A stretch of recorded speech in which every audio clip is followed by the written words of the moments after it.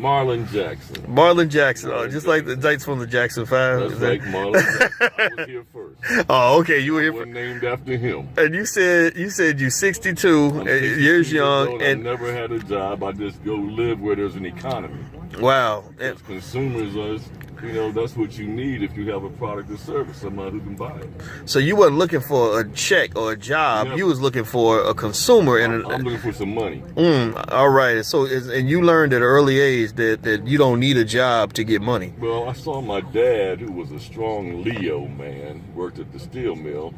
And what happened was they laid everybody off when the Vietnam War went over, and all these men became punks and weak, and the women were taking care of them. And I said to myself, man, I'm not going to give nobody a chance to fire me. Wow. Wow. And I'm not going to do it because it broke my heart to see my dad, become this, because all he knew was steal. He didn't know anything. They didn't train him to do anything else. And he died early at 55. I mean, it really, that's when the wino got started, because all these guys who got laid off would just sit around drinking wine and playing checkers, and you know what I'm saying? Right. Wow. And just giving up on life because they didn't know what else to do. Wow.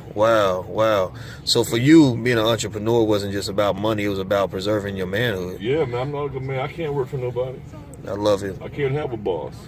All right, man. I love it. My kids got something to do. I want to go see it. I don't need to go to nobody to ask for permission. Right on. So did you feel like the majority of the men have that mindset? Or do you think it's the opposite, that the majority? Well, I think we mess our little man up because we tell them to get a job, we tell them they need to work, and those are slave terms. We need to tell our young kids, you need to make some money.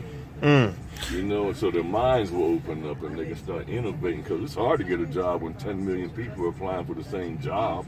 And we do these to our kids, man, and these kids almost like, I'd rather go smoke some weed.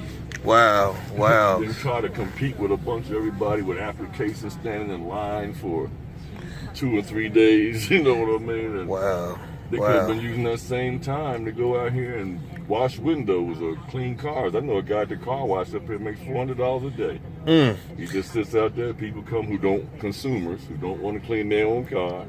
Wow. And he makes about $20 a car, and he's making $400 a day. He don't have no overhead.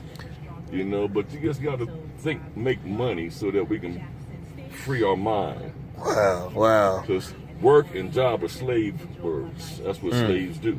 Wow, man, you preaching. It's funny. Did you catch the speech I gave? No, I didn't. That's what's funny. You didn't hear the speech. I was talking about this, but you weren't here preaching. I know Ron. I'm his personal assistant. So okay. Ron's from Oakland. I'm from Philly. I'm Malcolm X. He's Black Panther. Wow. So we get it, man. We're just trying to get everybody else to get it. Well, you preaching to me, man, and I learned a lot of my manhood from the big brothers like yourself that teach me what manhood really looks like. If you don't mind, please. I do taxes, and the people who work for all these years, man, by the time they get retired, they're so beat up from working all them years, and they ain't making as much money, and they're like the slave that you said, you're free now. And then you tell the retired person, you're free now, you ain't got to work no more. Man, they got to figure out what to do with 10 hours a day. Wow, and that ain't easy. And no skill in terms of how to make their own money. How to do something else. Wow, so man. Then they end up working at Walmart. All right, but I'm gonna let you get that call, man. Good morning, everybody. Good morning. Welcome to Pillow Talk with Dr. Boyce and Dr. Alicia Watkins. My name is Dr. Boyce Watkins, and I'm here with my lovely wife, Dr. Alicia. How you doing today, babe? I'm trying to wake up. I just want to dedicate this podcast to all the mamas. They got to watch over their kids this summer. Keep up with them all. All the mamas. Isn't that what Outkast said? Yeah, I get it. It's like, I have crust in my eye? Thank you for taking that out. It's almost like you have my eyelashes on your face. Oh, gee. I don't know how that happens. I'm telling you. Anyway, you clear your throat, boys? I got to wake up. I know, right? Yeah. So this is our sleep voice. And in case you're new, welcome to Pillow Talk with Dr. Boyce and Dr. Alicia Watkins. This is where my therapist wife and I get together and we have fun, intelligent conversations about things that matter for our people, particularly areas of relationships. My wife is a licensed therapist and a full professor of social work, and you guys know my doctorate's in finance. And so we found so many overlaps in the whole love and money category that it's really utterly fascinating, just the psychology of it. By the way, shout out what city you're from. Let us know what city you guys are from. I see Terry Cobb. Terry Cobb comes in a lot. He's in Atlanta. He put his B1 in there. Dennis Spraggins and Deba Lowen and Joshua Floyd. How are you? Where are they from? Dr. Conrad Bingham. What are you a doctor of, Dr. Conrad Bingham? Joshua Floyd is a truck driver. That is a tough job. God bless the truck drivers. Well, you know what? I hope that he can listen to us and it'll help him on his road. We need truck drivers. Heck yeah. Because, how do we get stuff? Nothing gets anywhere without truck drivers. That's right. It's not like they use helicopters or anything. But anyway, look at some of the cities here. I see Memphis for Zandra, Cincinnati for Artrell. Dennis says we are a power couple. Do you feel like a power couple? Not at the moment, but maybe we are. Well, we're a sleepy couple. I am very sleepy right now. There we go. Let's see here. Deba from East Hartford, Connecticut. And I see Minnesota for Dennis Spraggins. Tamarack, Florida for Roy. Dallas, Texas for Debbie. Dr. Conrad Bingham is a dentist.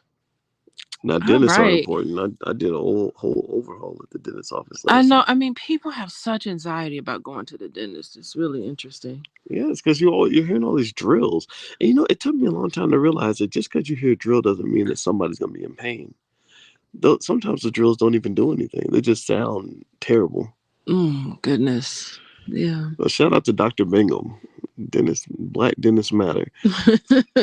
I see Anita English is from Manchester, New Jersey, and I see Omaha, Nebraska for Wanda, the home of Warren Buffett, the Oracle of Omaha. He's from Omaha? Yeah. He lives a very simple life. Does he really? Yeah, he eats McDonald's. Wait, why would he live a simple life? It doesn't make sense, right? Like literally when you make, you're making $100 million a day. What's up with that? You would think that somebody could afford a nice car. Splurged on a nice car. How about that? Yeah. Well, speaking of that, I was really happy. We bought a car last year, and I was talking about cars the other day on my Instagram. My Instagram is the real Boyce Watkins, and I was talking about how the price. People don't know the average. Do you know this? That the average new car note price has risen to over $700. How many of y'all knew that? $700. Wow. Yeah, $700, and so basically, I said, do you realize that if you took $712, the average new car note, and you invested that in an S&P 500 index fund over a 10-year period, guess how much money you'd have? How much? Over a 10-year period? Mm-hmm. Approximately, this is approximate, $155,718. And you're giving all that money to who? The bank? To the car dealer. To the car dealer? Mm-hmm. Yeah, and the bank who finances and gets interest off of you. Yeah, I mean, why a brand new car? Why are so many people buying brand new cars? I don't know. When we bought our car, we didn't get a new car. Remember the difference? We went to the lot. We could have gotten a brand new car. I just thought it was stupid. And it was so expensive. I remember we saw the Infiniti that we really liked, and it was brand new. We needed a big one because we got all these damn kids. All these people. all these other human beings that think that they should live in our house. Yeah. And our other Infiniti was not big enough so to hold all the kids and grandma. So what we did was we got a bigger Infiniti, and with the new car price, first we looked at the Lincolns because we started acting a little too black, and we saw those fancy Lincolns, and I said, man, I'm not spending all this money. Oh, and we looked at the Cadillac. Remember the Cadillac Escalade? Oh, I did not like it. I did not like it. You know what? Nothing's more black than the Cadillac. That is so true. That's why they got Serena Williams in their commercials. That's right. Yeah, but smart. Yeah. So we looked at the Lincoln and the Cadillac, and it was just way too expensive. It wasn't like the money wasn't around. I mean, it's not a secret that we're not poor, right? But I was like, I don't want to waste that much money. I want to invest that much money. And so we went to Infiniti, and we found an Infiniti, a new one that was more reasonably priced, but it was still overpriced. And then remember, I said, let's look at some of the 2018s. Let's go 3 years back and take a look at some of those. So that way we can get the new car smell and all that without the price. and then we both looked at the same car at the same time and fell in love. Yeah, but that was when inventory was much higher. I think right now it's tough to find a car now, like a Yeah, used car. it is. That's my understanding. Yeah, the whole industry's backed up. Yeah, it is backed up. Yeah. By the way, if you all could do us a favor, just a reminder, you're watching Pillow Talk with Dr. Boyce and Dr. Alicia Watkins. And also, if you could you give us a yes in the chat if you can hear us okay? Let us know you can hear us okay. We actually do the podcast directly from our phone. If you're a person that ever wanted to do a podcast, just know that a lot of this stuff doesn't require fancy equipment or anything like that. I use an app called Anchor where I load up the audio, and Anchor actually puts the podcast on Spotify and Apple Music and all that stuff for you. Okay, thank you very much, Artel and Dr. Bingham and Adam Carter and Kendall Jones and Gregory Williamson. All right, so let's jump into our topic for today. All right, so we got this thing. Somebody sent us this thing. I think her name was Antoinette. Shout out to Antoinette for sending this over. I hope I didn't get her name wrong, but the sister sent this to me in my inbox, and it was about secret bank accounts. And that led us to our question for today: is a secret bank account okay to have in a relationship? And so what I'm going to do is share with you. This is exactly the post that they sent me. I have no idea who that lady is at the top. For some reason the post had this lady, and I don't know if that's her or not. It But could be her. it could be. Yeah. It could be. So let me tell you what was said here, and then we can kind of talk. You can read that little print. Yeah, I can. Okay. All right. Go ahead. I got better eyes than you. I can't read it, but you go ahead. All right. It says, my husband works and I am a stay-at-home mom. He is the most unselfish person I know. So I guess she's a stay-at-home mom, which means she does not make income outside the house. He is the most unselfish person I know. I handle all the finances, and he has never said or acted like it was his money. It's our money. Anyway, he is upset with me because he found out I had a bank account he knew nothing about. I've been making money online and keeping it from him. He says that his problem is not that I've been making money online, but that I kept it from him in the event of a divorce someday. He said that women keep a stash of hidden money in case the marriage fails. It's like a man keeping a side chick in case the marriage fails. And we both need to be all in or nothing. Mm-hmm. My mom raised me to have a secret stash that my husband doesn't know about. Is this wrong? Is my husband right? Okay, so let's do a quick little poll here. Do you think that she's wrong? Or do you think that she's okay? If you think she's okay, put okay. If you think that she's wrong, put wrong. Or you can say super wrong, dead wrong, hella wrong, extra wrong, wrongity wrong. Or if you think she's okay, or if you think she's smart, just say that too. You can say, okay, I'm seeing wrong from Adam Carter. No, says Ashwin. Adam Carter says husband right. Scarcity mindset says Dr. Bingham. Okay, Jacquez says wrong. Okay, Reginald says she is smart. Art Trail says wrong. As a mom not working. Okay, I'm seeing a lot of wrong. Okay, I see some okays. The okays are making a comeback here. Let's see here. Randolph says okay. All right. She's not wrong, but he found out, says Sandra. Oh, okay. So let me go to the beautiful black woman sitting next to me and ask her, who sees couples every single day. What do you think? What would you say if a couple came in to your office with that particular issue? Well, first of all, I don't like to get into who's wrong and who's right. Okay. I don't like to judge because that takes judgment. So if she is a stay-at-home mom, maybe she feels vulnerable. What you gonna do if your husband runs off with the secretary while you at home raising the kids? It's like it leaves you in this vulnerable position. And so maybe she's coming from that perspective. And then for him, he's like, I trusted you. I'm bringing home all the bacon, giving all the bacon to you, trusting that you would handle everything in this house so that I can, go out and make the money. And we're a team together. It doesn't feel like much of a team when you're sitting here just playing for yourself. And it sounds as if he probably didn't have an issue with her with her having her own stash. It's just the idea that it's a stash that she was keeping from him. Like it's a secret. I think the secret part is probably what bothers him. And for her, she's like, my mama taught me this. My mama taught me always have something secret because you never really know. And so it makes me wonder what happened to that mother. Maybe that mother suffered something really awful in her history where she is just putting that on her kids that it's gonna happen. It's inevitable that this man, you can't trust no man, and they're gonna go out and do all these things, and so you've got to protect yourself. So I don't know. I try to help explain and learn about why people do the things that they do, why people hurt each other, and more so getting to the bottom of that so that they can know each other better. And then probably at the other side of this, everyone gets what they want. You know, he gets a wife he can trust. She gets a husband who, because she already said, my husband's very generous. My husband's very kind, very nice. So it doesn't seem like he's done anything to really make her feel as if he'd be malicious in some way. So yeah, it's just having a conversation and understanding instead of like being upset and mad. Interesting. I would definitely agree with you in that, it doesn't feel right.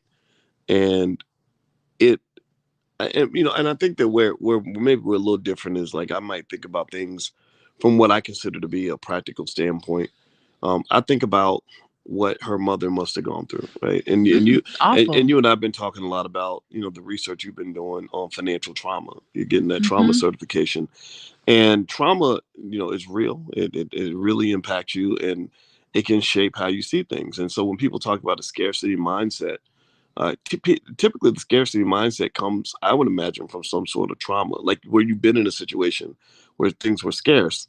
You got caught off guard too. It was a surprise. You got caught slipping, and you become a hoarder. You start to hoard like like the little poor kid who goes to the rich people's house and he's like putting food in his pocket, in the drawer. Yeah, because he's thinking that there won't be any food, and that typically comes from a real experience, and I think that if you look at what's interesting is that things are different now than they were 50 years ago, 40 years ago. 40, as they should be. Right, 40 years ago, you had divorces where the husband would, I knew a lady like this who was suicidal because her husband, she had quit school. She quit college because her husband was going to be a dentist. And she's not married to the guy in the chat. She's not married to the brother in the chat. Okay. But she was going to be a dentist, or he was going to be. So Dr. Bingham, he's going to be a dentist just like you. And she just was so proud of being married to this dentist, and it allowed her to be a stay-at-home wife for over 20-some years. Well, just like almost like out of a textbook, he falls in love with his 23-year-old secretary. And runs off with the secretary. And the wife is stuck trying to maintain a lifestyle for her kids that she cannot afford. Her kids were in private school and they live in a nice neighborhood. He left her with nothing. And that, just... And they were married to each other? Yeah, when I heard that story, what were the courts doing back then? That's the thing. I don't know. Maybe it was taking too long, or maybe she couldn't. Maybe he hid his assets, or I don't know. Okay. But I don't think you can do that as easily now. No. And that's the thing. And that affects both him and her. Yeah. If they get a divorce, he still has a right to have half of all that secret money. And if you go to court and lie about the secret money, the judge will whoop your ass. They do. So it's funny because you think that money is secret. You have these secret accounts, and if the marriage gets dissolved, first of all, there's a way to find that secret, with so-called secret account, and you got to share that money. You got to share that money out. So you think you putting money aside? That's just my money. You can't be putting no money aside. That's our money. Where you putting our money? You know what? I think that if it's like you're hiding money, you can't hide it in a bank account. You got to hide it like a dope dealer. You got to have like a bunch of cash under your pillow or buried in the backyard. You got to go Pablo Escobar with it. You can't just be like, oh, I've got an account over at Chase Bank. And they're never going to find it. With your social security number attached. Right, my social's attached. Yeah. Oh, what's up with that? The forensic accountants will never find this. Yeah. It's all the way over at Chase Bank. And I could tell like the husband may have been like kind of insulted. Like, Dad, you didn't think highly of me that I wouldn't mess you over if something happens. It's really strange. I mean, it really speaks to the fact that before you get married to someone, you really need to get their financial history. You really need to have a conversation about their relationship with money. It's mostly psychological. That's so true. I think you can learn about a person's relationship with money by watching and not just talking. Because I believe that when you talk to people, they tell you who they want to believe that they are. But when you watch people's behavior, you get to see exactly who they actually are. Yeah, but I mean, that's an implicit understanding.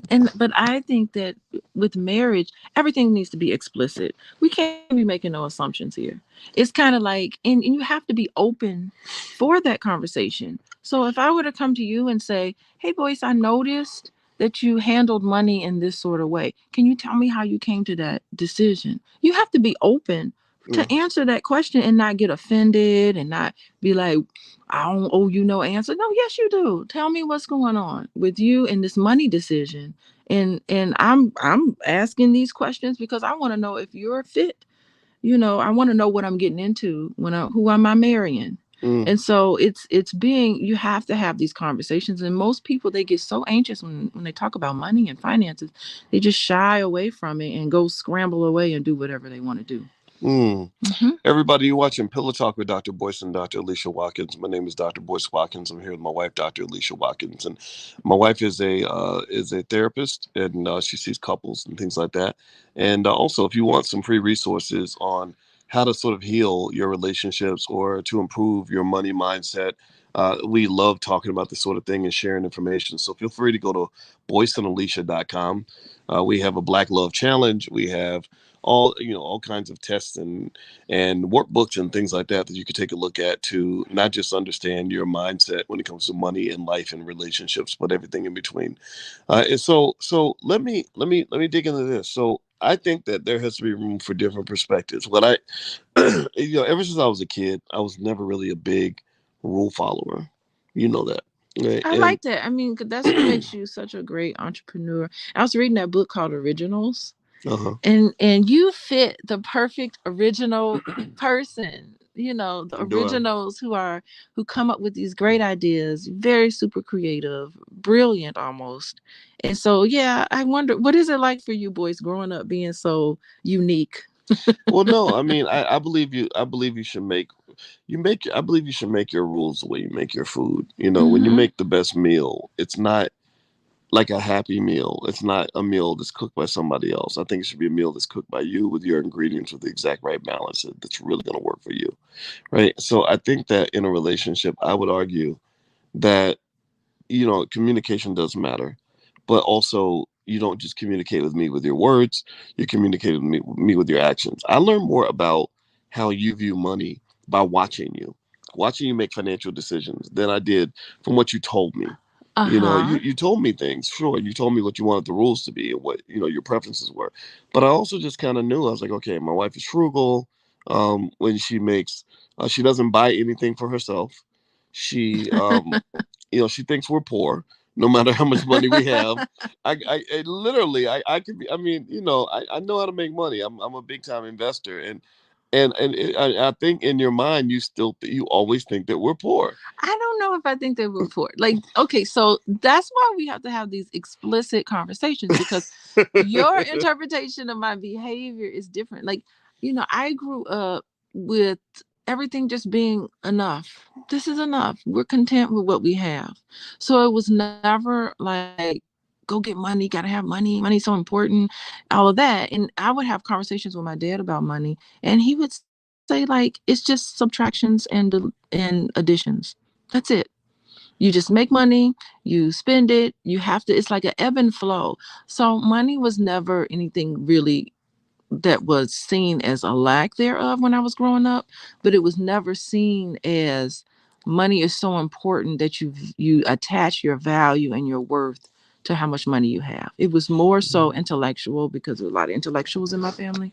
And so we were more impressed with conversations, with what with how to engage with each other than we were with spending a bunch of money or just making sure we have a lot of money or going out to eat all the time, living it up. Like it was never like a live it up lifestyle. It was just more like we're content with what we have. What else could you want? You're comfortable. You have a roof over your head. You have clothes on your back. Let that be enough. Let's now focus on other things. So it just wasn't such an emphasis. And then me and you start dating, and it's a whole different world. Well, Your world. well, also, well, part of it, I mean, it was a different world also because, there are opportunities financially and otherwise that appear, when you've been able to do something well, and so Yeah. I don't consider myself to be a person that attaches value to how much money I have or whatever. But I think as a man, I've always felt it is your responsibility as a man to make sure your family has what they need. If your kids are hungry and starving and your wife doesn't have what she wants, I do feel like that is something that as a man you want to do your best to address. Okay. Maybe there's only so much you can do, but if you're not trying, then that's a problem for me. And so I guess when it comes to money and everything else, I've always been open with sharing. I don't think that sharing's a bad thing. I would say that also I would imagine basically in marriage, I'm guessing that it's a matter of like, number one, I think you should invest in the marriage and do your best to not get divorced. But if you get divorced, uh, I personally wanted to be married to someone who wasn't going to try to take me to the cleaners financially. Like if that song. Remember that song, "Hit 'Em Up Style"? Ladies, if your man want to get buck wild, Oh you know what I'm talking Lord. about? Yeah. That song used to scare me. Wow. That song scared me. That's like basically that's like a financial rape song. Oh Like if he gee. makes you upset, go take everything he's got, Ah. hurt So him as take much his as you gold can. card and go charge that thing up. Yeah, it's like I mean, Wow. literally, it's like let's go financially violate him So the because fact that he hurt my feelings. yeah, so the fact that that scares you, has something like that happened to you No, in well, real life? actually, it wasn't before that song came out, but I did. I mean, a long time ago, I did have a girlfriend who knew we were breaking up, and when I went to sleep, she took my credit card. Ah, see, that's why it But scares you you. know what? No, Because it well, the actually thing was, happened to no, you. actually, remember the song scared me before the incident took place, and actually, the amount of money she took really wasn't like a crippling amount of money. It was like $250. Yeah, but depending on where you are financially, like if were you a graduate student? Yeah, but I had money. Yeah, but as a graduate student, $250 is like what is happening? Well, for me, it wasn't because I had scholarships. Remember, I was a superstar student, so I had all these scholarships. So I had But that's money. that's not the point. The point of the amount is not the point. The point of it is that you had that in your conscience, and you had that there, and then sure enough, here's somebody that just went and while you were sleeping. Well, yeah, and You yeah, know, that's abusive. well, remember too. I mean, I saw. How many of y'all have ever seen like a divorce that got really messy, and somebody got just taken to the cleaners financially? I don't Ah, think, and I don't think that and I hear men talk so you about that. saw that? Yeah, a lot of men see it. Okay. A lot of what women see is what this lady's mother saw, which is where the woman gets abandoned financially and the man goes off and lives his life, and the mother's living in a 1 bedroom apartment with 3 kids trying to find a way to make it by. But what the men have seen is their friends get just slaughtered economically and and emotionally drained, maybe have their reputations ruined because maybe they did something inappropriate or whatever, and they've been shamed because of it. And it scares me. It makes men say oof. And I think these are real experiences. I don't think this is like Yeah. some distorted reality you've created because you're overly paranoid. It's like, no, I've really seen somebody get their ass whooped in court. So it's not as if these things have you've experienced these things yourself, but it's almost like a vicarious experience. You're living Yes. vicariously through someone else, and then you're carrying that with you. Yeah, Yeah, it's you like watch the other slaves get beat on the plantation, and it makes you act different toward massa. yeah, and so you're carrying this fear along with you into these relationships, and it's almost like so this person trusted this lady, and he shouldn't have trusted her. And Well, so therefore you walking around thinking in the lens of, is this lady gonna take advantage of me financially, or if this isn't? And so that's the type of Well, energy you it's put. a healthy paranoia. Healthy I think paranoia. a healthy parent. Yeah, I think it's like, Healthy yeah, paranoia. just like when women go out on dates Okay. and they tell their friends where they are just in case the man turns out to be a rapist. It's not like Mm-hmm. they expect the man to be a rapist. They're just saying, I want to be ready just in case. Yeah, but subconsciously you're pulling that around. Not to say that you shouldn't be cautious, Hmm. but to have that in your subconscious is really what's creating those scenarios for you. Well, So I'll tell you, it wasn't subconscious. It was very conscious. It was like, yeah, don't marry the wrong woman, or she'll, or it'll end badly for you. yeah, but And that's what I think feed. a healthy person can think that way. I Hmm. don't think that that makes you weird or paranoid when you're just Well, cautious to protect your resources. what I'm saying is that that's what feeds your subconscious. Your conscious mind feeds your subconscious. That's why you should pay attention to who you're around and the type of environment you're around and all of that. So it feeds into that. And then pretty soon you start getting into this mindset where you start believing women are going to take advantage of you. And so you walk around with that in your head. I don't And think, but remember, I don't think you have to conclude women are going to take advantage of you. okay, You have well, to or just, conclude, but what you hmm, should conclude is that some women will take hmm, advantage of you, yeah. and you have to discern. You have to take the time to discern what kind of woman you're dealing Okay. with, right? Yeah. So I'm speaking, I agree with you on every level, but I'm trying to bring it up to a subconscious level, but maybe I'll bring it down. I'll bring not down, but I'll bring it to what you're talking about here. So yeah, I mean, part of it is trusting yourself. You trust yourself to make good decisions. Yeah, I trust myself. I trust myself that I'm going to be in tune with the person that I'm pursuing, the person that I'm going to trust. I got to trust myself to make a good decision. And then I'm going to trust that because I made this good decision, this won't be the scenario for me. I'm going to be in a nice, loving relationship where we can trust each other. Hmm. Right? So the trust is very important. And part of it is just, also respecting each other. And, does this person respect my money? Does this person respect my time, my resources? All of that kind of builds and plays on each other, right? Yeah, that is so true. Yeah. And so if you're carrying around some of these issues that you've witnessed your friends taking advantage of, and you've seen all these other things, you should have a conversation with yourself about what you're automatically assuming. When you think about dating a woman, what comes to your mind? Are you thinking, okay, is she going to want me because of my money? Is she going to want me because of this? So you have to pay attention to that. Yeah, that's true. Well, by the way, everybody, you're watching Pillow Talk with Dr. Boyce and Dr. Alicia Watkins. My name is Dr. Boyce Watkins. And if you could take 1 second, please hit the thumbs up button, thumbs up, thumbs up, thumbs up, share, subscribe. Our goal is to have intelligent conversations about things that matter to our people, particularly in the areas of relationships and money and mindset. Alicia is a licensed therapist and also a full professor of social work. I'm a professor of finance. And speaking of that, I want to remind everybody that tomorrow I start a new Black Wealth Bootcamp on how to generate income from selling stock options. This is something that a lot of people don't talk about, but it's great. It's how I generate income for my own family. And if it's something that you'd like to learn, it's a life skill that will benefit you in the tune of thousands of dollars over time. Feel free to go to boycewatkins.com. You have one more day to sign up. And after tomorrow, we're going to have to shut down the cart. But if you'd like to join us, feel free to go to boycewatkins.com. Okay, so let's jump back to the topic at hand here. So, my thought on the secret bank account, obviously, it just doesn't make any sense. I would say a separate bank account makes sense. A secret bank account is kind of over the top. That kind of speaks of a weird type of deception.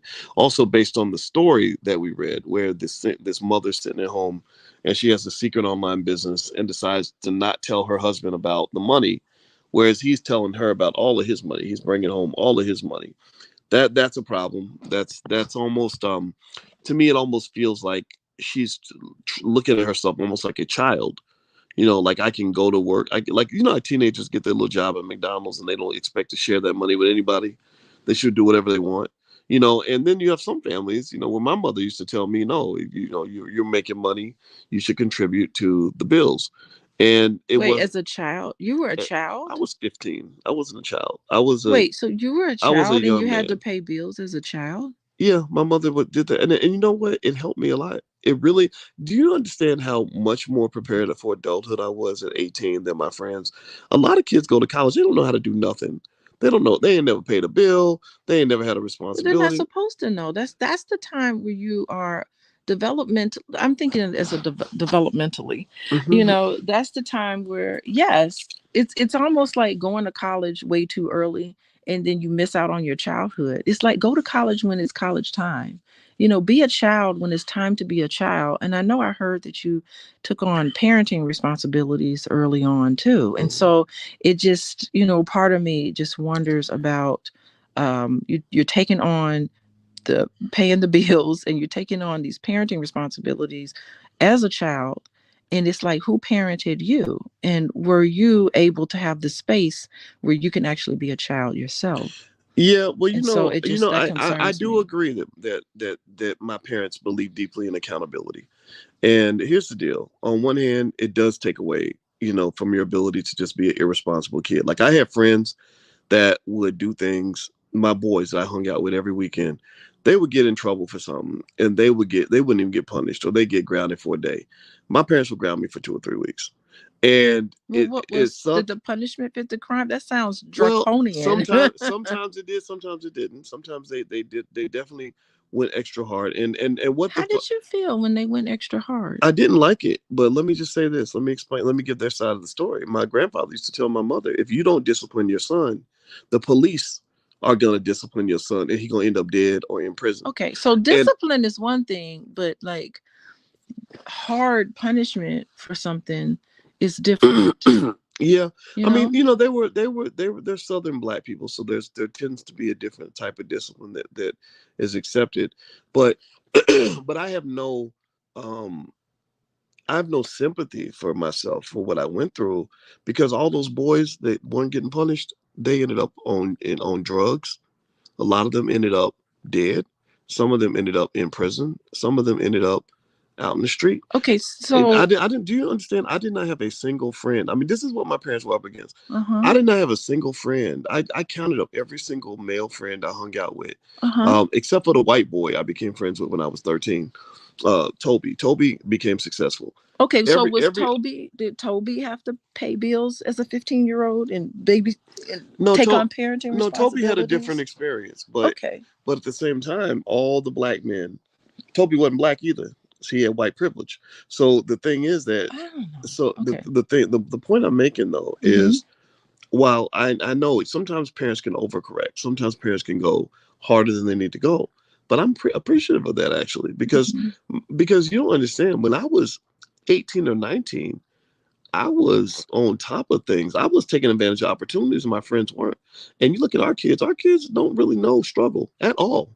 No, they If don't. you put them in a hard situation, you put them in the hood with no money in their pocket, they wouldn't know what to do. Maybe. Who Right. knows? So But they'll never figure that out. right, and that's what That's we not do. going to be in their And conscience. that's what we do as middle class parents. So sometimes we don't put, you and I had a very different upbringing from our kids. And I feel like that Mm-hmm. does drive a disparity in terms of, like, when I see you and I see how much determination it took for you to get your doctorate, I don't think you would have got that if you hadn't had certain experiences as a kid.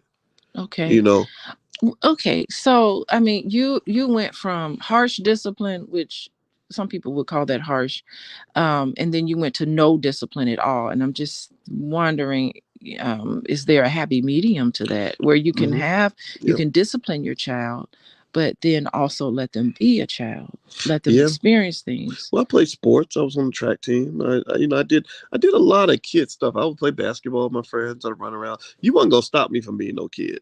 I had so much energy. My mother says I was a ball of energy. Uh-huh, I believe her. Yeah, Yeah. and that part was there, but I also tend to be an ambitious person. I believe in achievement, and I think that black people, we lose tremendously because we just let our kids sit there as lumps on a log and not learn anything, never accomplish anything.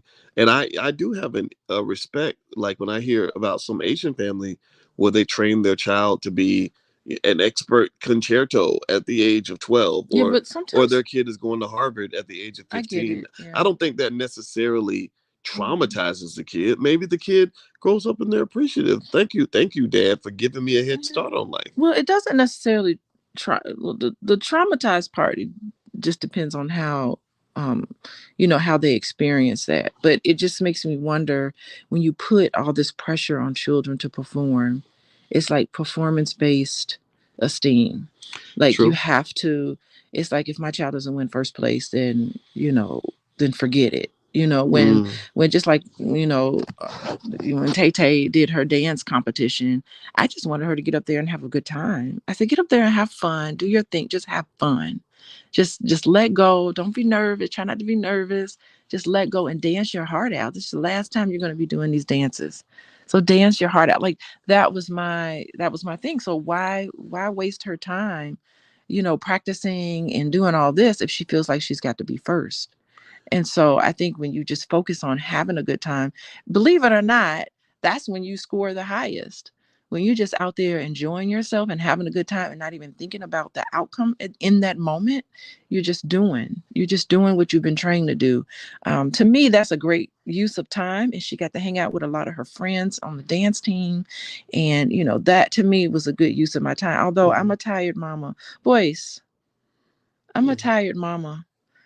It's just, I think this is one of the first times I've just been home with 2 jobs, with 3 kids, and it's a lot juggling that. Well, and I Anyway. think that, speaking to the tired mama thing, you're a tired mama partly because you have things that you want to do. You have almost nothing that you have to do.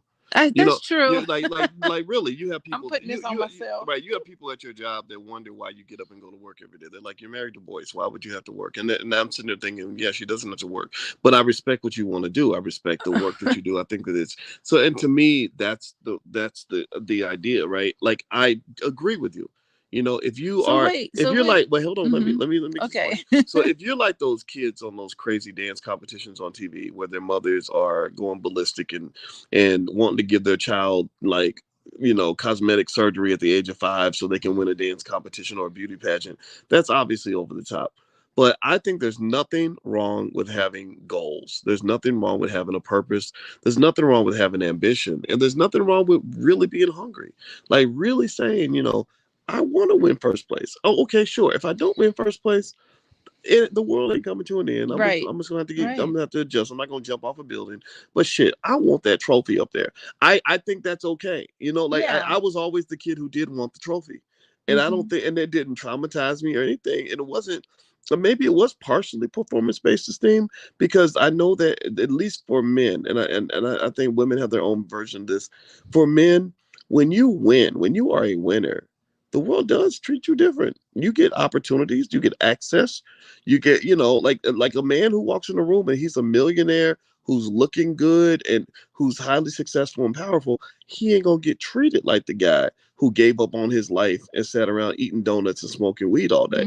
That those two guys are gonna get a different kind of response from the world.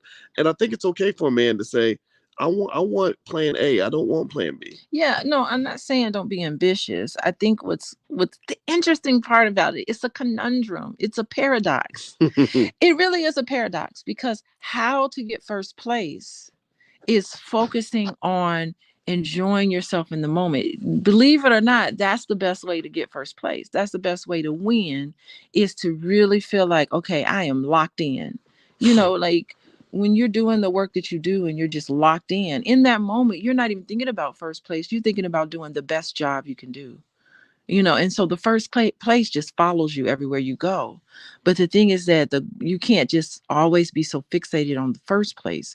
You really need to be fixated on being the best person you can be, the best version, the best dancer in this moment. I'm going to enjoy yourself, because I think when the enjoyment is zapped out of what you're doing, you're never going to win. And even if you do win, it's not quite a win, because you weren't enjoying yourself. Well, I definitely agree with that. Yeah. No, but one thing I will say, though, is I remember Rick Pitino, who was the legendary coach, basketball coach at University of Kentucky, who was winning championships left and right. He was talking about a player named Richie Farmer that came to his office, and Richie said, "I'm transferring. I'm leaving the school." And he said, "Why?" He said, "Well, because I'm just not having fun anymore." Yeah. He said, "Basketball was fun for me, and I'm just not having fun anymore. It's just too hard, too much." And what Rick said to him was, he said, do you really think that winning championships at a high level is always going to be fun? Mm-hmm. Practice ain't going to be fun. He said, losing weight when you've been allowed to just eat whatever you want, your whole life, that ain't going to be fun. Mm-hmm. Me pushing you and forcing you to be better than you were before, that ain't going to be fun. So I think that when we use that word fun, I think it's important to also calibrate to say that fun is the dessert that is earned after you eat the meal of discipline. Mm-hmm. Discipline ain't always fun. It's not always fun, but you have to try to get like. So there are times where I had to write a paper, and I was like bothered, and I didn't want to write the paper. But the thing is that my mindset when I was writing that paper, it had an influence on. It was just like, I hate this class. You know what I mean? So if I hated the class, my whole disposition in that class changed. So I had to tell myself, okay, you know what? What is it that I'm trying to learn? What's the message that I'm trying to give out? Like, I have something that I need to say. It needs to be in written form. What's the message? And when I stopped thinking about the fact that that professor pissed me off, and I stopped thinking about, you know, I better get an A in this class, and I switched my mind to, I have got to put in the work so that I can get my message across. So I was thinking about, let me write the best paper. And so that's where the fun generated for me. Do you see what I mean? So it's different. It's different because if you're begrudgingly going along, you're not going to be a good basketball player, a good anything. Well, yeah, So I mean, it's just attitude is almost everything. like, right. Right, So right. that's the type of thing Yeah. that I'm referring to. Yeah, and I think You attitude. know? I mean, I think finding a way to enjoy what you're doing is definitely important. At the same time, I don't always enjoy every single thing I do to achieve the things I want to achieve. But I know that there is a sacrifice required before you can have the fun. Like last year, you and I, just we did fun stuff. We got a yacht for a week and went out into the ocean and did something, that that I wouldn't have been able to afford to do as a kid. But that was because of the discipline and sacrifice that was required to get into that position. So I think that it's important. I give my philosophy is like, when it comes to kids, I think it's important to help them understand everything ain't gonna be fun. You're gonna have a lot of days where you're not really having fun that day. Well, the whole purpose of getting away from performance-based anxiety is that, not anxiety, but performance-based self-esteem, is that you only feel good about yourself. Only feel good about yourself when you win. And I think that's the problem, when you're tying your self-worth toward this outcome, or you're tying your self-worth to how you look, Mm-hmm. or tying your self-worth with, who am I dating, or what am I doing, or I gotta make sure that I'm profile. So your self-worth is tied to these things outside of yourself. That's when you look at that person and you say, wow, this person is really miserable, because you're always going to win and you're always going to lose. Like, Well, it's well, just a well, I given, do agree with that, you right? And know. I think that when you talk about self worth, I would say that there's two types of worth. There's the worth you see yourself having, and then there's the worth that the world sees with you, how people respond to you. And they, because how they respond to you determines whether or not you'll get the things that you would like to have. So, like, if I'm a guy who says my self worth is the same whether I am fat or skinny, I can gain 500 pounds and I'm still as worthy as I am if I weigh 180. Sure, you are, absolutely. Internally, God loves all his children and you're still a valuable soul. But if you go out into the world and you're like, hey, I still am the sexy man that I was at 180 pounds, and women are looking at you differently, like, no, you're not, you know, then, or I'm still as worthy when I'm smoking crack as I was when I was healthy and taking care of myself. You are internally, sure. Again, God loves all the children, but the world does look at you differently. So I think that there is an incentive. I think that we have to be careful when we say, performance, or I don't think you're saying this, but I don't think we want to get to the point where we let somebody believe that how you perform means nothing in your outcomes. Like, it just has nothing to do with the things that Yeah. matter for you. That's just not true. Yeah, the thing, it Doing always, your best makes a difference in this world. yeah, it always feels good to win. I ain't gonna lie. Don't be ambitious. I'm not saying not to be ambitious. It always feels good to win. But the thing is that you can't ruin your entire day and ruminate and think about, oh my God, and just have like a horrible day because you don't. because what's a giving? One thing that all of us have to know is that a given is that you will always lose and you will always win. And it depends on, and that's why I love sports and I love competitions and stuff, because you really can see the measure of a person's self-worth based on what they do when they lose. Like Sha'Carri Richardson, like you can tell how she feels about herself based on how she behaves when she loses. That's so true. Like you really see the character of a person. Oof, you have Sha'Carri. to learn how to lose well. And then for some people, I like people who say there's never a lose. There's a win and then there's a learn. Like those are my favorite people who say that, because you don't even see a lose as a real lose. Like I'm a loser. No, you just, there's an opportunity for you to learn. No, I do see that. So I would almost say that maybe while the act of winning or losing is not that important, it's certainly not as important as attitude, mindset, right? Like if there's such a thing as behaving like a winner, even if you lost. That's right. Right. And I do it, that I agree with. Yeah. And I think that that's important, and I remember when I was in college and I wanted to make good grades. I really had that performance-based esteem thing going on, which, because I was known as the smart kid. I had the highest GPA of all the black students on the University of Kentucky campus. Mm-hmm. And I remember saying there's too much pressure to feel like I have to make an A because there's too many variables I can't control. What I can control is whether I do my best. So I started measuring, I would measure myself, not I would say self-worth, but I would judge myself. Like, did you do your best? Yeah. If you did your best, then it's cool. If you didn't, then we got a problem. And I think that's okay, right? And also I know that my parents raised me in an unconventional way, but I also had unconventional success because of that.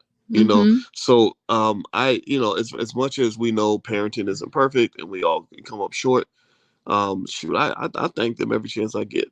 I'm like, thank you for making me different from all all the people out here that I see that feel like they can't do nothing without a white man's permission, or they feel like the struggle is overwhelming and all that. I've never felt that way. My father said, if you want to succeed, you go out there and you get it, period. Okay. I'll let you get the last word before we roll out to it, because it's breakfast time. Is it breakfast time? My stomach is growling. Yes. Yeah. So I want to go back to this situation. So I think secrets in general are awful in relationships. And the fact that she felt the need to keep a secret from her husband, it would be the topic of my therapy session with them. If they were in my office, I would try to get to what is it about the secrecy part that really motivated you to want to do this, to want to have it, because it doesn't seem like this husband would have an issue with her having a separate checking account or a separate account. Like, what is it about the secrecy that it just has to be something that you want to keep from your husband? And how do you expect, are these the expectations of the relationship, to have secrets and not be able to share with each other? So I would definitely have a conversation about that. What would you say for this? Yeah, I think she's wrong. If she's got a secret bank account and isn't telling her husband about it, that's not cool. That's not how marriage works. I think that maybe a conversation about a separate bank account is okay. I think that's what you and I kind of agreed on, his, hers, and ours. And we have our joints, we have our individual stuff going on, and I think that works. But there's no one size fits all approach. But in general, if you are hiding money from your spouse and you think you can get away with it, just know that they will find that money, and you don't want to go hiding money when the truth. Yeah, the truth always comes out. Yeah, it does. Always. It does. So, and I also think that communication piece you talked about sort of communicating these things before you get married, that's huge, and a lot of people don't know that. Like they'll talk all day about what sex position do you like, but they won't talk about financial things, financial history, and financial compatibility. Well, all of that is important. All those you gotta things talk about all of that. Those things are important, but I mean, come on now, like the way somebody looks, that isn't gonna necessarily make them a good partner for life, a good business partner for life. And so, by the way, everybody, you're listening to Pillow Talk with Dr. Boyce and Dr. Alicia Watkins. Alicia's website, she sees clients all the time, and she's a licensed therapist. She's been doing it for a long time. And so if you'd like to learn more about what she does, she has classes and groups and sessions, consultations, everything else. So feel free to go to coachingwithdralicia.com, or you can look her up on Instagram at Coaching with Dr. Alicia. And also my website is boycewatkins.com. So if you'd like to join my Black Wealth Bootcamp, which starts tomorrow, and we're going to focus on stock options. So if you'd like to learn how to sell stock options to generate income, then we get started tomorrow night, Thursday night at 8 p.m. We're going to meet 4 weeks, and it's really, really valuable stuff to understand. A lot of people don't know how to do this well.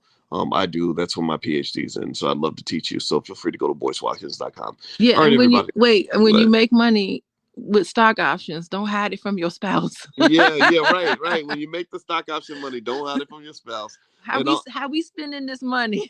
Yeah, and also send me a note to let me know how well you're doing financially. Because I know some of you all are making more money because you started investing, and I love hearing your stories. And feel free to leave suggested topics in the comments. We're always open. And thank you to Antoinette for suggesting this topic. And this got us back on our Pillow Talk game. So I know. I'm awake now and I'm hungry. So yeah, let's go eat breakfast. All right, everybody, hit the thumbs up button. Thumbs up, share, subscribe, everything else on your way out the door. Love you, and we will see you all soon. Take care. Bye, everyone.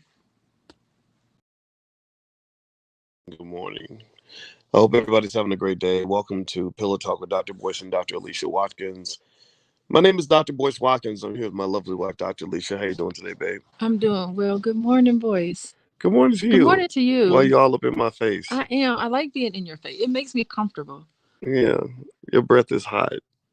That's okay. You gotta love it though. I love your hot breath. What you want me to do? Get up and brush my teeth? I gotta be a strong Black woman for you now. I gotta do it all. Okay, hot Cheeto breath, whatever.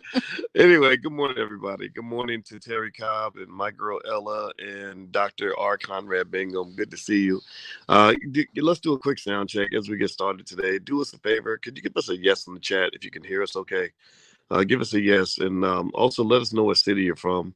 We'd like to see what city you guys are from. The Objective News Agency, B1 to you too. Kevin Johnson, B1 Chicago. Yes, B1. That means Black first. Hey. Terry, okay, thank you, Terry Cobb. Facebook user says, good morning, everyone. I see Memphis for Armenia. Natasha says yes. And Jacqueline, thank you.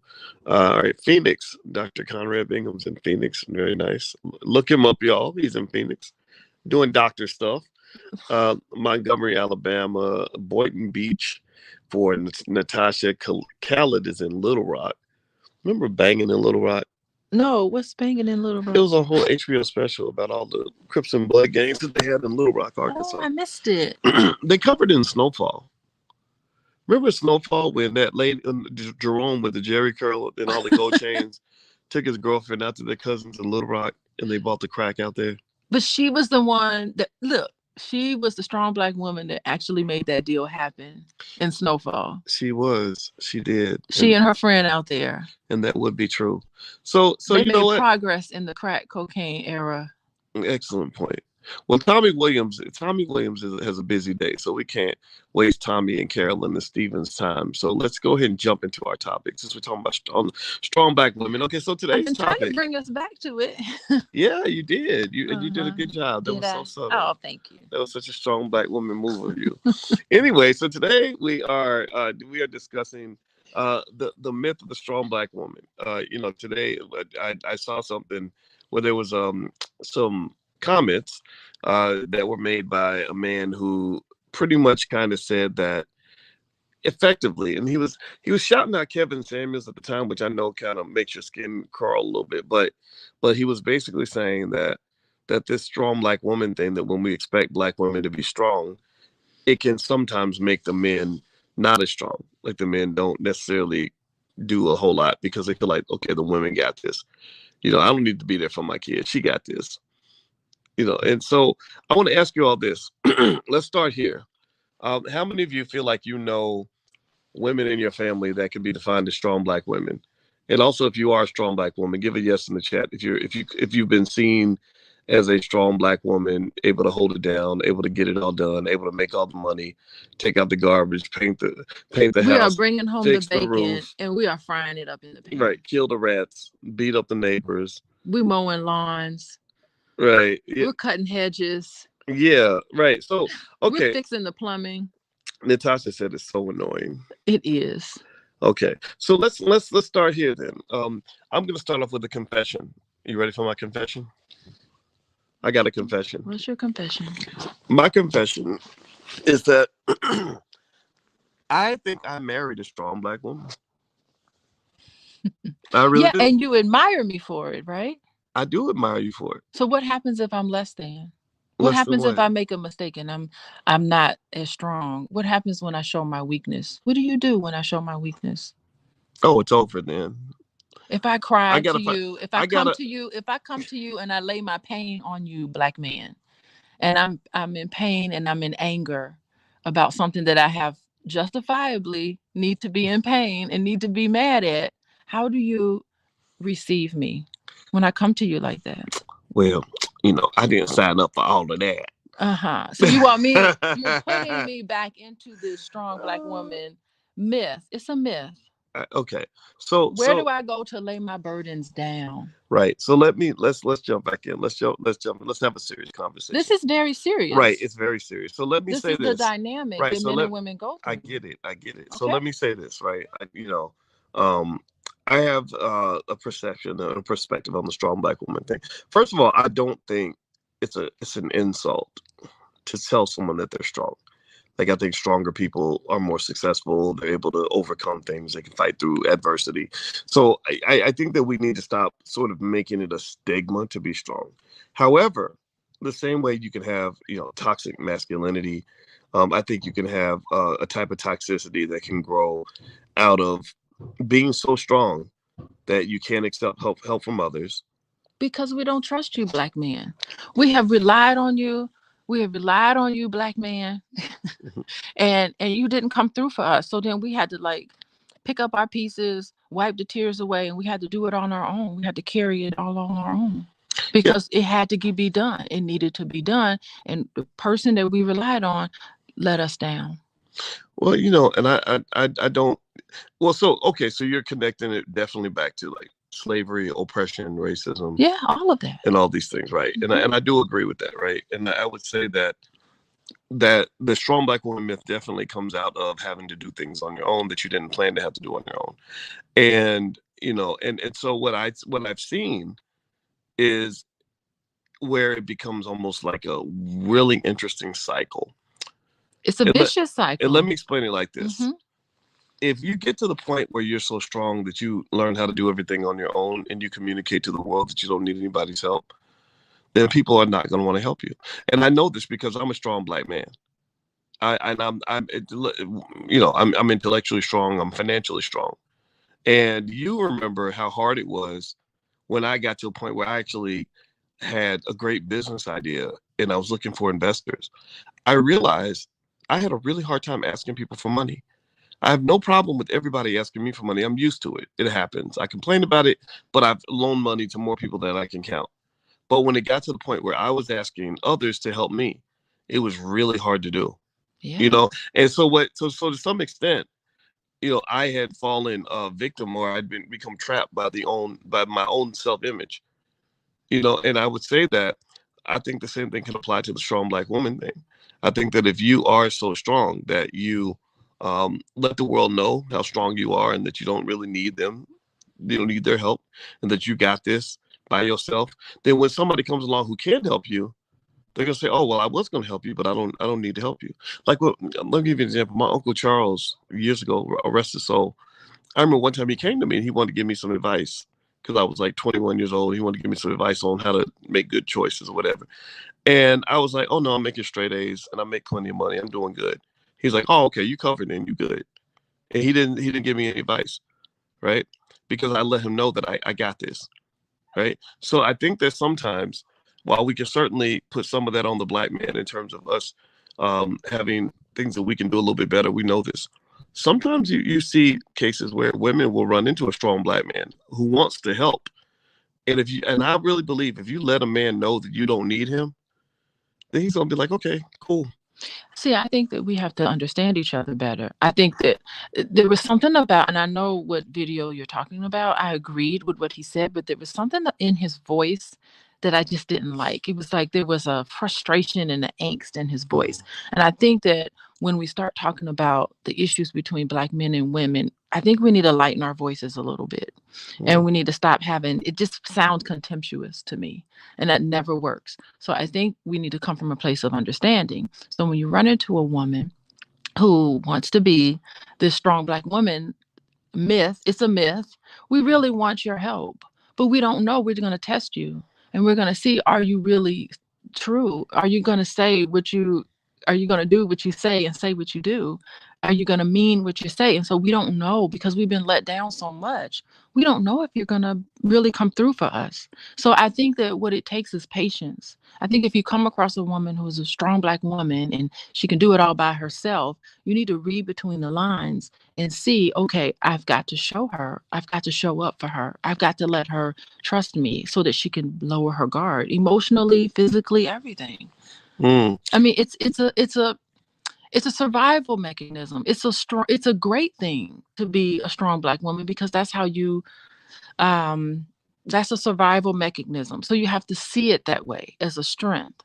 But then you also have to see it as a problem that can be solved with patience and love and compassion. That's what we're looking for from you men.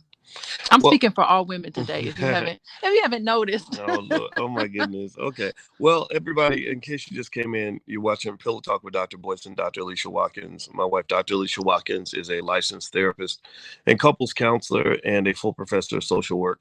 My PhD is in finance, and so I like to talk about economics. So we end up talking about a lot of love and money kinds of issues, as well as just things that are fun and interesting and deep for the Black community. If that's your thing, feel free to go to boyceandalicia.com. We have a lot of free resources on how to live a drama-free lifestyle, as well as you can get a free e-copy of my book, Financial Lovemaking. So if you'd like a free copy of my book, just go to boyceandalicia.com. Also, you can sign up for Alicia's speed dating event in Atlanta. In case you didn't know, she likes to matchmake and bring people together.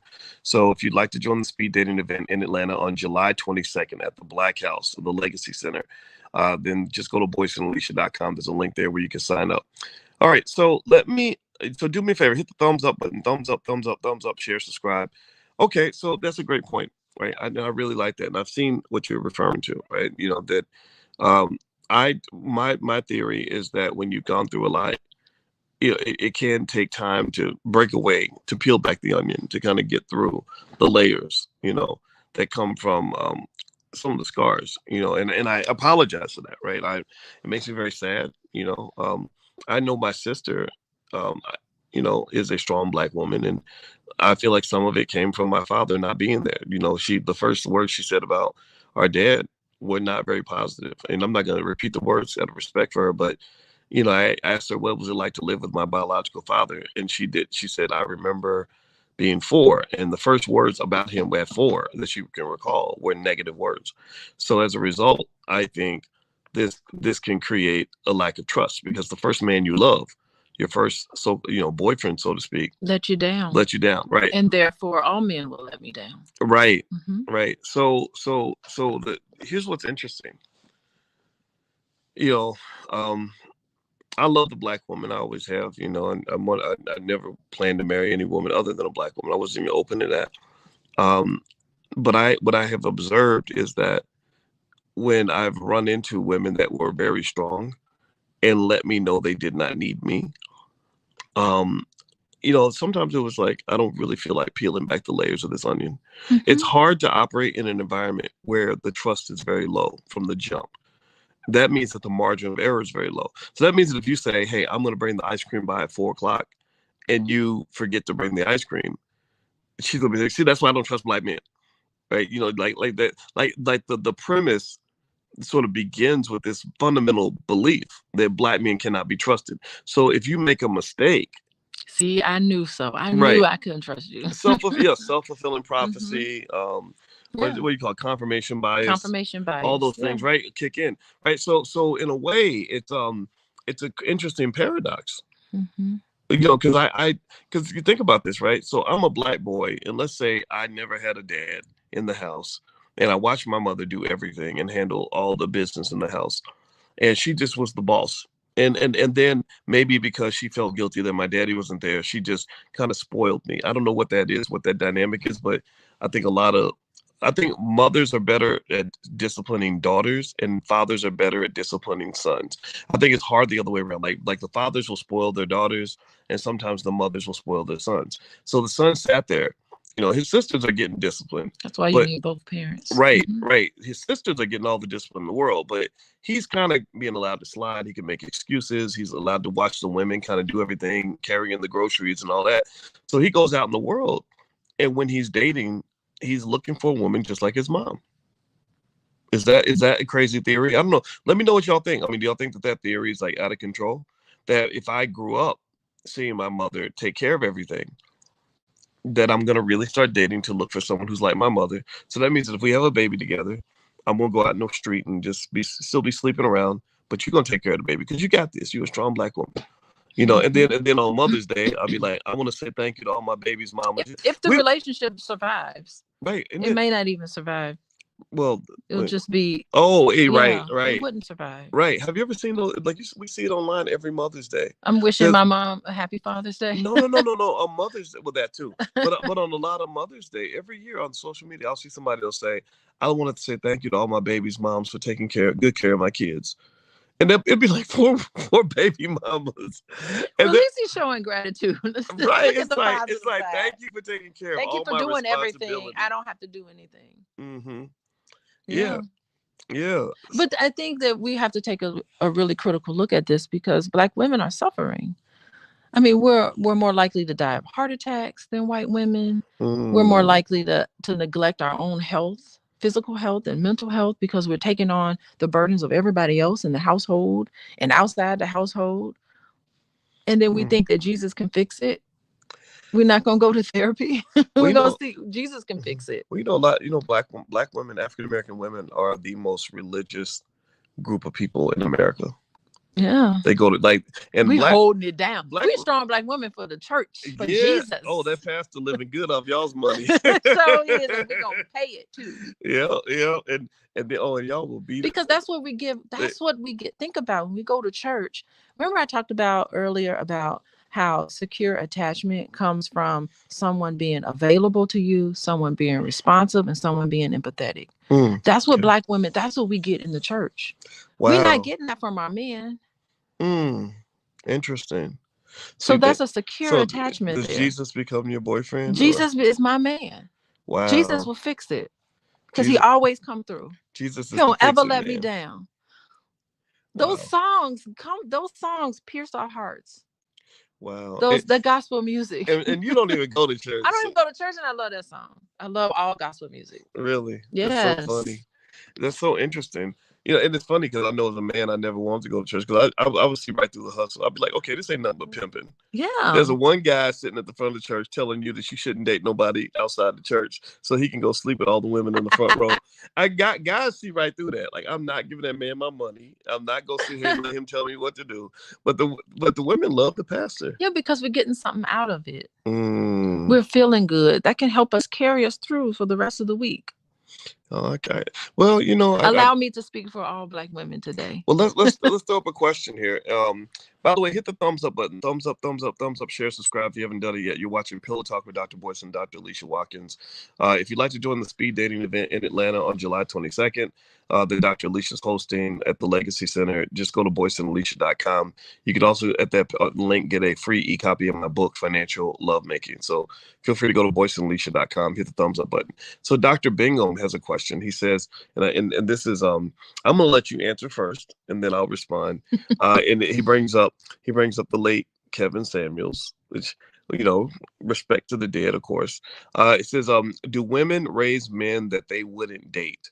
Kevin Samuels talked about that. So what do you think about that? If somebody says, a lot of these guys that are just bums and losers, and I'm going to tell you, I don't like it. I have a real bias against Black men that don't come through, that weak men. It bothers me because weak men let me down when I was a kid, and strong men, in my life carried me, right? So what do you think about that when when Dr. Bingham says I'm trying to understand the question. that a lot of the mothers will raise men that they themselves would not date. So okay, I'm trying to understand the question. So you're raising your son to be. Oh, I was going to explain it to you. Go ahead. Go ahead, explain it. So you're raising your son to be lazy.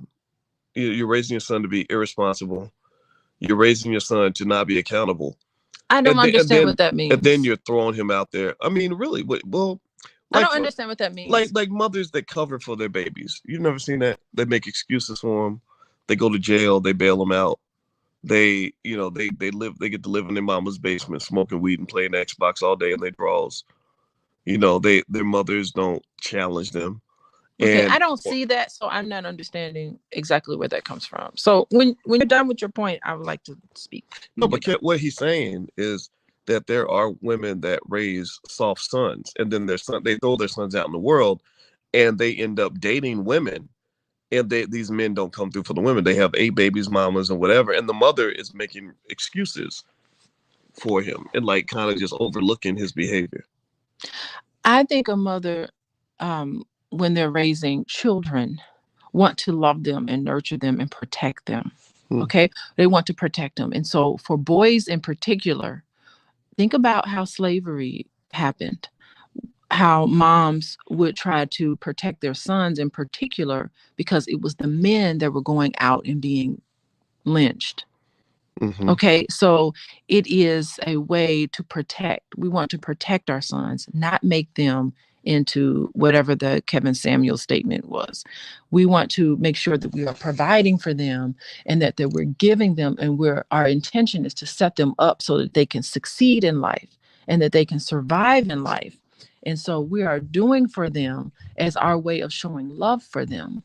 So we can say, listen, I want you to go out there. We want you to do the best you can with your best foot forward. I'm going to work 2 jobs so that you can have a car, so that you can get back and forth to work, so that you can have a decent way. So we sacrifice ourselves as Black women to make sure that our children have what they need so that they can succeed. They can have what we will perceive as an upper hand so that they can have a little bit of somewhat of an advantage, if not similar to everyone else, when they succeed. We don't want them to go out there and be lacking of something and not being able to make it, to fall on our faces because of all the external pressures that are put on Black men.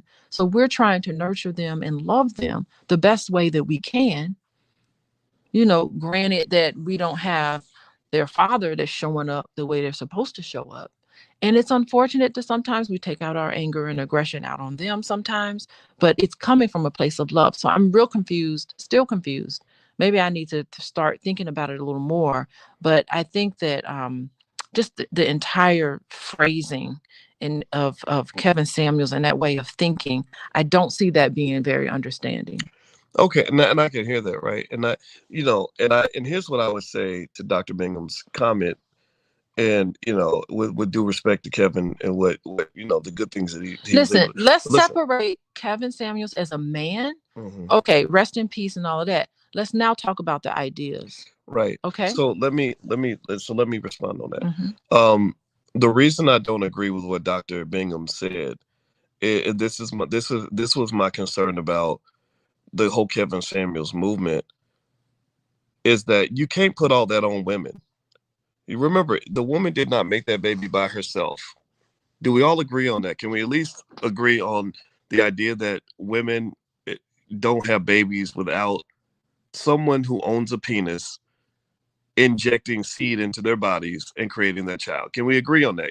Yes or no? Basic biology. Give me a yes in the chat if we can agree on that basic premise. So when you look at a guy, you look at a kid, a young man, and you see that he wasn't disciplined, as a kid. I know some of these weak guys. I've seen them. I've seen these weak men don't take responsibility for nothing, just out here causing chaos throughout the world. Yes, absolutely. That he was made soft by somebody. And from my experience, traditionally speaking, the mother tends to be the nurturer. His father has to put pressure. Was responsible for giving him the discipline. His father, don't get me wrong, mothers can discipline sons too. My mother disciplined me too, but my mother wasn't more of a nurturer. My father was the disciplinarian. My father taught me to be a man. My father taught me to stand up. My father taught me to follow through. So when you see a broken, weak ass bootleg, fake pretend to be man out here, don't just say, well, Mom, why didn't you raise him like a soldier? Because that's not what mothers tend to do. Mothers don't, the mama will bake you cookies and give you hugs, faster than she'll, take you out and make you go climb a mountain and shovel dirt in the backyard and take out the trash, so it doesn't mean mothers can't play some role in that discipline piece, but that was my big concern about just a lot of what I heard when I did check out, some of the stuff Kevin did, because I'm not gonna say it was all bad. It wasn't. But sometimes I'll be like, why are we acting like Black women are that they're the only ones who played a role in the creation of the mess that's in front of us? And then we hear statements like that from Kevin Samuels and others. And then we internalize that and we think there's something inherently wrong with us. And it is the wrong thing to do, which in turn makes us want to become perfectionists. Mm-hmm. Like, let me tell you what happened last week. I was doing something at work at my main job, my full-time job. And I had to fill out this form and I had to send it out, like this form. But I made a mistake and I filled out the wrong form. Oh no. Okay, I sent this wrong form out and then it was brought to my attention and I had to hurry up and scurry and fill, because it's all these forms, and when you work for like bureaucracies and universities, it's not like they know what the plan is, but you have to have like this documentation, this paper trail or whatever. Mm-hmm. You know how, how it goes. So I filled out the wrong form and internally I felt like, oh my God, this university is going to think I'm a total fuck up basically because I did the wrong form. Why wasn't I paying attention? And I was really hard on myself. And I was like, look, you don't even get paid to work in the summer. This is like something that you needed to do. It's okay if I make a mistake, but because I have been held to such high standards, every time I make a mistake, I'm treated like I am a mistake. I'm taking on a lot of this burden of wanting to be perfect and do everything right. And if I had paid attention, and I'm on myself, this is what we do as Black women. We make mistakes. We're hard on ourselves. We need to have self-compassion. And I had to remind myself in the moment, Alicia, it's the summertime. You're really working on some of these other things you want to get forward. You've accomplished so much this summer. I had to force myself to look at all the things that I've accomplished because I was really kind of annoyed that I made a mistake. And I think that when we are at work, Black women, there's so much on us as Black women. We make one little mistake and it's just like, all the world comes crashing down on you. So we're held at such a high level, okay, high standard, a standard that none of us can ever reach, a standard that's different from everybody else that you work with, and so it's like, it's very difficult for us. We're carrying that burden with us. Interesting. Wow. Well, you know what, guys? What in case you just came in, we are talking about the pain of being the strong Black woman and the consequences on family, the consequences on economics, things like that. If you're enjoying this conversation, please make sure you subscribe to Pillow Talk with Dr. Boyce and Dr. Alicia Watkins. Hit the thumbs up button, thumbs up, thumbs up, thumbs up, if you haven't done that yet. And also, if you go to boyceandalicia.com, you can get a free e-copy of my book, Financial Lovemaking. And also, Alicia is hosting a speed dating event. So if you're single and you live near Atlanta, it's going to be on Sunday and Friday. I'm sorry. Did I say Sunday? Yeah, I meant to say Friday. I'm sorry. July 22nd. Friday, July 22nd. 7 p.m. Yeah, 7 p.m. And you got to register in advance. You can't just, show up at the door. You got to register in advance. So go to boyceandalicia.com. You can get information there. All right. So let me let me jump into kind of the what I see in my view, my humble view of kind of the economic consequences of like the myth of the strong Black woman. I'll start by talking about my grandmother Felicia, who I admire so much because she was the epitome of the strong Black woman. My grandmother was so strong that I remember finding out 20 years later that in the 80s she was getting chemo and would go get chemo in the morning and then go to work in the afternoon and not tell anybody she was even getting chemo. Yeah. You know, and she raised 5 kids by herself, never made more than $22,000 a year. When she died, she had perfect credit, plenty of money in the bank. You know, I mean, just everything in order. Her whole estate plan was in order. Just had her stuff together. You know, I remember people in our family that made 4 times more money than her that would go to her to borrow money because she saved. She protected her resources. She was just super smart that way. And the thing about it though is that that's not always the case. That's not healthy. Right. It's not healthy. Well, you know, single black mothers actually have the lowest net worth in America. Yeah. You know, because it's just so difficult. And you know, and I think that pressure to kind of have to sort of take on this stereotype of being the strong black woman, it can cause friction, I think, in families. I can just tell you, I believe firmly that if you let a man know you don't need him, you're reducing the chances he's going to stay with you. I think because commitment requires like a sense of obligation for the man. Like, you know, I don't know about women. I can't speak on all women, but I can speak on, you know, I know a lot of male friends who are certainly looking for love. They want to be loved and things like that. But they're not necessarily, you know, walking around saying, I can't wait to be in a committed relationship, because it comes with a lot of work. There's financial responsibilities, a lot of stuff that comes with it. So, you know, I remember when I was like 30 or 29 and I was dating a strong black woman who basically let me know she didn't need me. You know, she wasn't being mean. Did she mean it though? No, she didn't. She didn't mean it. She did not mean so it. I think that But wait, let me finish my need to story. read Hold between on. the lines. Hold on, strong black woman. Let me finish my part and then you can finish yours. Okay. I'm messing with you. So she was basically letting me know she didn't need me. And what she didn't understand was I was kind of getting bored in that relationship. I'd met, you know, a nice lady, and but the only thing stopping me from pursuing that was that I'd made a commitment.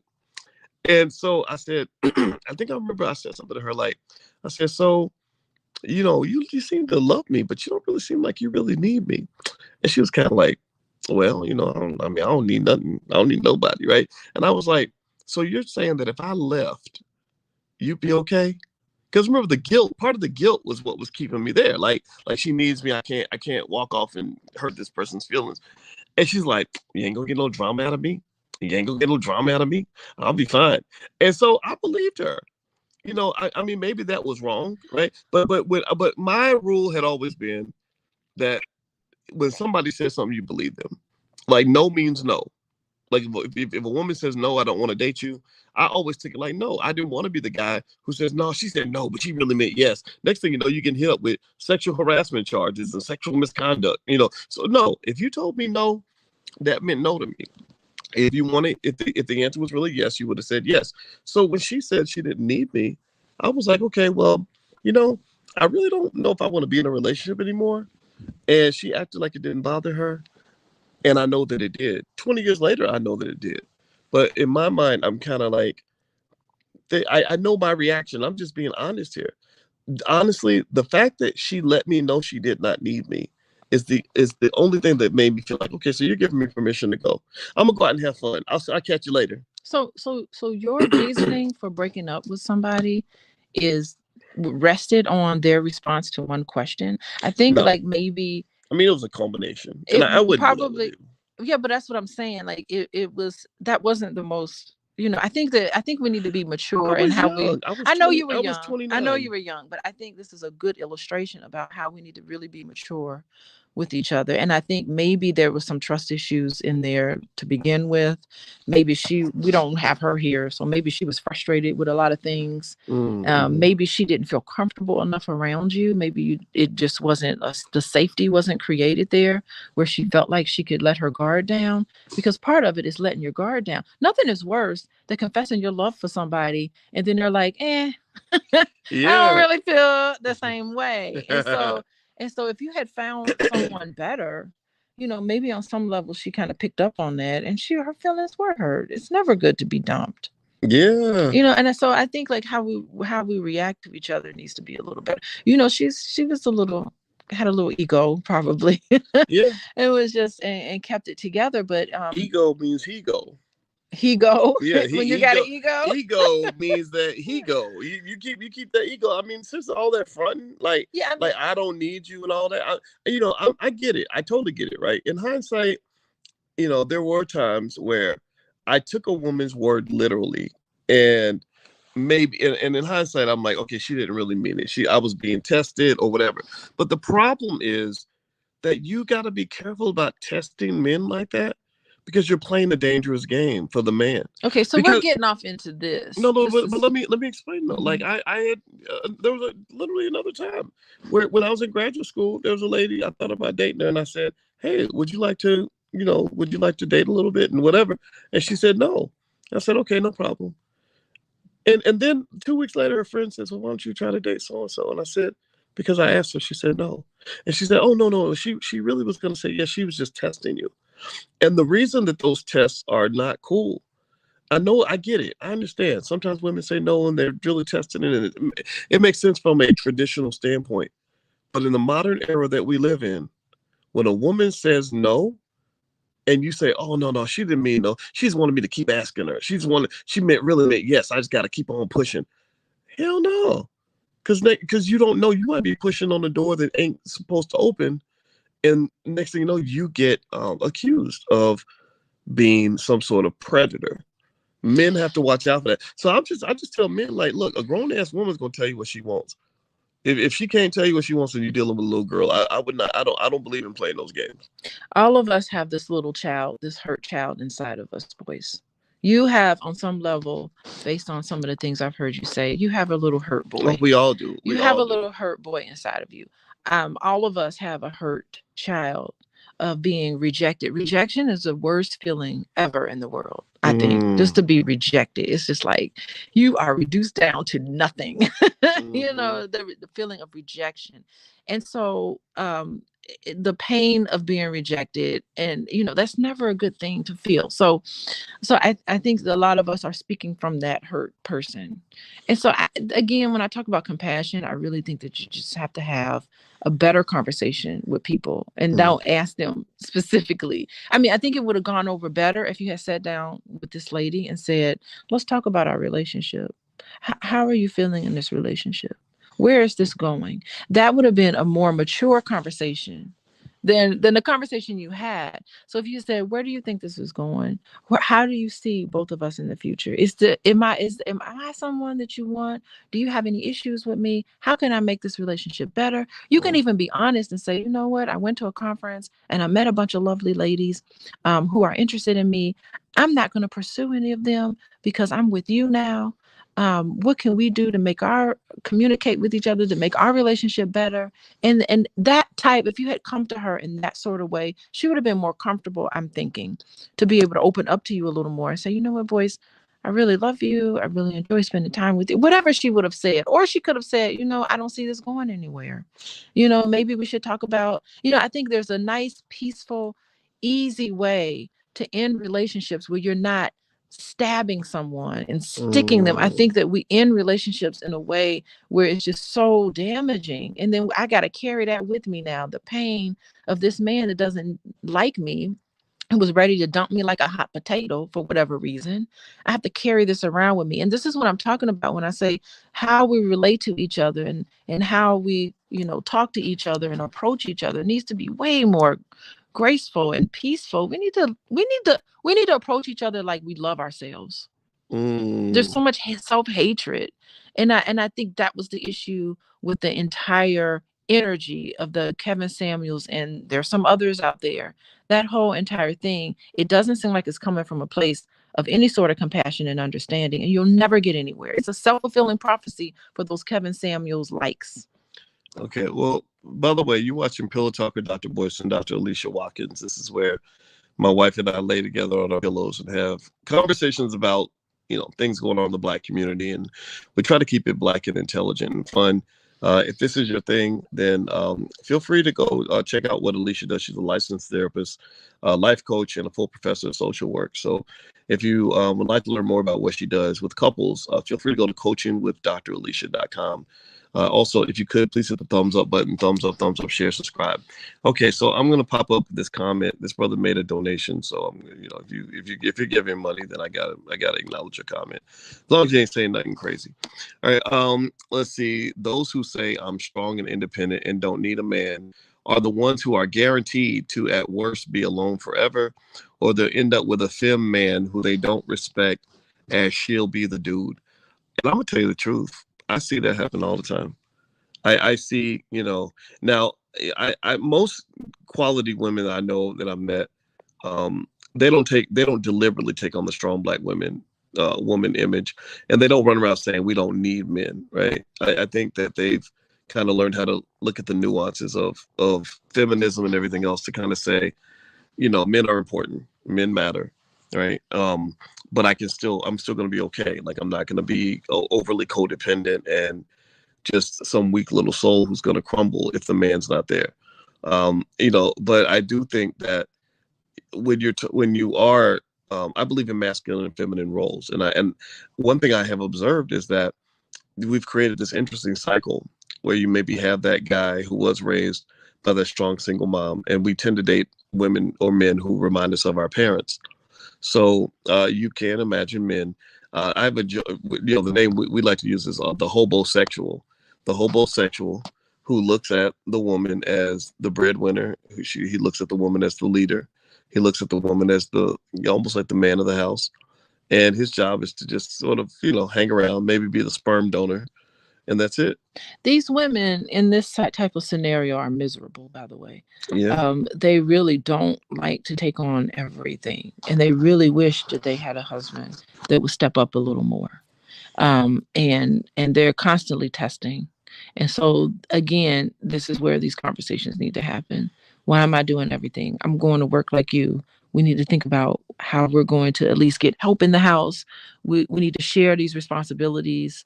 Housing, child rearing responsibilities. We need to share that. Mm-hmm. We need to have a conversation about it. So they're miserable. And if you look at your husband like he's a weak man, then he'll always be a weak man. So you have to look at them with, okay, we need to have this conversation. He can do it. We can do it. We can share the load and not have to do it all on our own. Because black women are tired. They go into bed and they sleep before their head hits the pillow. So then that makes me wonder, like, what type of intimacy is happening between these couples? Not very much. They're too tired to even focus on each other. Well, what I would say is that, I when a real man shows up, like a real strong quality man who understands or who has an image in his mind of his role as the masculine creature in the relationship, I think that even though we know that it's on the man to really show up as men, I'm a believer in that. Women also have to understand what a real man looks like and know that there can't be two men in that relationship. Mm-hmm. Even in gay relationships, they have a masculine and feminine role. Mm-hmm. Brittany Griner is the dude in her house. Let's keep it 100. Brittany Griner, she eats the big piece of chicken. She's the one that's going to carry the luggage. She's the one that's going to fix the roof, right? So I know it, but it's true. It's true. So I would say that one of the things that you have to be cautious about is, if a man's trying to be a man, let him be a man. Because if you're constantly like pushing him to the side and trying to like take control of everything, maybe because you have a hard time giving up control, giving up that power, mm-hmm. then what you have in your relationship is a power struggle. Mm-hmm. And I don't know about everybody else, but when I feel like I'm in like a power struggle, I'm either going to dominate the power struggle by making sure that I'm more masculine than the dude I'm competing with, or I'm just going to walk away and say, you know what, this is going to lead to conflict. I'm not trying to do this. But I'm not really going to be thinking like I want to really nurture this person who's competing with me. If you're competing with me, I'm not thinking about nurturing with you. I'm thinking thinking about dealing with you. But that's right? The thing is that we all have to switch our brains to say, let's nurture each other. We all have to switch our brains and step out of that. We have to recognize it. And I think before you move on and walk on, because you've invested so much in a relationship. I'm not talking about our relationship. I'm talking about a relationship. What are you talking about? Just I'm not life. talking about me and you, though. I'm just talking about you have to be able to nurture things. You have to be able to have an understanding of it. You have to read up on the strong Black woman and where it comes from. Started way back in slavery. There's a whole history on it. Read up on it and change the way you see your spouse. Change the way you see your wife. Change the way you see the other person and say, okay, I'm now getting a total understanding of it. Coming to the situation with an attitude of understanding and compassion will solve the problem. It's sitting down with them, just like I illustrated with that one lady in graduate school, sitting down with them and having explicit conversation. I'm not saying the conversation needs to end in the two of you being together, but even if you say, okay, at the end of this conversation, goodbye to you. Thank you for this experience. I am now going to move on. There's still a way to do that where you can come with a place of compassion. Instead of saying, well, then forget it. If she wants to do everything around the house, then let her do everything around the house. Fine. I'll just go in the basement and watch movies, while she's upstairs cooking and cleaning and putting the kids to bed all by herself. Right. So let me interrupt and point out something real quick, guys. There is a fake Boyce Watkins that is in my chat. And he's literally messaging people and saying, hit me up in your inbox. So I just want to warn everybody, these people that you got these they're vicious. Yeah, you got these scammers out here, and there's literally 5 or 10 fake Boyce Watkins Instagram pages out here, stuff like that. Here, 5 or 10 boys? Yeah, there's gotta be more than maybe that. 10 or 20, I don't know. But there's another message from this dork. So if you see this person, could you please report the person? And also, please be careful, because I don't want you to lose money. And that's what they're going to do. They're going to say, hit me up in my WhatsApp. It's probably somebody in, Ukraine or something, or Nigeria or anywhere else. I'm not going to say Nigeria because I'm part Nigerian. I would hate to believe that my own people would do this to me. Let's just say Russia. How about we blame it all on Russia? Blame it on Russia. There we go. Russia did it. That's right. But either way, I just want to warn you guys, and I'm going to start warning you a little more often just to make sure nobody gets caught with that. And I apologize for that. I can't stop it. It's all over the place. But so I agree with you, right? I think that what you're leaning toward, where I'm going to take the ball and run in this direction, is really, I would argue that relationships are just complicated. I believe they're more complicated now than they were 50 years ago. And I think that what I found is that you benefit from having that outside help, like that referee, which might be your therapist or something, to help you figure out, okay, how's this going to work? And what are the roles going to be? How are you going to communicate properly? Because look, here's the deal. Somebody made a comment about Kevin Samuels. I'm going to put this up here again. I can't, if I can find it.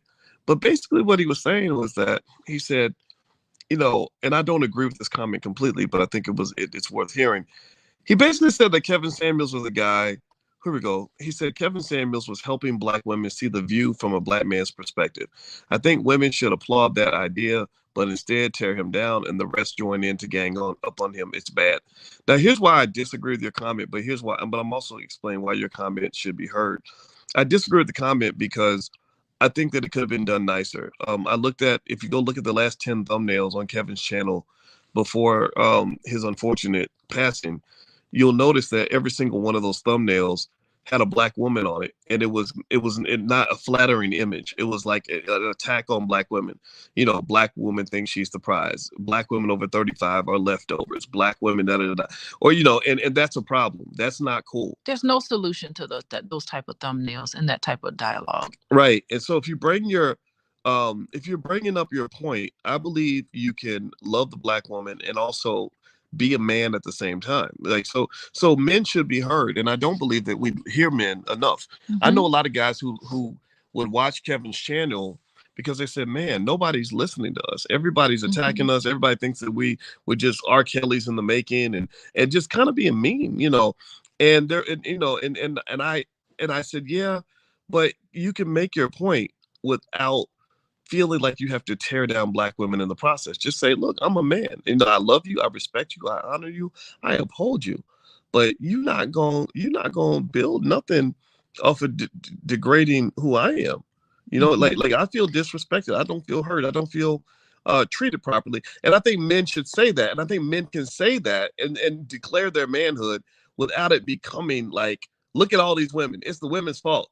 Even when a black man is weak, it's because his mama didn't raise him right. There's no accountability. It's just all falls on black women. And that's what I'm saying. The women who listen to that and to hear all of that and to agree with that perspective, they're also contributing to the strong black woman.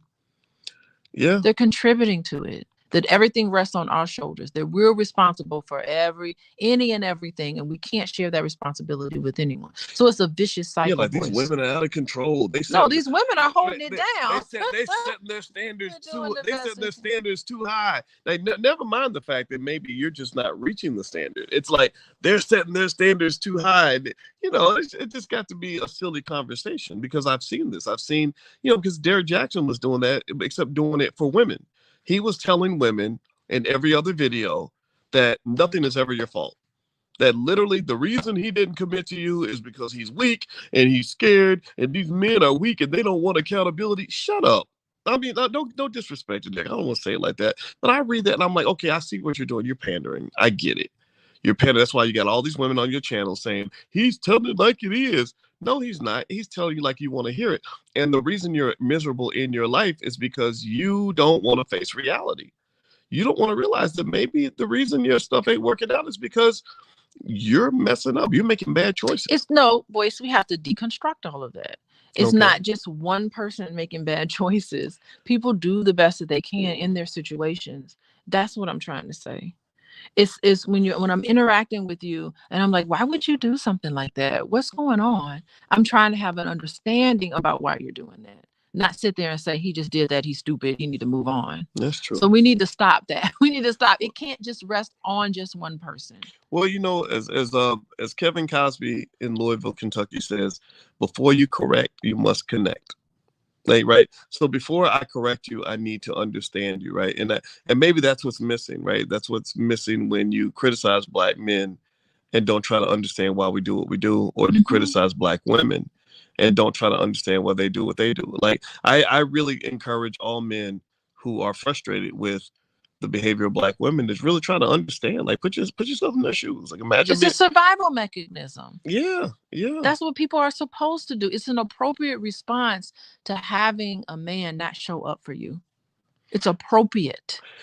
Well, it's a response. Is it appropriate? It's an appropriate response to those conditions. Now, when you come in contact with a man who is accountable, it's not an appropriate response. So it's given that sort of thing an understanding. And I have seen women soften. When a woman starts dating a man who is accountable, who's a real man in that sense, they soften. How could they not soften? They do soften. They heal from that. And the trust goes both ways, because a lot of men, like a Kevin Samuels, they act like they don't trust women at all. They have trust issues when it comes to women. Wasn't he divorced a couple of times? And the lady he was with, was that a hooker?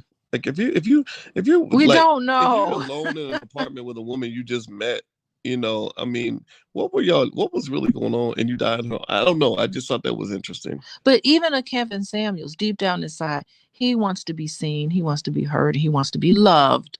Everybody wants to be loved. He wants to. And I think it would have been better if he had built his channel on that premise. If he had been honest with himself, he said, you know what? Sometimes I'm hurt by women, but I really want to be loved by a woman. If he had just built his channel on that, I think we'd be so far progressive in our relationship with each other. Well, you know what I think? I would say you have to understand balance. It all comes down to balance, right? Like, I can empathize all day with what you went through, but there's a point where you got to take the ball and take accountability. Right. But there's a point where, like if you go to any penitentiary that's full of rapists and murderers or whatever, and ask them, how did you grow up? They literally will tell you terrible stories about things that happened to him. R. Kelly went through hell. And I'm very happy because R. Kelly is getting his sentence reduced. Right. Because they're starting to. But let's just be clear, though. He did a lot of terrible things. Yes. And a lot of that, I believe, was driven by his choices. When he was famous and had all the money and I don't think he would have listened to somebody who tried to help him. I think that he felt that he could feed the demon and not be held accountable and not ever, have a consequence for his choices. And so, in my mind, as much as I can certainly turn to, okay, I do things this way because this is what happened to me when I was a kid or whatever. The fact that I can even acknowledge that means that I also can acknowledge my own personal power in making my own choices. Mm-hmm. But there are some unseen. There's some unknown about you. There is. You may not understand that you may not be able to make the connection between how your current behavior relates to the things that have happened to you in your past. Some people don't have that level of insight in their behavior. Yeah. Mm-hmm. Well, I would just generally say, anytime you're getting advice from anyone, whether you talk about the Kevin Samuels type stuff or the Derek Jackson type stuff, anybody who gives you advice and doesn't hold you accountable is not helping you. If they literally create an enemy and make you feel that most of your problems are due to the inadequacies of your adversary, that's just not helping you. That's just giving you a scapegoat. Yeah, that's why I say it has to be deconstructed, because some of the problem is you, some of the problem is not. We can't say it's just one or the other. So you're right. You're right. Yeah. Yeah. Let's see. Well, Kay Stewart thinks Kevin Samuels' message was intentionally sabotaged. I don't. Well, I don't. It wasn't sabotage. I can see that happening though. Where here's the thing. I think that's where he should have been a little more careful about the sound bites, because the sound bites are what made him famous, but the sound bites are also what made him vilified, right? Because he told that lady she was going to die alone. Did you really have to say that? Maybe you could say, look, you may want to consider another point of view. But when you say, fuck you, you're going to die alone. Or these broads, they get on my nerves, whatever. Well, then people are going to grab that, so, or if you say 35 women over 35 are leftovers, well, that's bullshit. That's just not true. There are gorgeous women that are 35, 45, 55 and beyond. Yeah. So let's stop that. To make categorical statements about an entire group of people, you lose me there anyway. And that's a terrible thing to say. I mean, it's not even true. Right. And then I would really hope nobody over 35 would ever believe something stupid like that's a crazy remark. And you're 57 years old. Like, you're old already. Like, you're literally picking an age that's 22 years younger than the age you are right now. And you're saying anybody over the age that's a woman is a leftover.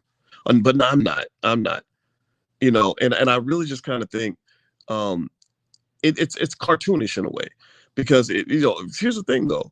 The reality is that things do change as you get older, right? So if you're a woman that's in your 20s and you got all these men to choose from, but you don't want to commit because you think you're going to be young and gorgeous forever, that's just not true. You should probably think about some of those things, even if it's not politically correct to do so. But that doesn't mean your life is over when you hit a certain age. We know that's not true. But the same thing is true with men. And this is where I would actually say this directly to Kevin. If I was talking to him directly, I would say, look, you're 57. You can't run around with women you met 24 hours ago at 57 years old without knowing, like, your old ass might just drop dead from a heart attack, and you don't want to be laying next to some lady who doesn't know you. You need a woman that really loves you. There might not be a wife, but you need a woman that you committed to, where you've had her back financially and otherwise, so that she's gonna come visit your old ass if you sitting up in the hospital with a stent in your heart, or you on the damn the stroke ward, like that lady did that video. You in the stroke ward and you need somebody to wipe your ass. That's the question I would ask most men over 50 is, what woman do you know who will wipe your ass? If you can't think of any, then you're in trouble, dude. Then you made some mistakes in your life. Right. You have made some mistakes. Right. You gotta build relationships. You can't just chase easy vagina. But then when he's coming from a place where he thinks he's just better than everybody, if you come and you're looking down on everybody, nobody wants to be around you. Well, that part is, I think, a personal statement, and I get it. I mean, he's looking down on people. Yeah, but I actually resonated with kind of the more direct approach to things. Like I that direct language that Kevin used, I actually get that, because that's what you get from a football coach or from a dad, and I like that. I like masculine. I respect, like, masculine leadership is needed in the Black community. We don't have enough of that, so I think that the masculinity of the message was very traumatized. It was shocking for people, almost like when I worked with Ice Cube on the political stuff. People were not used to masculine negotiation coming from the Black community. They were used to us buckling and praying and hoping that the Democrats are going to be nice to us and telling each other to vote even for no reason. Ice Cube said, "No, I'm negotiating with you," and I respected him for that. So to that extent, that was the part, of Kevin's message that I thought was cool. But you don't need to talk to, like, if you came to me and you talked to me that way, I wouldn't have wanted to marry you. Right. You were very kind and gentle to me. Well, that's the thing. I'm not supposed to talk to you. Yeah, don't talk to me like that. Right. So I think that was the problem with his, with what he was doing, how he was talking to women. That wasn't. Remember those women volunteered to go on the show though. I thought for whatever reason those women, and I think that it's maybe because they were used to getting like that. They're advice accustomed to that kind of thing. thing. Well, they were used to their uncles or their dad or whatever, and I can understand that, but I think that that's the type of trust that they're giving you, that you have to honor that, and you can't just say, because you don't agree with me, you're gonna die alone, or you're over 35, you're a leftover. Like, who would want? He didn't do a good job, and I have listened as much as I could listen to some of his videos. He didn't do a good job listening to them. Mm-hmm. He did not listen to them. He cut them off a lot. He would ask them a question, and then as soon as they started to answer the question, he would just cut them off and go on some tirade. He was constantly triggered by the things that they were saying. Yeah. It was very damaging. He was very damaging. He definitely could have used some therapy, because you could tell when he would just get really mad and frustrated, it was like, wow, like she really said something that really triggered you, which means that you've connected it to something that has happened in your past, or a frustration that you already had. I mean, I'm not you're the therapist, not me. No, I mean, it doesn't take a therapist to see that. I have to have a 20 years of experience, clinical experience like I have, to be able to see that. It's clear. We know who was really good was that one brother that was on that show on Vice, that the therapist that you really liked, who would literally sit down. I love him. He would sit down and talk to like a crazy rapper, like Chief Keef. Yes. And would just listen to them and talk through their experiences and have these breakthroughs and insights. And I was so impressed with this brother because of his patience. What is his name? You know what? We don't know his name because it is a very long name. Okay. It was called, what was it called? The Therapist, right? On Vice TV. Mm-hmm. And it was an Indian name he had. But that is a sense of masculinity that is healing. Yeah, he needs to have his own show. He needs to have more of a show. I will admit I learned a lot from watching him because he sat down with some people, like he sat down with Young M.A. and some other artists. His name was Sing something. Yeah, and I like that. I was like, okay, because that's the thing, and I really think everybody, I hope you'll hear this, is that if you're really trying to correct something or help somebody, listening is a really important skill to have, and I have to even continue to get better at listening. I'm not the best listener all the time. Sometimes I want to hear myself talk, but I would say, if you get that urge to cut people off, you don't have to do that. If you let them get it out, and let them know that you understand what they're saying, then they're going to be more likely to hear you than you just getting mad and cussing them out. Absolutely. Yeah. The compassion piece. Yeah, I think that does work. But anyway, by the way, you're listening to Pillow Talk with Dr. Boyce and Dr. Alicia Watkins. Oh, there's his name. Antoine put it in here. Look. They have his name? It's a long name, right? Yeah, but we should put his name up here because his brother was good. Dr. Siri Sat Nam Singh. Singh. I knew it was something Singh. Wow. Yeah, he was excellent. Yeah, look him up. Look him up and look up his show, because this was a brother that really did a great job. Oh, it was beautiful of connecting. I would watch the transformation and be like astonished. And so anyway, by the way, you listen to Pillow Talk with Dr. Boyce and Dr. Alicia Watkins. My name is Dr. Boyce Watkins, and I lay against my pillow with my lovely wife, Dr. Alicia Watkins, and we talk about all kinds of interesting things in the Black community. Dr. Alicia is a licensed therapist and a full professor of social work, and also a life coach. So if you'd like to learn more about what she does, you can visit coachingwithdralicia.com. And also, don't forget, in Atlanta on July 22nd, she's hosting a speed dating event. If you'd like to meet some people and mingle and everything else, then feel free to go to boyceandalicia.com. You can register. You have to register in advance. It's July 22nd at the Black House, aka the Legacy Center in Atlanta. So boyceandalicia.com is where you can go for that. All right, so Singh is Indonesia for Smith. Okay, that's funny. So I guess we can, as far as my final thought. Okay. On a lot of this, let's go back to the strong Black woman thing. I think that we should all try to understand, where this comes from, right? Why Black women are forced through slavery, oppression, racism, sexism to become these strong Black people. And I respect that. But also, I think that part of your strength needs to be having that ability to do enough self-reflection so that you can evolve and adjust to the world around you. To know that being strong ain't always the right answer for every situation. That there's some situations where, being a little more open and vulnerable, or at least understanding when you're in the presence of a strong man that you want to keep around, that there's a way to talk to men. You got to talk to men and deal with men in a certain way to make them feel appreciated. And if you don't, then it's okay. It's just that man may not want to be around you. And so the question you got to ask yourself is, can you be strong in connection and conjunction with another person? Because I think that if you contain that strength and calibrate it and use it in a way that's beneficial to you, then you can be stronger together. You're always stronger together than you are doing it by yourself. Doing it by yourself does not work. And when you and you can't have a one size fits all approach to life, and I think that's really important to kind of know.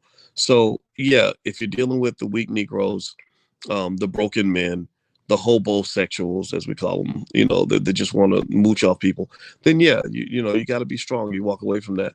But when you deal with a man that, that doesn't fit that category, don't run up in there competing with him and knocking him out of the way and not trusting him and not supporting him, because I don't know about other men, but that wouldn't be appealing to me.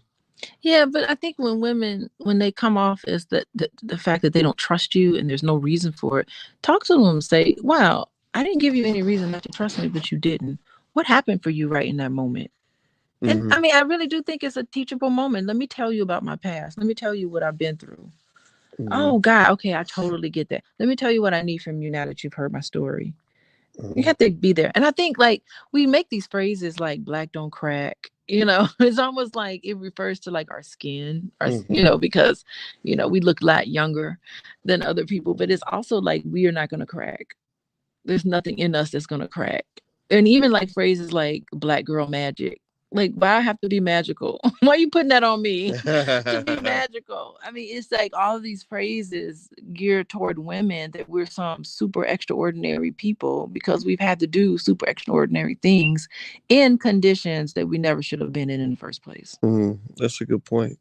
Yeah. I mean, I have to admit though, I kind of think it's cool that Black women are so capable. I do. I love Black girl magic. I love watching Black women. I'm dominate. not your superwoman. Right. Well, that's the thing. But here's the thing: you are a superwoman. You are a strong woman. And what I do, my approach with you is, as the strong Black woman that you are, is I just I choose the role that I want to take in supporting that.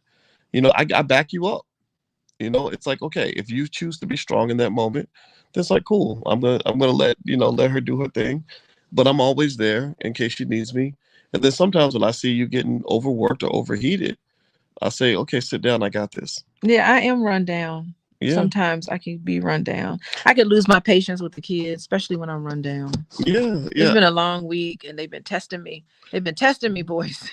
Yeah. I mean, I don't think that Black women being strong is a curse. I think it's more like, it's like anything else. If you overdose, then it becomes a problem. It becomes toxic. It becomes unhealthy.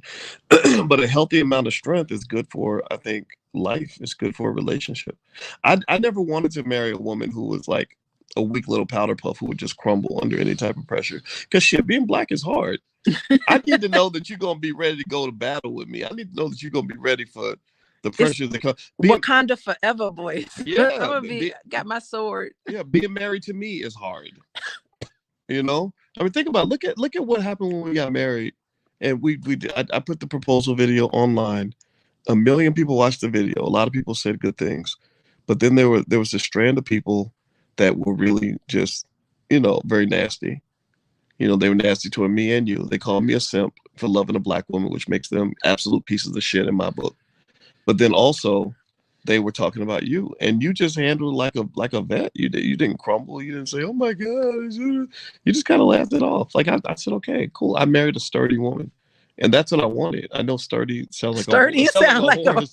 Like I just bought a good horse. I'm a hoss. Yeah, no, but seriously, but that's what I knew I needed. Like I couldn't, the world I live in is not a simple world. It comes with a lot of benefits, like traveling around the world and, a decent amount of money, but it also comes with, with some. It comes with some challenges. Challenges. Boyce, yeah. it's challenging sometimes with you. Yeah, I know I'm a challenge, and then also people's reaction to me can be a challenge, right? And I just knew, and just speaking on stereotypes, honestly, when I was younger, I remember thinking, I don't want to marry an AKA. I want to marry a woman who's built like a Delta. Oh my Lord! The Delta, I feel like I know no disrespect to any AKs in the room. My sister's an AK, but the AKs I knew in college, they were just so flimsy. A lot of them. Were they? Yeah, they came off to me like the types who would like dump you if you lost your job. Oh my goodness! See, that's a stereotype. That's not true. Or if you were really popular and you lose your popularity, they would break up with you. Don't talk about Kim like that. I know, I'm thinking about my friend Kim. It's not every AK. Don't talk about her. Oh, Dog Blues mentioned Bell Hooks, Ain't I a Woman?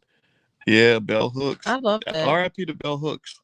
Yes. You know that my cousin called me and told me that she found out Bell Hooks was her aunt. Wow. I wonder what she's really like. She's got a whole museum. Did you know that? Does she? Where? Where's she from? She's from Kentucky. She has got a museum in Kentucky. Wow. Or some house or something that's a museum. Well, shout out to She has a foundation. Shout out to Bell Hooks. Bell Hooks was very brave. She talked about her family dynamics. Her writings were superb, I think. Was it? Yeah. We gotta look it up. Yeah. Well, anyway, all right, guys. Anyway. Well, you know what? I think we've kind of drilled into this topic pretty deeply. Just so you know, I know I believe in freedom of speech and freedom of thought, and Alicia does too. So if you disagree with some things that we said today, that's okay. We encourage disagreement. We encourage debate. And I hope that you're okay with us saying things that maybe challenge your thinking as well. I think that's how we make each other better and stronger and everything else. So if you could, please hit the thumbs up button. Thumbs up, thumbs up, thumbs up, share, subscribe if you haven't done it yet. Also, if you'd like a free e-copy of my book, Financial Lovemaking, you can go to boyceandalicia.com. And in addition to that, don't forget that next week on the 22nd, Alicia's hosting a speed dating event in Atlanta at 8 p.m. Eastern. So if you'd like to come and hang out and meet some interesting people, just go to boyceandalicia.com. You can register there as well. So thank you guys, and please have a great day. It was wonderful talking to you, and I look forward to another Pillow Talk. Okay, bye everybody. Having a wonderful day. My name is Dr. Boyce Watkins, and I want to say welcome to the Black Financial Channel. And today we're going to talk about the 4 habits of rich people. We're going to talk about the 4 things that were revealed in a certain article that rich people do that other people do not do. So get comfortable, buckle up, seatbelt. We're going to get started on the Black Financial Channel right now.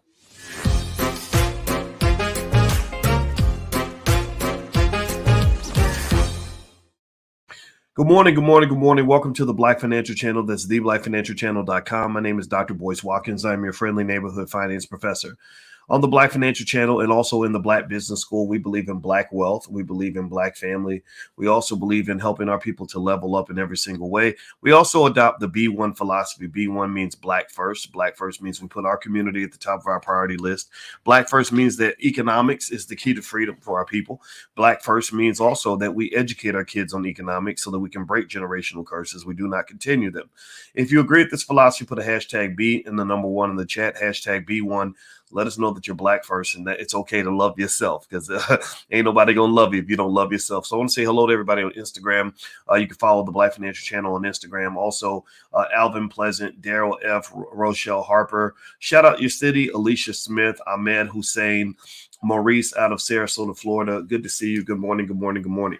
All right, so let me hop in here and start off by talking about the topic for today. The topic for today has to do with 4 habits that rich people have that the rest of the public does not. Now, this is not scientific. This is actually based on an article I read today on CNBC. by a guy by the name of Tom Corley. So Tom Corley spent 5 years interviewing 225 millionaires, and he came up with some interesting conclusions on what millionaires do. And also at the end of this conversation, I'm going to give you my stock pick of the week and let you so hang on to the end of the video, and I will give you a stock that I really like that I'm buying right now. As we get started, I want to quickly acknowledge our financial Juneteenth shout out. Rebecca McLean. She runs a channel called the Women of Color Money and Legacy Channel. Rebecca McLean is an MBA, a PCC financial strategist. She talks money matters. She shares knowledge that empowers women of color to achieve financial literacy. So everybody go follow her channel. Her channel is called Women of Color and Legacy, and her name is Rebecca McLean. And I just want to give her today's shout out. And if you'd like to get a shout out on this channel, feel free to advertise. Just go to boycewatkins.com. If you're advertising your business or your brand or your platform, or you want to grow your situation, we have about 1 million subscribers on different platforms, and I can shout them out, shout your brand out to all these people. All right, so let me dig into this. All right, so how many of you want to be a millionaire? Give me a yes in the chat if you'd like to be a millionaire or you already are one. Give me a yes in the chat. How many future millionaires do we have? How many of you have kids that are going to be millionaires? Give me a yes in the chat if you have a vision for your family. If you have a dream, just like Dr. King, that your kids and grandkids are going to be doing well financially. Let's be intentional today. Everybody say yes in the chat if you want that for your family. And I have to say this because sometimes I think that we don't want the best for ourselves. I think sometimes we don't want the best for our kids. I've even seen strange situations where you have parents. I don't know if you've ever seen this, parents that are jealous of their kids. And I think that's so weird. Like, how are you jealous of your own offspring? And I think that there are people who really believe that being black means you're supposed to suffer. They believe that being black means you're supposed to be broke, always struggling, barely hanging on. You ever see that? You ever see people trying to compete with horror stories about growing up black? Like they compete. Like, well, I grew up in the hood and I got shot twice before I was 18. Well, I didn't never have no food, and it was me and my single mama. She's working 18 jobs, and that we love to brag about our struggle. We love to it's almost like a badge of honor for some people. Where you hear rappers talk about, it was hard coming up in the hood. It wasn't nothing to eat, and all we had was peanut butter sandwiches with no peanut butter. We like to talk about this. We like this idea of struggle, as if somehow that makes us better and purer souls, or makes you more black, or you ain't really black if you ain't struggled. Like if you grew up without being severely traumatized, then you ain't really black. You don't know what it's like to be black. Why can't our kids grow up in nice, safe neighborhoods with healthy families and good opportunities and safety and security and all the things that kids are supposed to grow up with? So really, I'm going to just say this. I want you to want your kids to be wealthy. And I also want you to understand that it's not hard to do. If you go to boycewatkins.com, I have a free ebook. I'm giving it away for free. Over 1 million of you have downloaded it. I want 10 million of you to get it. And it's called the $5 a day investing plan. You can buy a copy on Amazon if you want a hard copy, but you don't have to pay. If you want a digital copy, I can send you that for nothing. So go to boycewatkins.com. It's the $5 a day investing plan. It shows you how you can invest $5 a day for your child and put them in a position where they are economically secure for the rest of their lives. Very easy to do. You just got to get started early. You can't wait until they're 20 years old. And when you're bailing them out of jail, trying to save them, you got to save them while they're young. You save them before the problem occurs. The best way to solve a problem is to avoid a problem. So do we understand? Give me a yes in the chat if you follow what I'm saying. So let me hop in here. In this article, I'm going to read some of it to you. Tom Corley says, in 2004, I set out to conduct a 5-year rich habits study to explore how the world's wealthiest people think about their money. Of the 225 millionaires I interviewed, they fell into 4 categories. He said the 4 categories are, and this is, I think this is where he's talking about the four types of rich people. Okay. So he mentions 4 types of rich people. Then he talks about 3 things that they do. So actually maybe the title is a little misleading in that regard. So there's 4 categories. He said there's the super savers. These are people that make saving and investing part of their daily routine. They are constantly thinking about smart ways to grow their wealth. 2, there are the company climbers. The company climbers work for a large company and devote all their time and energy to climbing the corporate ladder until they land a senior executive position with an extremely high salary. There are the virtuosos. They are among the best at what they do, and they're paid a premium for their knowledge and expertise. Formal education, such as advanced degrees in law or medicine, is usually a requirement. And then there are the dreamers. Individuals in this group are all in pursuit of a dream, such as starting their own business, becoming a successful actor, musician, or best-selling author. Dreamers love what they do for a living, and their passion shows up in their bank accounts. That, man, you know what? How many of you identify with one of those, at least one of those four categories? Give me a yes in the chat if you are either a a saver investor, a company climber, a virtuoso, or a dreamer. One of those four areas. Give me a yes in the chat, or type the one that you identify with. All right, so here's what I'm seeing, right? I identify with at least three of those categories. The company climber, I'm not a company climber because I don't want to work for anybody. But I used to want to be when I was 20 years old. I got this great internship with GE Aircraft Engines in Boston, and that was my first experience with corporate racism, with that glass ceiling that exists for Black people. This is why I'm a big advocate for the idea that Black men, especially, have to be real careful about going to the corporate plantation because I don't think the opportunities are there for you like they are for other people. I think that they view Black women differently from the way they view Black men. I think Black men, especially straight Black men, are more of a threat. So you're going to experience a lot more racism than other people. So corporate climber, I never wanted to be, but a saver investor.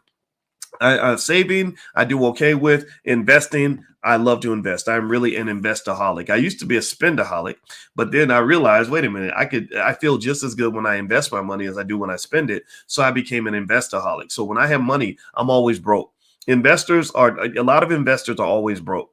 And you look at my bank account, you'll say, Boyce, you lying. You ain't making no money. Your checking account ain't got hardly no money in it. Well, the reason that I don't keep a lot of money is because my money's always out there working for me. I've got money invested here and here and here and here and here and here and here and here and here and here. Hundreds of shares, hundreds of different companies that I own as far as shares of stock and all that. I love investing. Investing is fun. And that's a habit that served me well. I think it's good to have healthy addictions, if you want to call it that. And investing is something that I just love to do. Virtuosos, they're among the best at what they do, and they're paid a high premium for their knowledge and expertise. I don't know if I'm a virtuoso in finance, but I can tell you what, I got my PhD in finance almost exactly 20 years ago. And so I knew a lot. I knew more than 99.9% of the population 20 years ago. And now I've got 20 years more knowledge on top of that. Literally what I know now, it dominates quadruples what I knew when I finished my doctorate. And when I finished my doctorate, I was pretty smart. I've been teaching college students for a long time. So maybe I'm in that virtuoso category. I don't know. I don't want to brag about that, but I'm pretty good at what I do and I love it. And then there are the dreamers. These are people that want to pursue a dream, owning their own business, become a successful actor, musician, or best-selling author. I think everybody should be a dreamer, man. I don't know. Anybody else a dreamer? I dream all the time. I have so many dreams. I've always had dreams. I have dreams of when our community, when our community becomes the dominant wealth builders throughout the world. I don't believe every single Black person is going to do it, to be honest with you. But I believe that those who really have it, who are on point, you're going to become like the Venus and the Serenas of wealth. Like, think about it. When we put our mind to something, we are so special. Like that melanin just gets to popping and you get to dominating and killing it and destroying everything in your path. And I just believe your kids and grandkids are going to do that. I believe that in the 50, 100 years, our kids are going to be like multi-billionaires. They're going to own major corporations. They're going to own tons of real estate. They're just going to lock it down. I really am convinced of this. I'm seeing it already. We have thousands of kids in our kids programs in the Black Business School, and these kids know more about wealth than most adults do, even at an early age. So make no mistake about it. We are on top of the game. Do me a favor. Hit the thumbs up button. Thumbs up, share, subscribe. And I want to give the next shout out. So I gave a shout out earlier to the sister Rebecca McLean, who runs the Women of Color Money and Legacy channel, which I hope everybody will go subscribe and look up Women of Color Money and Legacy. It's a great YouTube channel where they're talking about all kinds of things that women of color can learn when it comes to wealth, or Black women, whichever term you'd like to use. And then the second shout out is Sherman Ragland. Sherman Ragland is his website is realinvestors.com, and you can go to realinvestors.com/challenge-2s. That's an interesting URL. Sherman, you might want to get a better URL with that. That way people can really find you. But he says, are you looking to get started in real estate investing? Check out Sherman Ragland, a Wharton MBA. He's a Wharton MBA. That's pretty cool. He's mentored over 1,250 people on real estate, quick cash Quick Cash, Cash Flow, Legacy Wealth. He has a special 21-day program starting now. Okay, so Sherman Ragland, that sounds pretty awesome. A Wharton MBA. It's hard to get an MBA from Wharton, by the way, so it's really tough. And by the way, if you want to get a shout out for your business, you feel free to advertise on our platform by going to boycewatkins.com. The link is right there. All right, so so let me just finish up here. We were talking about the 4 types of people that become wealthy. They mentioned the saver investors, company climbers, virtuosos, and dreamers. Here are 3 things that they said that they do that's different from everybody else. Number 1, they automated and saved 20% of their net pay. So basically, this is consistent with what I told you guys about the $5 a day investing plan. People don't become rich quickly. They become rich slowly, typically. And I don't want you to fall for that false narrative that you see where somebody signs an NBA contract. Next thing you know, their whole life has changed overnight, or they win the Powerball and everything's better instantly. No, people that become wealthy tend to be people that have a consistent mission and objective. Almost like people who lose weight. You don't lose weight with one workout. You lose weight by making working out a habit for you. Right. So the question is, are you engaged in some sort of financial habit that's going to make you wealthy? If so, you're going to be okay. Number 2, they regularly invest a portion of their savings. So saving consistently is very important, but it is almost impossible in America to become wealthy without investing. If your money is not working for you, if your money's not growing while you sleep, if your money's not in a place where it's going to become, where it's going to bring back its friends, then you're probably not going to get wealthy in this country. That's just kind of how America works. So make sure you are investing consistently in addition to savings. They said because savers investors consistently invest their savings, their money compounded over time. When they started, this compound interest was not very significant. But after 10 years, they began to accumulate significant wealth. Toward the final years of their working lives, the savers investors' wealth grew to an average of 3.3 million. The millionaires who pursued a dream and started a business did not have the ability to invest their savings, particularly in the early stages of pursuing their dreams. Whatever savings they did have were used as working capital in order to fund their dream. Interesting, however, once most of these dreamer entrepreneurs achieved success in the form of available cash flow, they immediately pivoted and began to invest their savings. So what they're saying is that in the beginning, the entrepreneur, it sucks up all your money. Any other entrepreneurs know what I'm talking about, where you literally feel like all your cash is just being eaten up by this company. A small company that you start up is like a little hungry baby. A hungry baby eats up all the food. All they do is eat, sleep, and you know what. So they just pretty much suck up all the food. They don't really add a lot of value to your life, and you're kind of like, gosh, this baby's hard to take care of. But then the baby grows up. They hit a different stage in their maturity, and maybe that baby becomes someone that you can, if you have a farm, the baby can help you on the farm, or if you have other kids, the baby can help you babysit. I used to babysit for my mother, and my brother that I used to babysit now is actually one of the most important executives in my company and he's helped me make millions of dollars over time. So ultimately, that investment in something small becomes a payback in something big, right? So companies have life cycles and stages just like people do. And so a company starts off sucking up all your money. If you do it right, though, eventually you get into that stage, what they call the free cash flow stage, where you become a cash cow sort of company. You're not spending all your money on growth anymore. You're actually being able to pull cash out in the form of a dividend or whatever you want to do. And that allows you to take that money and pivot and start investing in other spaces. Okay. So that's what they're talking about. Number 3, they said they were extremely frugal. They said that one of the common denominators for saver investors, big company climbers, and virtuosos is that they were frugal. For these millionaires, frugality began the moment they received their first paycheck. For dreamer entrepreneurs, it started the moment their dream created enough cash flow to enable them to save and invest. Being frugal requires 3 things. 1, awareness, being aware of how you spend your money. 2, focusing on quality, spend your money on quality products and services. 3, bargain shopping, spending the least amount of money possible by shopping around for the lowest price. Now, let me just be clear. First and foremost, I got a confession to make. I'm not good in the frugality piece. I'm not going to lie. I am. If I were a basketball team, I'd be like that team that doesn't play the best defense, but their offense is so good that they outscore the other team. Right. So I might give away, my basketball. If I were a basketball team, I might give away 110 points a game, but I'm going to score 130 points a game. So I still win every game by 20. Right. So I'm like if you remember basketball, one of the best teams ever was the Las Vegas UNLV team back in the early 90s. Anybody remember that? Where they used to do that? They used to let the other team score 100 points, but then they scored like 130. I've always been kind of like that. So I've always spent a lot. but I've always made more than I spent, right? Because I learned a long time ago that when you want to get in alignment with your budget, you don't always have to cut costs. You can actually increase your revenue. You can go find other ways to make money, find side hustles, make investments, do all these other things. However, that frugality piece is really interesting because one of the things you have to be cautious about is the impact that culture has on your economic situation. Let me ask you this. Give me a yes or no. Do rappers who have a huge first of all, let's ask two questions. I'm connected. I want everybody to answer. One, do you think rappers have some impact on the way Black people think? Are rappers influential in the Black community? Give me a yes or no.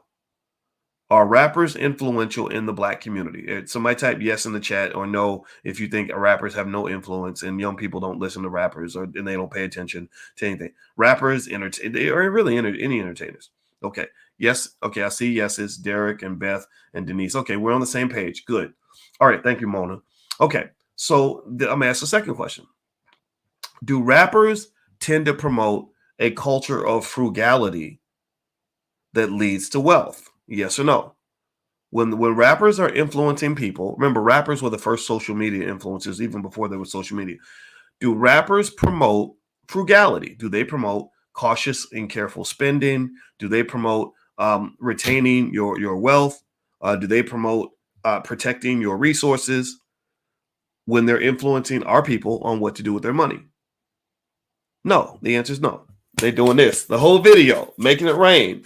Gucci this, Prada that, Louis this, went to the club, bought the bar, put $100,000 in a stripper thong, which that just sounds nasty. But really, that's what it is. That's that culture that's out there, right? And I really need you to understand how the culture affects the fact that so many people stay broke. I watched this BET. Remember BET? Y'all know me. I got to always tell the truth about this stuff. We all know BET is not owned by Black people, which makes it very dangerous that they shape so much Black culture. They had a segment of a show called Blew the Bag. And what they did was they would tell stories about people, Black people mostly. They were all Black, I think, who got a bunch of money and blew the bag. And so I watched this episode that it was very serious, but I think people just laughed about it. They didn't understand what this really, really meant. So there was a guy on there who had like 2-3 kids with some babies' mamas and everything. And he won the lotto or something. He won like, a few $100,000. And he said that he blew the bag because he took all the money. He had a big party in Vegas. He bought up every room on the floor, on that floor, and had strippers and liquor, and literally spent like $500,000 in a couple of weeks. And he was sitting there laughing about the fact that that God gave him this opportunity to rise out of his situation, and he chose to go right back into poverty. Now, what that made me think about was that saying that that poor stands for passing over opportunities repeatedly. Passing over opportunities repeatedly. So here, this brother, pay attention now. He had an opportunity to get out of poverty, but he didn't want to get out of poverty. He wanted to stay broke. He wanted to go right back to where he started from. And this really was a great example of something my grandmother used to talk about, is that your actions and behaviors tell the universe where you really want to be. If you take a guy that really is used to being in jail all the time and you let him out and give them opportunities, some of those guys will go right back to jail because that's where they're comfortable.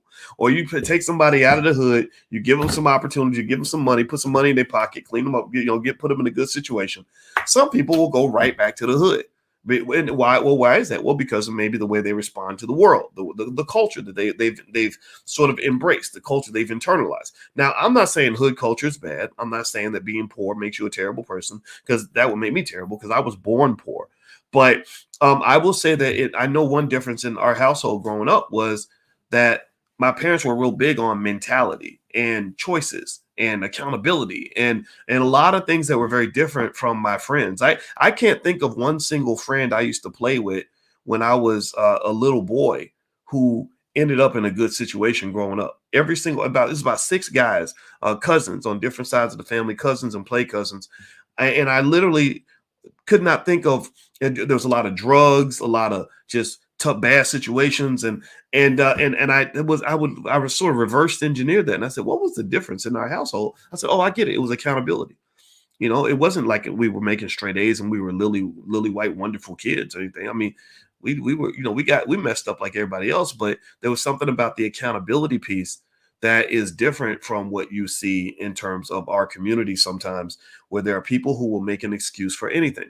The mother who has the son who has 8 babies mamas never holds him accountable for all the babies mamas. Never says like you need to be a man and take care of all them damn kids instead of populating the earth and not handling your responsibility. So ultimately we got to understand the importance of culture on these things and just sort of realize that millionaires don't go blow the bag. Millionaires are not people that consistently throw away opportunities. Millionaires are not people that look for ways to give their money away at every available chance. It doesn't mean they don't have nice stuff. It doesn't mean they can't buy luxury cars. I will confess, I have a nice car. My wife has a nice car too. But the difference is just priorities. We don't buy the nice car before we make the nice investment. We don't take the nice vacation before we're putting in a nice amount of extra work to build toward whatever we're trying to accomplish. We don't go spend money on nonsense before we spend money on the things that really matter in our lives. So that is really what they're saying is it's about prioritizing. It doesn't mean taking all those things out of your life. It just means making sure your priorities are right. All right. So anyway, with that said, I told you guys I would give you my stock pick of the week. And I'm going to do that in 1 second. Just hold on. Do me a favor, hit the thumbs up button, thumbs up, share, subscribe. And I want to give reiterate my shout out earlier. Sherman Ragland. If you go to realinvestors.com/challenge-2S, that's I'm gonna put the link in the bio. That way we can see it there. He's basically saying that if you want to get into real estate investing, you can check out Sherman, who's a Wharton MBA, who's mentored over 1,250 people on real estate, quick cash, cash flow, legacy wealth, etc. He has a 21-day program, and I encourage you guys to go check that out. And this brother, I don't know much about his business directly. I just know that he did request a shout out. And if you'd like a shout out on your business, that is, you can advertise on the platform by going to boycewatkins.com. And the other shout out is Rebecca McLean. Rebecca runs the Women of Color Money and Legacy channel, and she's also an MBA. And she talks money matters and things like that. This is a smart sister, and the key thing that's really interesting about this is that we have so many smart people in our community. I personally believe that one area where we can actually build $1 trillion or more in Black wealth is by doing what I call the Great Redirect. The Great Redirect means redirecting our resources to where, if I want my kid to really learn about economics, I'm not going to send them necessarily to Iowa State University or some university that's run by people outside of my community where I give them $250,000 of my Black wealth. There are smart Black people right here in your community. A lot of them are teaching things online. There are so many brilliant people. We work with Julian Gordon, who's the dean of our real estate school in the Black Business School. And Julian can get you into a multifamily house faster than a lot of the real estate professors on college campuses. So these are the kinds of people that I'm encouraging my kids to learn from, not just from the university, but also remember that there are Black people who understand the Black experience. They can help you get there faster. And I really want to see these people get more attention than the ignorance, right? Where they tend to highlight the ignorance in our community. I don't want to see that. I want them to highlight the intelligence. So my stock pick of the week is actually Amazon. Based on my research, I have reason to believe that Amazon has hit pretty close to, if not totally hit a bottom in their stock price. And once the economy starts to improve and the market starts to improve and the Fed starts to slow down quantitative tightening, I have the expectation that Amazon is going to be a banger as far as stocks, and it's going to really do an amazing job in terms of making money. And by the way, if you want to join us in stock market investing class, you can go to boycewatkins.com and do a free trial in my class. We do stocks on Tuesday, Powernomics on Wednesday, and stock options on Thursday. Those are different spaces you can join us in the Black Business School. Plus, we have a lot of other stuff going on, crypto and everything else. So everybody, please have a wonderful day. God bless you. It was real. It was great hanging out with you. And I will see you all soon. So take care. Bye-bye.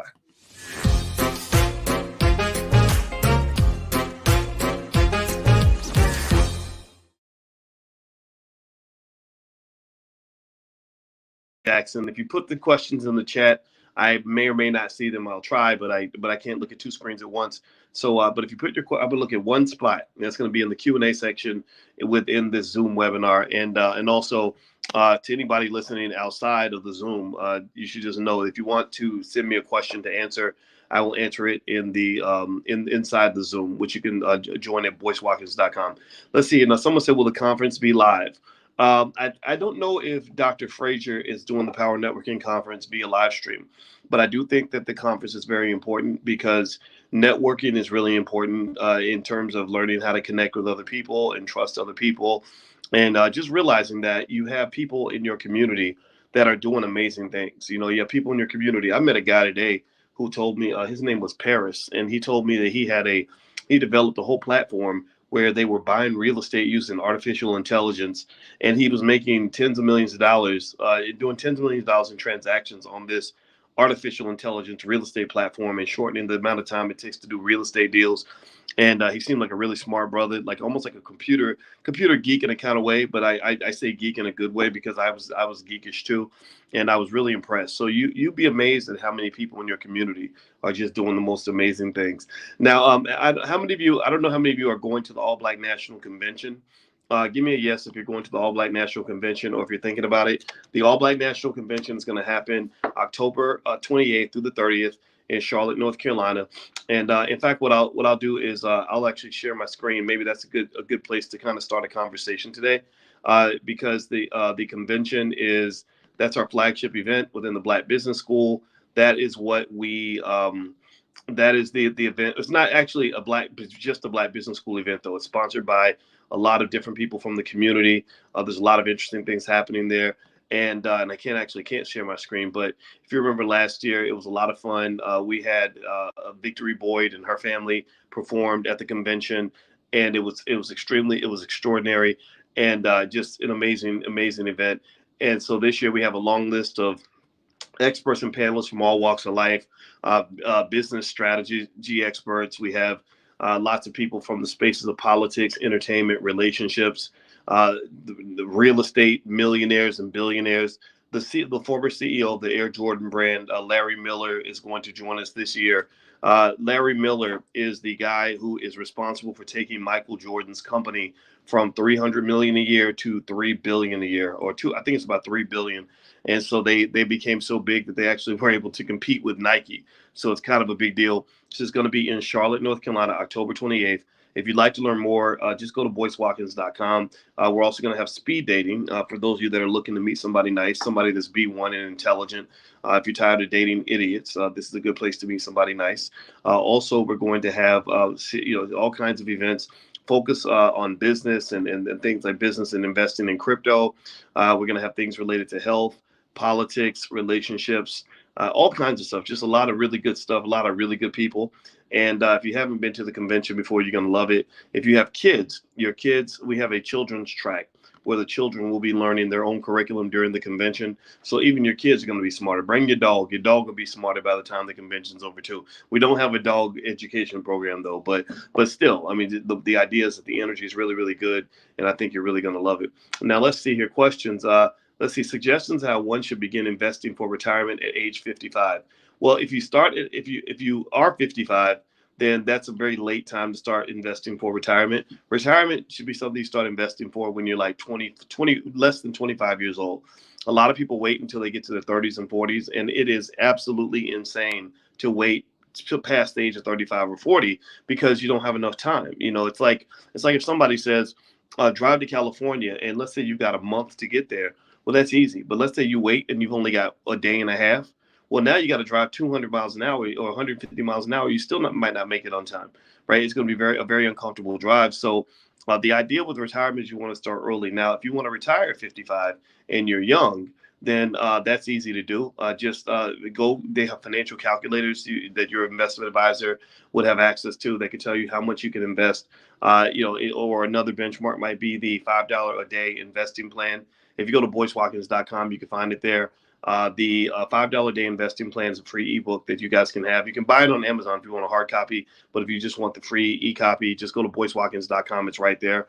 And the $5 a day investing plan shows you mathematically that if you invest $5 a day, within 10 years, if you just randomly put it in different stocks, you don't even have to pick your stocks. You don't have to know anything about the stock market except how to download the Acorns app and put $5 a day in, which is something I can show you how to do in about 3 minutes. And literally after 10 years, you have approximately $29,000. After 20 years, you have about $102,000. After 30 years, you have about $250,000. So if you do $10 a day, then that becomes $500,000. If you're doing $15 a day, that becomes $750,000. If you do $20 a day, that becomes a whole million. So $20 a day, a lot of people, that's $600 a month. There are people who spend more than $600 a month on their car note.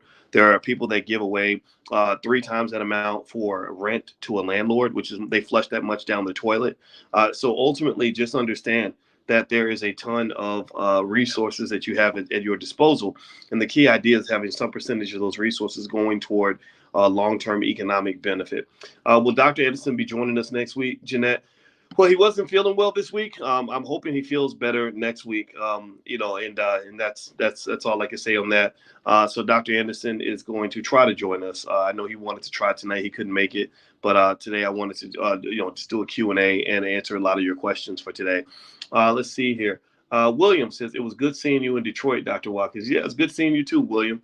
Yeah, I was in Detroit for Herb Strather, who's a multimillionaire real estate guy who's done over $1 billion in real estate deals. He had an event in Detroit last week, the Black Wealth Builders Summit.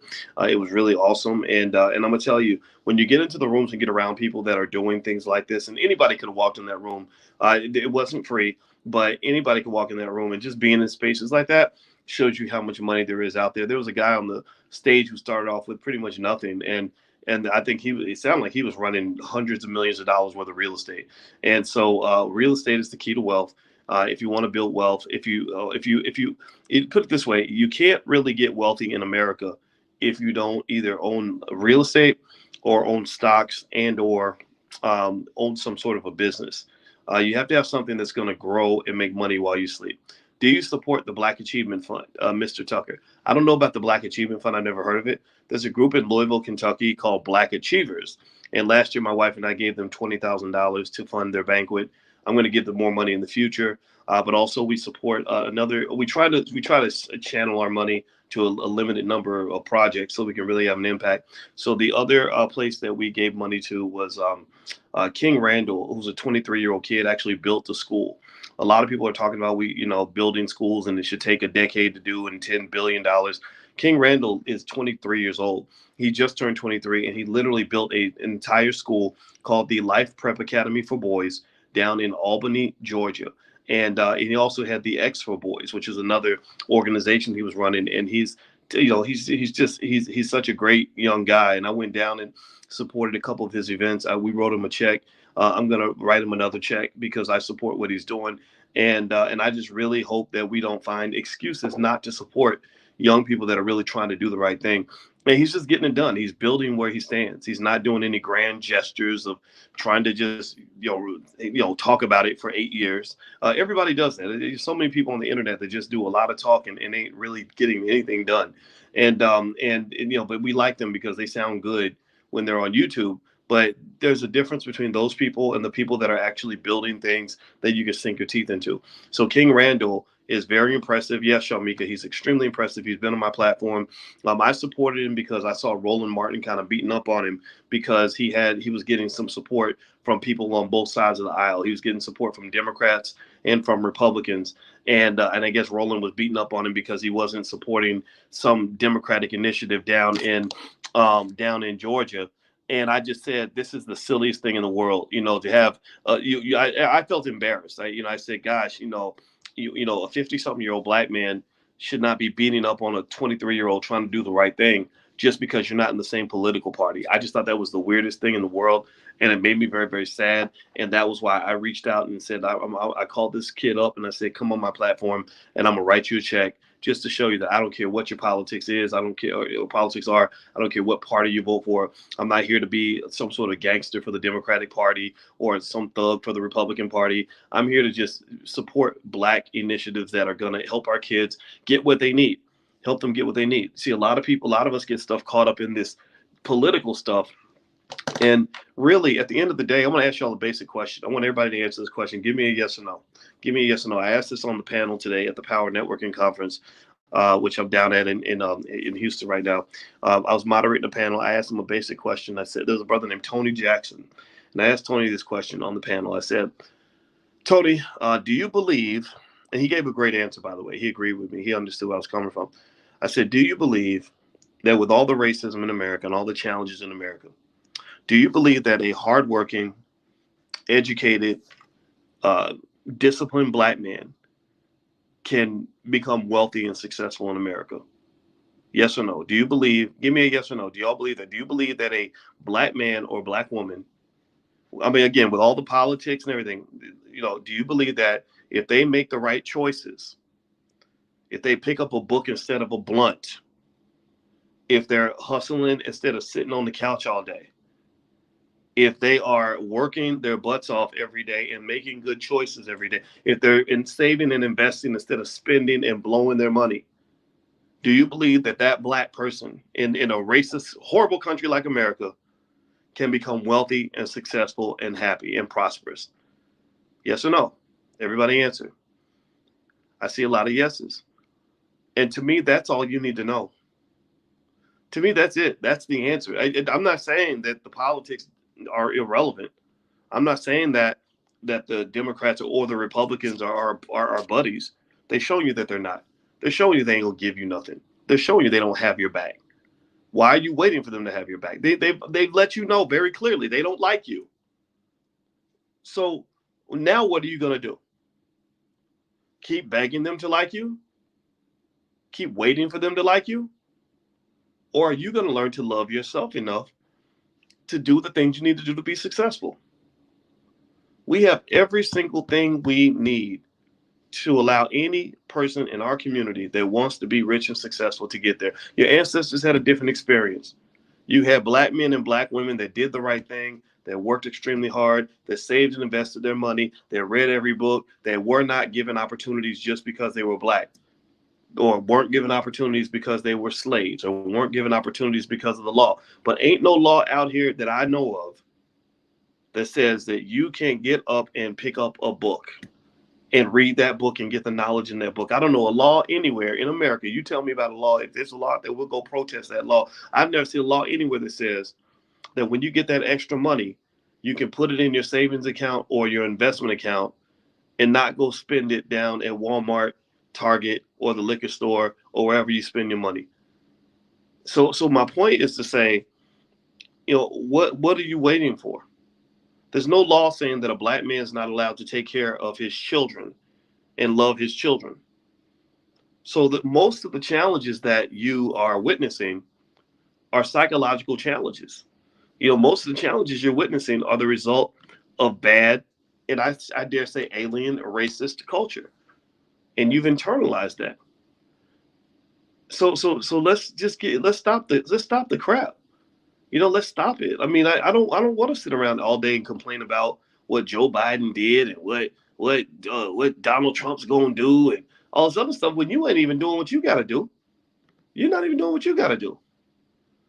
So I just think that it's silly. The whole conversation at this point.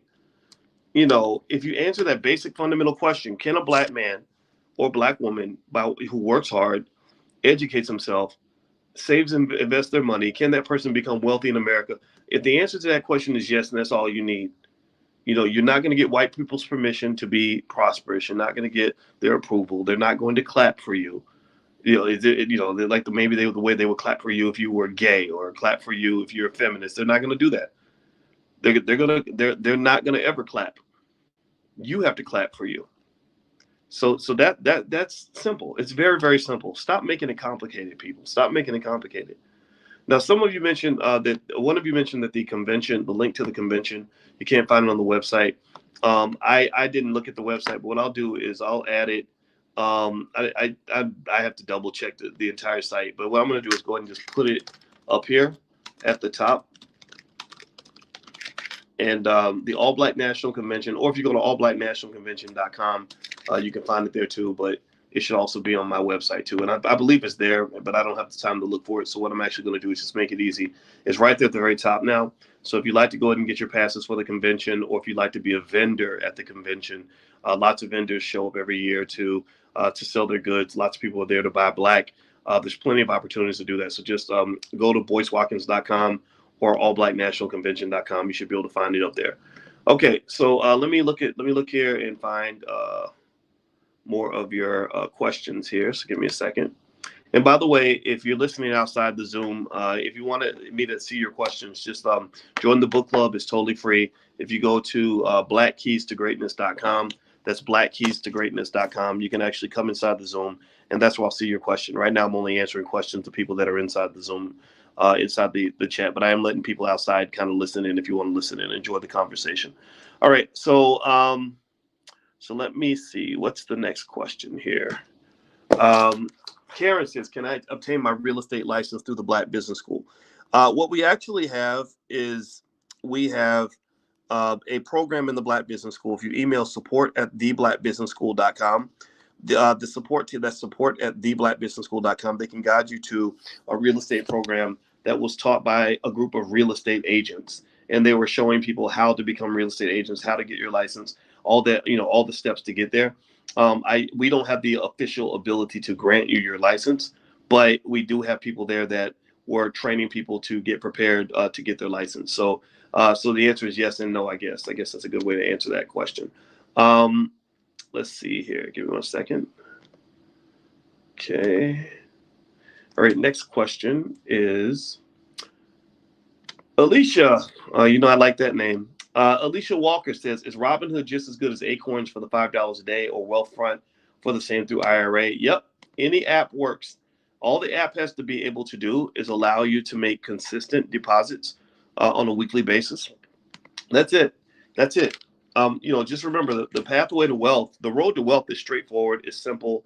There's no whites only sign on that road unless you put one up, you put one there. And literally, it's that straightforward. It's something that's so simple. And I dare say it this way, but I don't want to offend anybody when I say it this way. But, even a monkey can do it. And I say monkey, not because I'm trying to be racial, but because they actually did an experiment with monkeys where they taught monkeys how to invest. And they found that the monkeys were able to be taught to invest by throwing darts at a wall. And they also found that when the monkeys invested, they were able to make as much money as the experts on Wall Street. And the reason is because of something called the efficient markets hypothesis, which is an old theory that was supported by a lot of people, including Burton Malkiel in his book, A Random Walk Down Wall Street in 1971, where literally because of the efficient markets hypothesis, you don't necessarily need to know anything about stocks in order to buy stocks and do so successfully. All you have to do is make sure you avoid taking bad advice from your friends. But literally, if you just randomly went into the stock market every week and just bought different stocks every time, you literally would have you'd have far more wealth than someone who sat on the sidelines. The biggest mistake people make when it comes to investing is to be too scared to invest, because you miss everything. You miss all the upturns. Right now, if you're watching the stock market, you see a lot of money being made right this moment. And a lot of people aren't getting any of that money right now. Like literally the market, go look, the stock market's been on a roar the last week and a half. I hope you guys are investing. If you're not investing, please do that, because the stock market's been on a roar. They're making money. I'm making money by going to sleep. I go to sleep and I wake up and I have another few $1,000s in my account. Like, it's that easy to make money when you're just consistently investing. And why is that? Well, because you got to be positioned to benefit from the upturn. You have to be ready to benefit. So people that were consistently buying when the markets were going down, those are the people that own those assets when the prices start going up.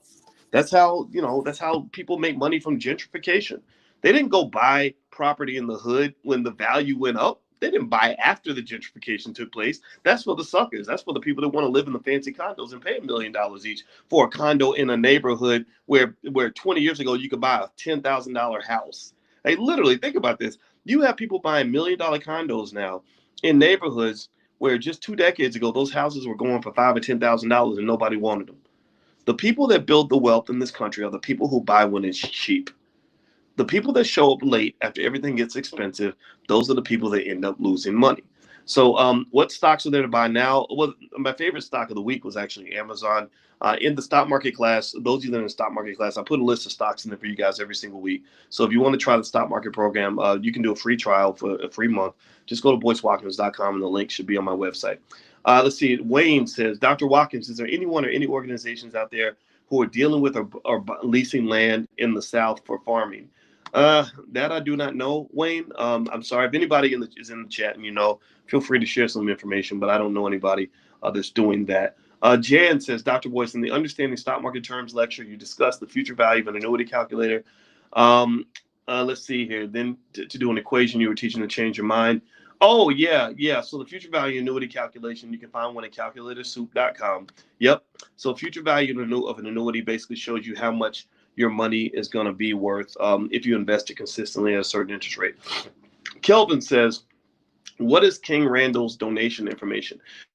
If you look up the X for Boys, I think it's called the X for Boys. Let me see. If I type in the X for Boys in Google, yeah, there we go. The x4boys.org, THE, the X for Boys, and that's the letter X, the x4boys.org. There's a donate button right at the top of the page. So you can feel free to leave a donation for King Randall at thexforboys.com. Somebody please type that in the chat for anybody that missed it the first 3 times I said it. All right. Let's see. If the majority of people living paycheck to paycheck outside of investments, do you have any other ideas to strive in the economy?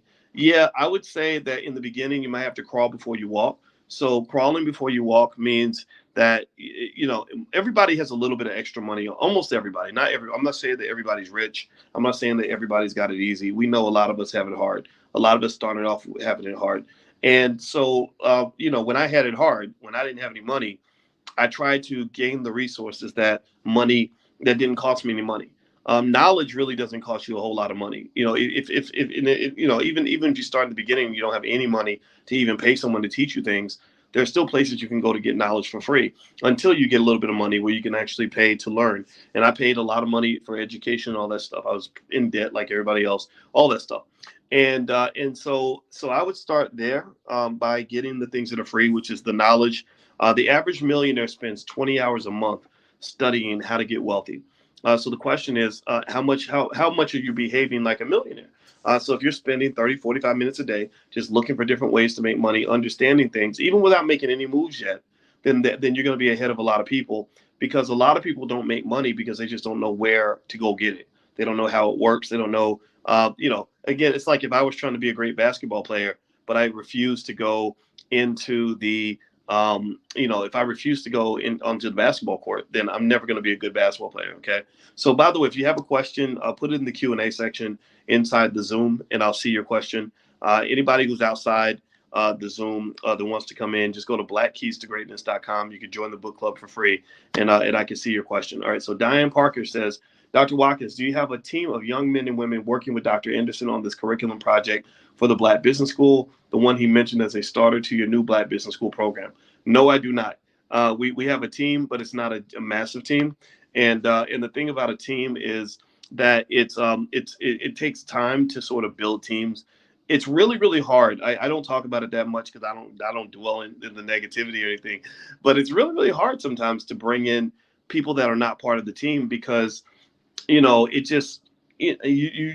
to vet people. The people I've worked with for years, because some of you, if you follow the internet, you've seen times where we've worked with people and it didn't work out.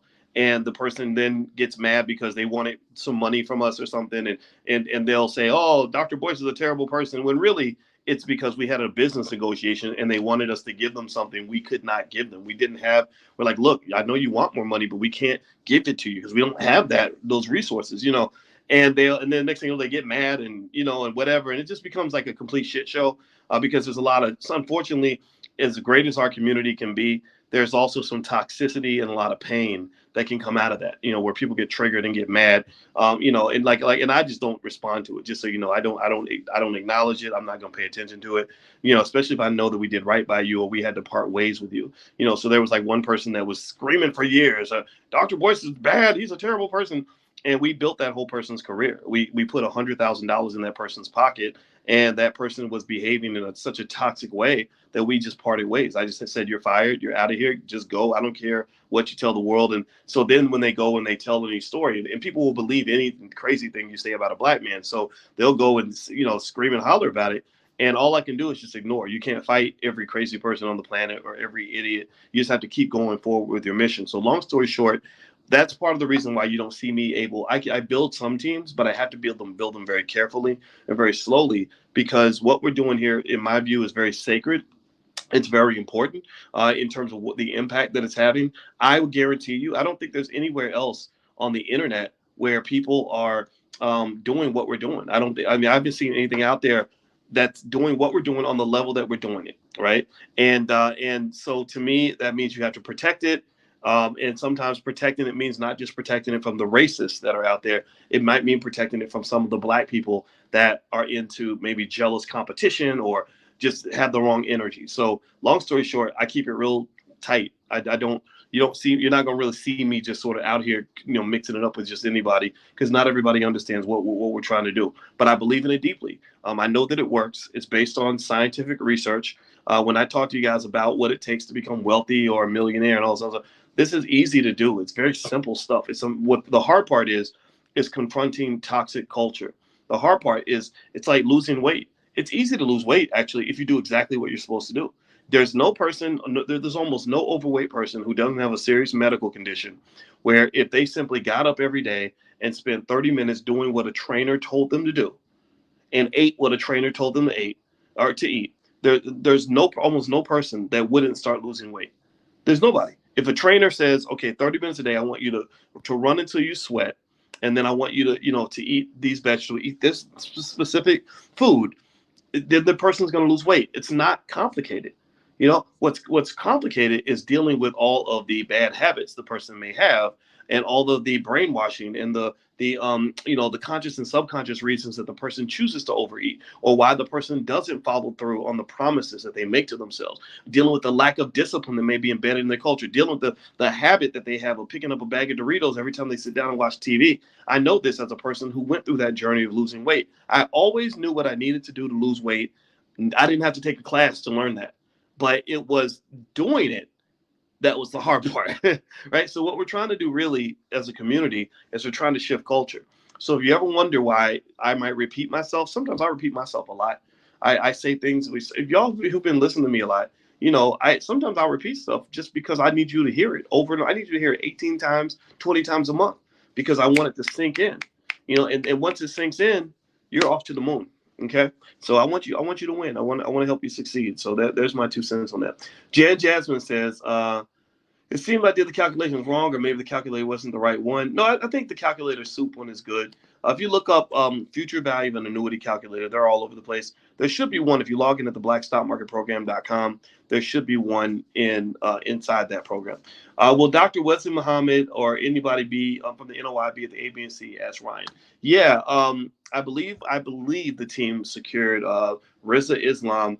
I want to say Nuri Muhammad or Akila Nihanda. I can't remember everybody exactly, but I love the Nation of Islam, and I think the Nation of Islam, as far as how they deal with blackness, the structures of the way they view family and working together and building things. I think that's a great template to pay attention to in terms of what the community could do if we do our best. Reginald says, okay, Reginald, I see you have a question about the Black Business School. If anybody has a question about the Black Business School or your membership, just write this email down. It's support@theblackbusinessschool.com.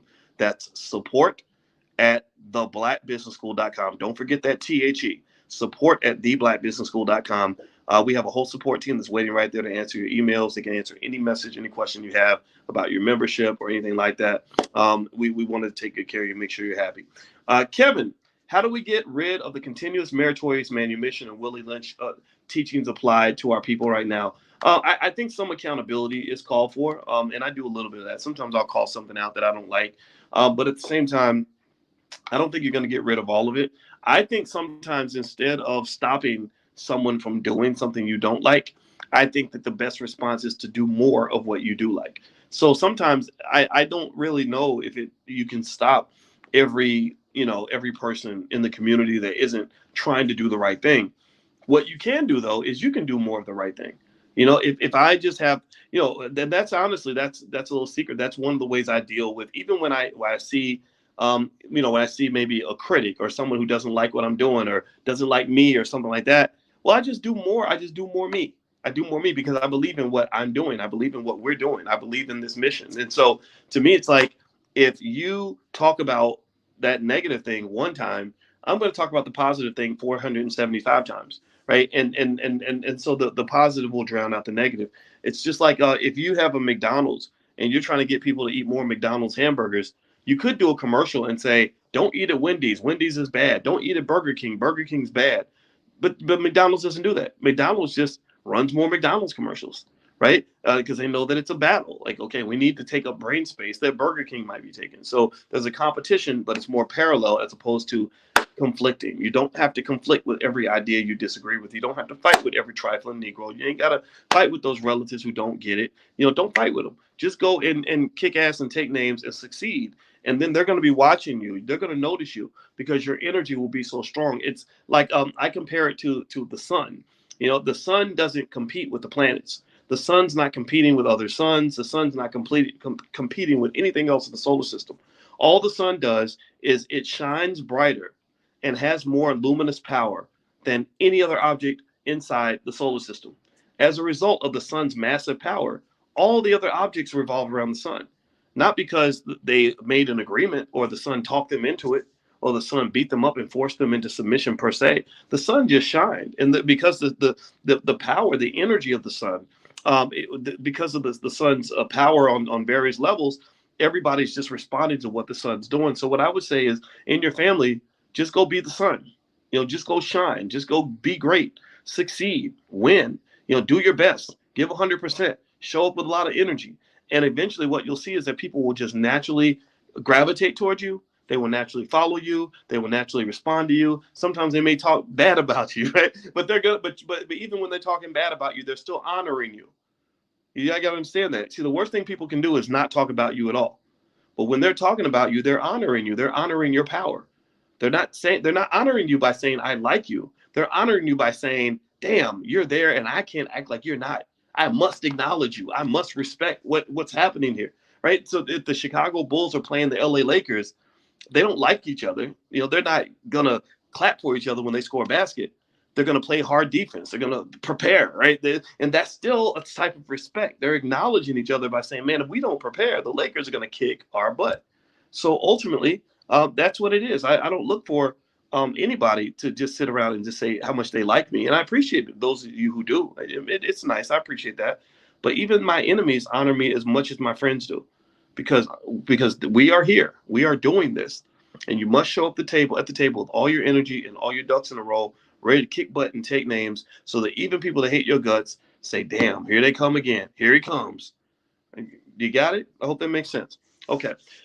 Let's see. All right, next question. Let's see. When Ice Cube presented his platinum platform to Trump when he was president, was it Trump or our politicians that turned it down? Ice Cube did not present the platinum platform. As you know, I worked with Ice Cube very closely during his political thing. I remember him going on CNN. We talked right before he went on CNN. We talked about, we kind of strategized on some points he can make on the show. And then after the show, he called me and we were talking a little bit more. And we talked a lot.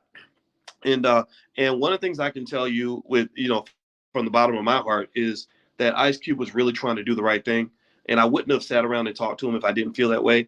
I remember I had conversations with other people and I wasn't as convinced. I talked to Kanye West. I like him. I think he's trying in his own way, but I feel like Kanye's still a little bit, it's like something about being like in this celebrity space. And, all these white people are giving you money and whatever, and they'll pay you money to act like an idiot. I'm not saying Kanye's an idiot, but sometimes he acts like an idiot. I'm just gonna be honest with you. Sometimes he's a genius, sometimes he's a weirdo, and I don't really care about any of that because I can strip away from all that. I see where that's coming from. I see what that is, and I see why that gives you confidence, because men naturally gain confidence when they're making money, no matter what they're making money for. So some comedian who calls himself the N-word or acts like a buffoon and makes $10 million doing it, will feel like he's a successful black person, because people who don't understand how this so-called success is manufactured by corporate America, they think it's a big deal. It ain't a big deal.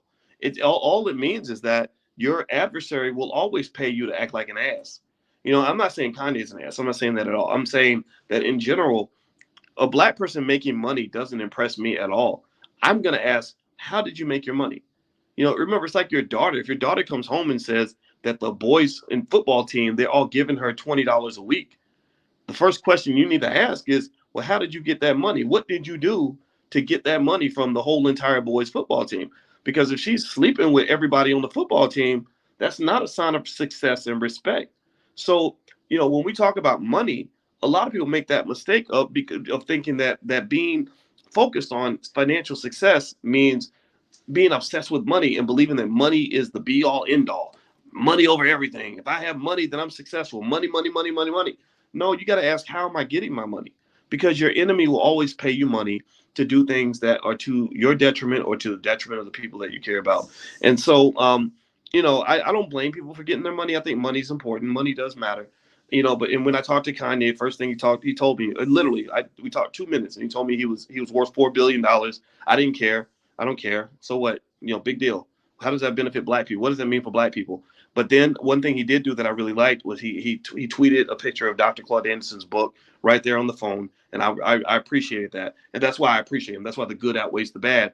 But in terms of having the ability to even focus long enough to really get something done, I don't think that was there yet. I think that sometimes that celebrity space distracts you so much that it's like you think you can snap your fingers and everything's going to change. And unless you're snapping your fingers and delegating to the right people, nothing is going to change. And also I really encourage everybody to stop getting all pumped up about these celebrities who talk about themselves like they're walking gods. Like, I'm the greatest of everything. I'm the most important, whatever. No, you're not. Stop that. Your community is more important than you. And you must bow to that. You must honor the community before you start honoring yourself. And so I didn't honestly get a lot from talking to Kanye. It was kind of like wow, my kids thought that was cool that he called, but it wasn't a big deal. When I talked to Ice Cube, I felt like I was talking to a true ally who truly understands what we're trying to do. I felt like I was talking to a person who understood how to play your position. I felt like he understood that as a celebrity, I have a big platform. My job is to be fearless with my platform, to walk away from all the temptations that come with being a celebrity, where they pay you money to dumb yourself down or walk away from your community. And I also felt that he understood that there's a point where you pass the ball to people in the community that don't have the spotlight you have. So when Ice Cube made his contract with Black America, which I encourage everybody to take a look at, the first thing that impressed the hell out of me was that he went and he recruited scholars and thinkers to give him the best ideas to put on this contract, so that he could then do his job, which is to promote it. I thought that was brilliant. And every celebrity can do that. All of them can do it. But unfortunately, when you just get out here in this weird world, they just completely forget about Black people, at least in an authentic way. It becomes very superficial, very silly. Just understand, with all the money and the power and the access and resources that they have, if they sat down with a team of smart people and just gave them access to the platform and their connections, you could raise 10, 20, 30 billion dollars in a couple of weeks for the Black community, and build a whole chain of Black owned schools. If you wanted to, you could build thousands of Black owned businesses, but nobody's encouraged to think that way, because our smartest people are oppressed by culture. You have anti-intellectual culture. So you have a lot of people that get promoted heavily who are just not that smart, who are not trying to be smart, who are trying to be as ignorant as possible. Well, why would you do that? Well, because that's how you get the bag sometimes. I don't think the white man will ever pay you for being your absolute best. He will never pay you for competing against him. He will never pay you to win, in the competition of minds. He'll only pay you to entertain. And that's what your job is. So let me keep going. Alicia says, my son, Kal-El, is 11 years old, is asking this question. Did anyone actually go to the moon? If it's true, how much money would it cost? Great question. I'm gonna tell you, I'm not a conspiracy theorist about going to the moon, but I like that question because it gets me off that train of thought I was on before. Because y'all know me, I could go on that forever. But I don't know. What confuses me about the moon is I don't understand how there was something that you did in 1968 that you can't do in 2022. And that's weird. That makes no sense to me. I get it. People are like, yeah, we don't invest in NASA and they, but it was 1968. You have more computer technology in your phone that they had in the entire rocket ships that they were sending to the moon. I don't get it. I admit I don't understand it. So when people say that they faked the moon landing, I don't think it's impossible. The government's faked all kinds of stuff. So stop acting like they wouldn't do it. I'm not saying they did. I'm saying that it doesn't make sense. If you ask somebody in 1968, well, what will you be doing by the year 2022? They say, oh, we'll be living on Mars. We'll have colonies on Mars by 2022. We can't even get back to the moon. We can't even do in 2022 what they did in 1968. They're like, oh, we'll be in the moon by the year 2030 or the year 2025. It's going to take that long, really? So I don't know. That was a great question. And I don't know. Anything's possible. Okay, so Nasia says the platinum vendor ticket comes with only one VIP ticket, but I would like to bring my business partner. Can she have a ticket? Nasia, yeah. Well, how about this? I can get you a discounted ticket. So why don't you email support@theblackbusinessschool.com and tell them that I said to give you a ticket. And what I might try to do is actually see if I can pull up a discount code that you can use for anybody that wants to go ahead and get your convention tickets now. Since you're in the book club, I can give you guys a discount. So let me see if I can I'm a terrible multitasker. So if I start talking about weird stuff, just know it's because I'm trying to multitask and I'm doing it wrong. All right, yeah, I can't quite get inside right now. So so I'm gonna have to push this to the side. But what I'll do is I just want you guys to know that probably in the next week or so, we're gonna run another special on the tickets to the convention. So you don't have to buy your passes now. We'll give you a discount code within the next week or so. I can't open it up in the system right now for some reason. My computer's acting a little bit weird. So sorry for that. If it changes, I'll let you know. Let's see. Diana Parker says, I only ask because we are not promised Dr. Anderson and we don't want to miss gathering his extremely valuable knowledge. Yeah. Well, Dr. Anderson, I agree with you. And that's one of the reasons why I interviewed him so much. I interviewed Dr. Anderson a lot because Dr. Anderson is a national treasure. And I believe that, nobody's going to live forever. Him, you, me, none of us. So I believe in recording things. That's why I talk a lot online, because who knows, maybe in the future, maybe some of my ideas will be beneficial to young people. So I try to visualize in my head when I'm talking to you. I visualize some kid in the year 2070 watching like one of my videos or something and getting inspired from something that I said back in the year 2022.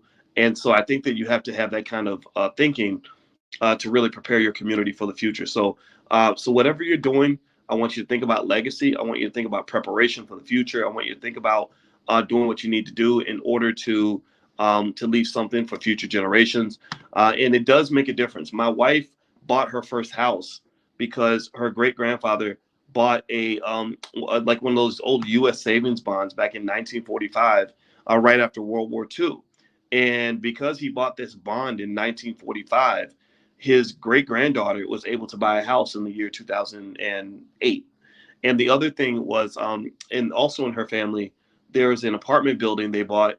Her great grandfather bought in the South Side of Chicago in the 1930s and 1940s, back when the South Side of Chicago was a really super nice area to live. It's still very nice in some parts, but some parts are better than others. And literally, they bought this building, and to this day, his great granddaughter or something like that is living in the building rent free and making an income from owning the building. She does not have to work because of what her great grandfather did back in 1945 or 1940, 1938, whatever the year was. So what I really want you to think about is realize that you are the ancestors. You are the ones that are leaving a legacy, whether you leave one or not. And what you leave or don't leave is going to impact your children, grandchildren, great-grandchildren in a significant way. You got to make that plan now. You have to plant those seeds now.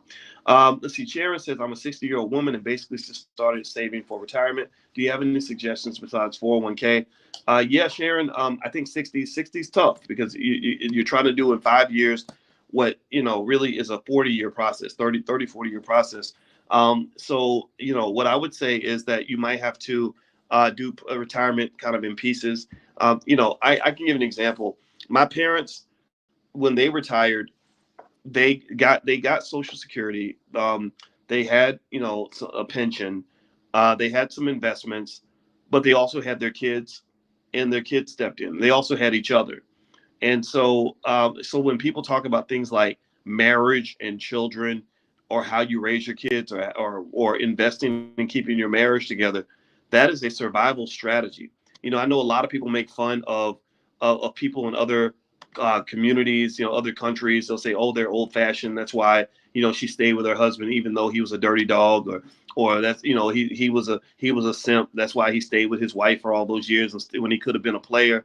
But you don't understand that in countries where they're not as rich as the United States, staying married is the difference between survival and complete desperation, or prosperity and economic failure. I have a friend in Botswana whose family is worth millions of dollars, and she said family is the most important part of our wealth building process. She said, "I don't understand how African Americans even think they can begin to build wealth when they can't even keep family together, because every generation you're starting with nothing." And everybody thinks that dating and relationships are all about how good the sex is and who you have the most fun with and all that. She said, "No, we get married and we stay married because your family is your protection. That's your institution. So when you have no family and you have nobody, then it's very difficult to do things." So I would almost say that retirement, it's starting that late at 60, has to be very creative. It means you definitely have to work beyond retirement. So maybe finding a part-time job, or a job that you can handle as you get older, is a requirement, because you don't have to quit working just because you hit a certain age. In fact, they recommend that you actually remain active after retirement. When you stop working and you just sit there, you're gonna die soon. That's what all the studies say. Just look it up. So if you are retired, don't just sit around. Find things to do. You don't have to work as hard as you used to, but do something to keep yourself active. Give yourself a sense of purpose. Also, people that don't have any purpose. The time where I had my midlife crisis, where I was the most depressed, was actually when I was the most successful. I was about 40 something years old. I had achieved all my goals. I looked at my life from the time I was 22 and thought about all the goals I had for myself back then. I literally had them written down. I still have those papers where I wrote down what I wanted to do over the next 25 years.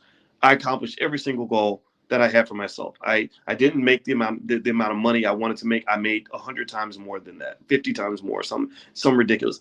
I didn't, I got the education I wanted to get. I married the woman that I wanted, the kind of woman I wanted to marry. My wife, in my mind, was the woman of my dreams. Like there was nobody that was better in my mind. And so I was sitting there and I was thinking, this is a weird place to be, because I don't have to get up anymore. I don't have to, before I would get up and I had a reason. I had a goal. Like, I get up because I was hustling. I was trying to become somebody, or I was trying to finish my degree. I was trying to go make some money. I was trying to succeed. And I realized I didn't have any of that stuff I needed to do anymore. I was like, God, I'm, kind of being, the so-called good side of being whatever I am is, you ain't got to prove nothing to nobody. I proved a lot, right? So I realized that I was very depressed at that point, because I had no sense of purpose. There was no reason to get out of bed. So I'm like, what am I going to do? Is lay in the bed all day to eat Cheetos? Like, that's not going to make me a better person. So I had to find new goals and objectives that were going to keep me mobile, keep me productive, keep me moving. So I encourage everybody, when you retire, don't just sit around. Just move to the next phase of your life. Don't work yourself into the ground either, though, but find something that's going to give you a goal, a sense of purpose. People that have a sense of purpose and a reason for doing things, they just function better. That's also, I think that's part of the reason why when we get a certain age, we get a job, and then we get married and we start having kids, because the kids always give you something to do. Everybody that has kids knows what I'm talking about. There's always, you ask a parent, like, what have you been up to? Oh, run around with these kids and going to work every day, right? That's because you need that sense of purpose. If somebody took away the kids and took away the job and gave you $10 million, that's when people start getting into silly stuff. They start getting into drugs and whatever, because there's nothing to do except sit around and pleasure seek all day. You're using drugs, having sex, eating banana splits, going on vacation all the time. But eventually all that wears off, right? It's no longer like this sort of relief from your stressful life. It becomes like your way of life. And I can tell you, if you're doing all that stuff and leisure all the time, it eventually just wears away on your soul. So find something productive to do. I would maybe say that you definitely have to save and invest at a higher rate if you're saving for retirement later. I think that if you do have kids, hopefully your kids will step up. I step up for my mom all the time. My mother's on my payroll. I wanted my family to benefit from whatever I was doing.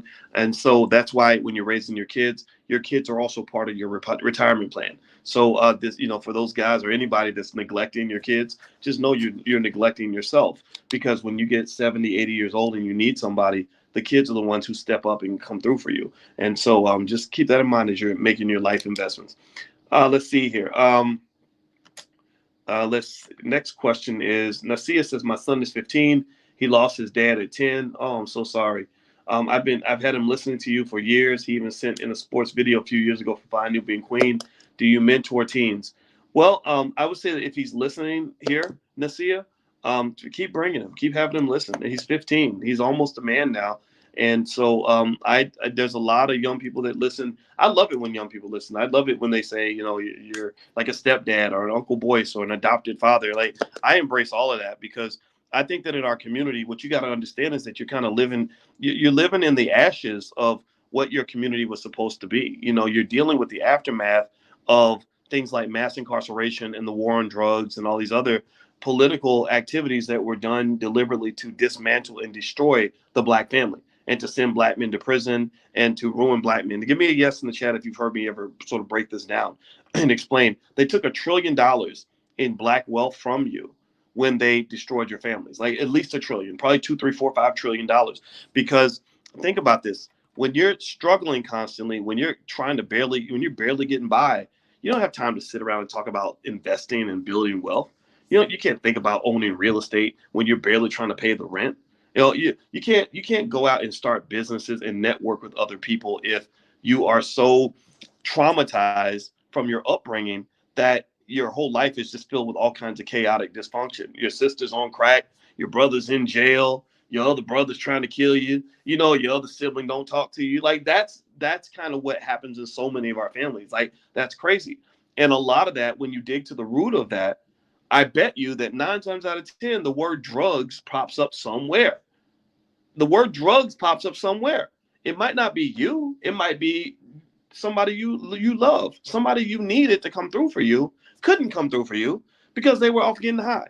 Or somebody that you needed to come through for you couldn't come through for you because they were traumatized and messed up in the head because their parent was getting high, right? Like, this is just chaotic. It's crazy. And so we have to be very intentional about, sort of rising the phoenix from the ashes, cleaning up the tornado, and really structuring our families and our existence in a way that's going to allow us to get back to becoming a fraction of what we were supposed to be. America owes you a big check for that. They owe you a big apology. They're not going to give you a check. They're not going to give you an apology, not for a long time. And so we have to at least focus on the rebuilding. But we can't forget that. We can't forget that because they're trying to sprinkle those drugs right back in your community. They got your rappers who are your most influential people in the community. They could be rapping about anything. They could be rapping and making kids read. They could be rapping and making kids build wealth. They could be rapping and making kids eat healthy. But instead, they are literally rapping and getting your kids to want to get high and drunk and on drugs at 18 and smoke so much corporate made weed, which has been heavily, heavily tampered with, to the point where they are addicted to dope at an early age and can't be functional for nobody. I do understand in my own life how many relatives I've had to cut off because they were messing with all that dope. Like, I don't even know what to do with you now. Like, every time I talk to you, you get triggered and go crazy because now your chemical imbalance in your brain is off. You can't even have a structured conversation anymore because all you can think about is getting high and drunk. Anytime you're picking up the weed in one hand and the Henny in the other. And I'm up here trying to fight a war and trying to build. You can't build nothing because all you're thinking about is the dope. You are a slave.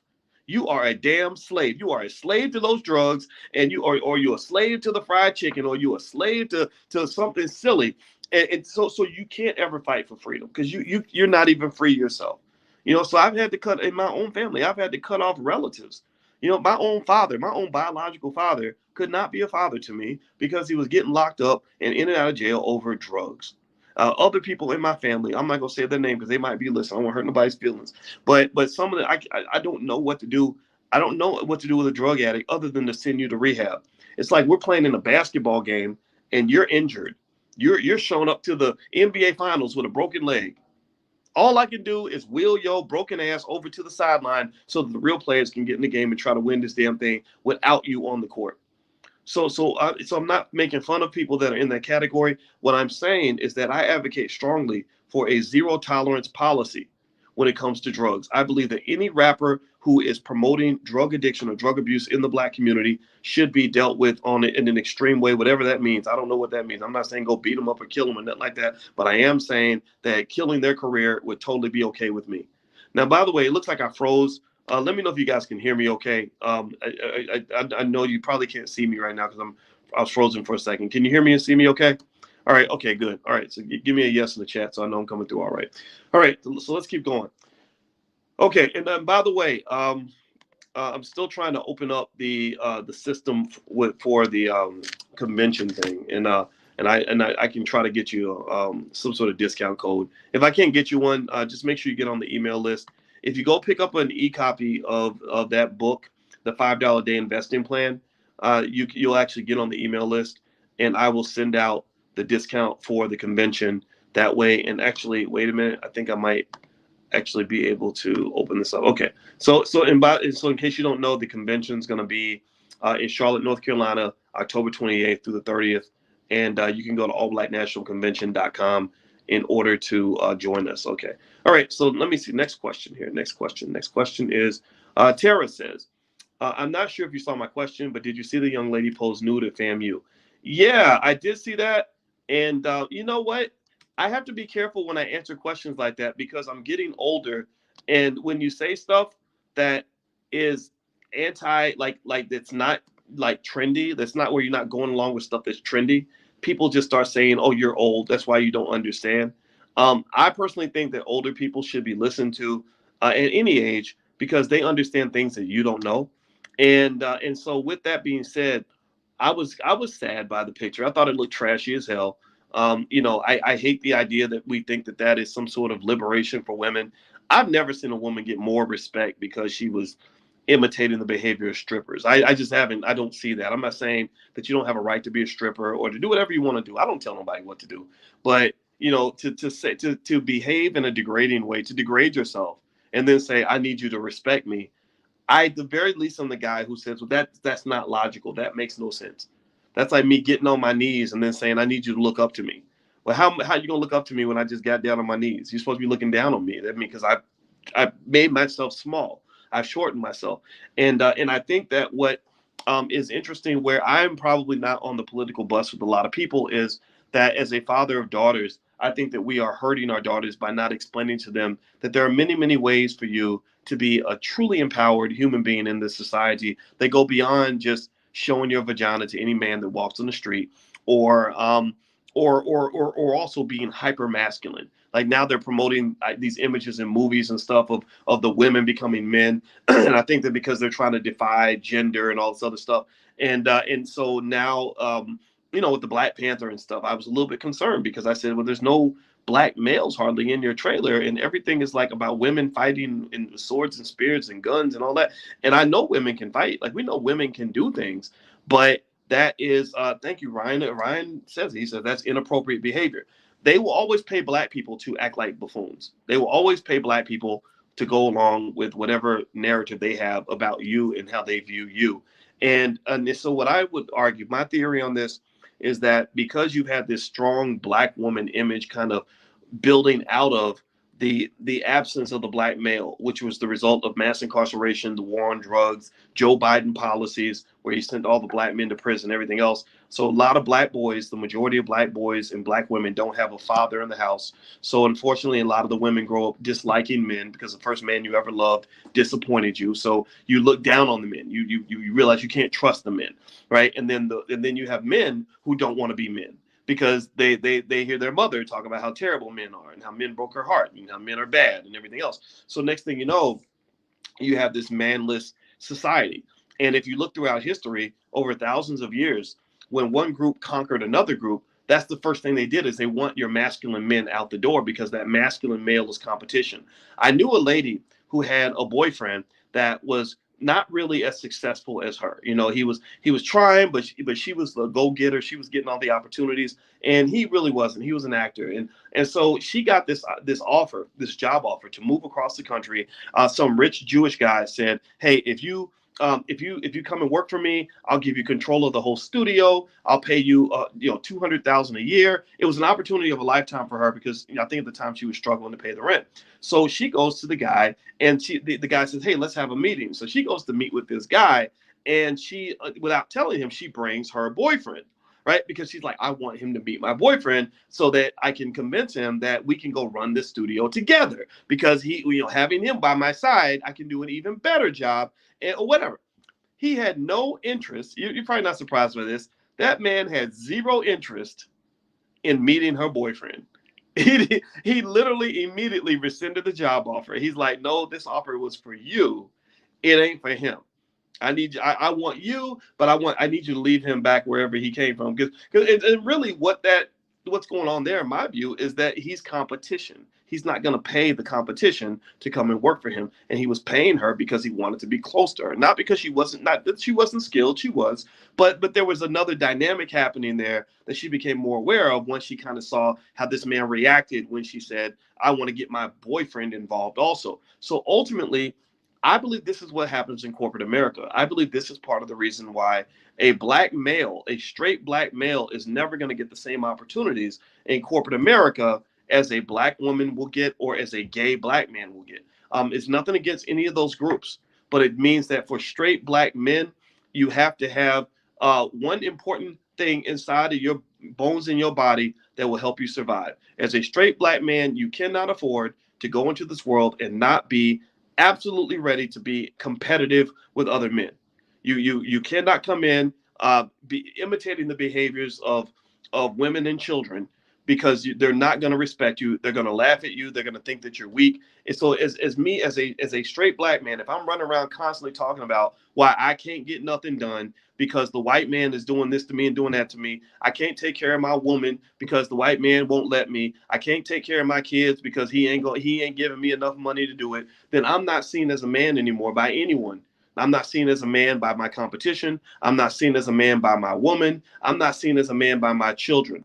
Because at the end of the day, a man has to have the ability to earn some sort of respect from somebody. Like my daddy did not, the daddy that raised me, not my biological father that was in prison for drugs. My daddy, he was the excuse maker, unfortunately. My daddy that raised me was a man where even when he didn't have a lot of money, he carried himself like a man. He carried himself like a boss. He carried himself like the head of a family. He carried himself as a leader. And I looked up to that. I saw him as a god because he just even when he was weak and tired and all that, I just never saw it. I'm not saying that maybe that's toxic or something. I don't know. I'm sure some therapists would say that that's not appropriate behavior, but it worked. I liked it. I liked knowing that my daddy was the man. I don't know if anybody else had a daddy like that. If you had a daddy like that, God bless you, you were lucky, because that really to me says that if the stuff really goes down and somebody's really trying to take what we got or hurt me or my sister or mess with our family, oh, daddy gonna go get him. Daddy got the strap upstairs. He's gonna pull out that gun. He's gonna fight to the end, and he might not win, but he's gonna die trying. I love that about my father. So I remember one time my mother and I and my sister were in the car, and we were driving, and we were in Louisville, Kentucky, where I grew up, and we were driving down the freeway. We were about to get off the freeway to go to our house. So we were about 5 miles from our house, though, and our car just broke down. So the car broke down on the freeway, but it was close enough to the exit that we could actually walk. But it was close. Like if you're in a car, it would take you maybe 2 minutes to get there. But on foot, you're talking about like a 20-minute walk, walking down the freeway, right? So the car breaks down because my parents ain't got no money. We pull over. We start walking down the freeway. So imagine this: you got a black family, a mother, father, an 8-year-old boy, that's Boyce, that's me, and a 3-year-old girl holding hands walking down the side of the freeway. And I remember that, white people, and I don't think all white people are bad. I'm not, so if you're white, don't think I hate you. I don't have time to hate you. I love myself. That's a totally different thing. So, there were people that drove by and they felt bad for us. They were like, dang, this poor family's walking on the side of the road. So, what they did? They did what was natural. They pulled over to say, hey, buddy, you need a ride? And I remember my father saying, no, we got it. And it's weird because when he said, "No, we got it," I got it. Like I got it instantly. I understood at 8 years old. I understood why my father didn't want to ride from that man. Two reasons. One, because you don't know who the person is. They could be a serial killer. But then number two, it was his pride. You know, like he was as a man, he's like, I'm going to solve this. I'm going to fix this. This is my family. I got it. Right. And again, I'm not saying this is the best way to handle everything. Maybe the best route might have been to get in the car and get the ride. I mean, you know, I'm not knocking that, but there was something about that really, to me, exemplified who he was to us and how important that was to our family. He was in many ways like a spiritual, like a tent pole. Like if you think about a tent, the tallest tent pole is what holds the tent up. And if you take that tent pole away, the whole tent falls down and drops on everybody's head, or it's not tall enough for people to walk around inside the tent. And so to me, when you took away the father, you took away one of the tallest tent poles. And so the tent's falling on everybody's head. So you can't really enjoy your camping experience because the tent, you're scrambling around trying to get the tent off your head, right? So the family without the dad, to me, is not the same family that you have with the dad. And I don't understand why people think that it's sexist for me to say that. It's actually more sexist for you to disagree with what I'm saying without hearing me out. Because there's no way on this earth I could ever convince any of you that you can have a family or a sturdy, solid family or a complete family without the mother. We know how important mama is. We know how important big mama is. We know the mother is the center of so many important things that happen in the household. So I don't understand where we forgot how important the father is in terms of being the center of many things that happen in the household. So you've basically gotten comfortable running a marathon with one leg. You think that because you can hop 24 miles that you don't need to have two legs. You can run a marathon with one leg, and then you wonder why you keep getting last place. Well, you keep getting last place because you're running against people that have two legs, and two legs are better than one. So two parents typically are better than one parent, even if one of those parents isn't quite perfect. Right. So that's my belief. That's my 2 cents. So I'm sticking to it. All right. So let me actually grab. I told you guys I was going to grab you a discount code. Actually, if you go to allblacknationalconvention.com and you use the code book club, you can get 30% off your tickets to the All Black National Convention. You can do that right now. So just go to allblacknationalconvention.com, or if you even go to boycewatkins.com, it's right there at the top of the screen, and just use that code book club at checkout, all one word, book club. You can get 30% off your tickets, and we will sell out. We sold hundreds of tickets in the first month that they were available right after the last convention because everybody has so much fun. I guarantee you're going to have an awesome time. You're going to love it. I'm really excited about doing the interview with the former CEO of the Air Jordan brand, Larry Miller. Larry's a good friend of mine, and I love this guy. And I like him because Larry didn't forget where he came from. And he was the guy that understood. He understands how to scale a business. You know, he took the Air Jordan brand. Think about this. I bought Air Jordans when I was I got my first pair when I was 14. I saw them for the first time when I was about 12. And I'm not 12 years old anymore. I'm nowhere near 12 years old. But the idea that Michael Jordan's brand is still as relevant now as it was in 1983 and 84 is astonishing to me. And Larry Miller is the reason for that, in my opinion. He took that company from 300 million or so per year to 3 billion. He's coming to the convention. I'm going to do a fireside chat with him. Also, there's a billionaire, Mike Roberts, that's going to come down as well. But then we have a lot of other great people, activists and intelligent people like Reza Islam, people that understand crypto and business, people like Lene Javette, Julian Gordon, others, just so many great people there. So if you'd like to come, just go to boycewatkins.com or allblacknationalconvention.com. Use that code book club and you'll get a 30% discount. All right, so let's see. Somebody asked, how did you perform in your race? Don't ask, because I don't do very well in my race. My rule with running is just don't stop running. Just keep running. Just keep running. Kareem says, will the event be live streamed for those who cannot make it? We're working to set up a live stream. That's not determined yet, though, because we have to have a certain type of film crew on the ground, and we haven't picked our film crew yet. So we're thinking about it. We're trying to decide if we're going to do that. Let's see. Rodney Ward, for every different brokerage account, do you need a different bank account? No, you do not. You can have one bank account that feeds all your different brokerage accounts. That's pretty easy to do. Shamika says, have you or anyone heard about the Christmas box baby? I don't know what the Christmas box baby is. Anybody heard about the Christmas box baby? I don't know what the Christmas box baby is. Sheila says, my son is now 12 and lost his father 2 years ago of an accident, and it does take a community of men to take care of the children, especially the young men. I am so sorry for you and your son. That just hurts my heart, and I'm so sorry for your husband. I mean, I'm y'all. Sorry, I slowed down talking because I feel it in my stomach and my chest right now. I'm so sorry. Whew. Okay, sorry. It's weird. My stomach just started turning when I just imagine what that poor little boy had to go through. I too have had him go through all of your courses, and he continues to follow you in the teaching of Claude Anderson. Thank you in the community of strong men. Absolutely, Sheila. And give my best to your son and to your family. And I'm so sorry that you had to go through that. I'm so sorry. And I'm always going to be here for you as long as I can talk, and as long as I can, as long as I'm alive, I'm gonna be here. The Christmas box baby was a baby kidnapped from the Cook County Hospital. Really? When was that? Was that recently? I haven't heard anything about that. Community control of numbers, says Timothy Jones. Okay. I don't know what that means. I'm sorry. Community control of numbers versus reparations. I don't know what community control of numbers is. I'm so sorry. That doesn't resonate with me. I apologize for not understanding that. So anyway, I think we've had enough time to kind of do some Q&As. I went through all your questions.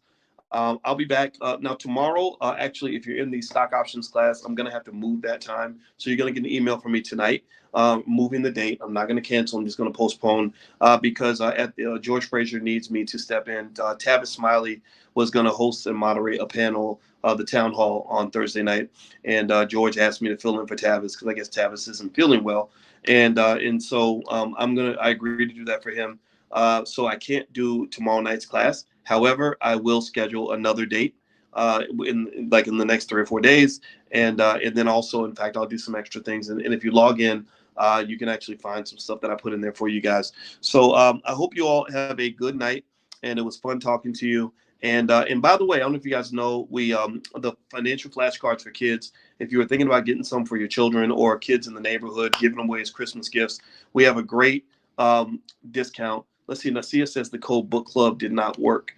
Let me see. I'm looking here. Try capitalizing the B and the C. Maybe that'll work.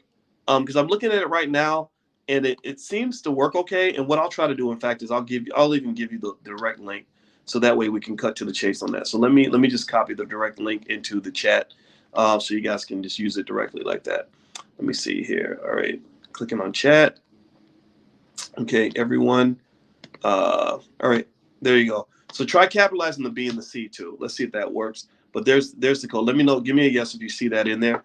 And so if you're thinking about coming to the convention, that code will always work. So go ahead and feel free to use that code. You can get 30% off anything that you want. Even if you want to be a vendor, it even works for vendor tickets. So feel free to use that code Book Club. Capitalize the B and capitalize the C.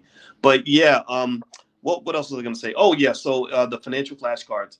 So we're having like a sort of a 24-hour flash sale where they're about 31% off or something like that until midnight tonight. So if you'd like to take a look at the flashcards, just go to financialflashcards.com. That's financialflashcards.com. So those are a great tool that we developed to help you teach your kids about wealth and economics, and they work extremely well. And I really want to encourage you. It's very, very easy for you to put your family at a very high level. Remember, let's go back to that basic question I asked you in the beginning. I asked this on the panel today at the Power Networking Conference. I said, is it possible for a black man or black woman who works hard and is disciplined and educates themselves to become successful or wealthy, no matter how poor that they are in the beginning? Most of you answered yes.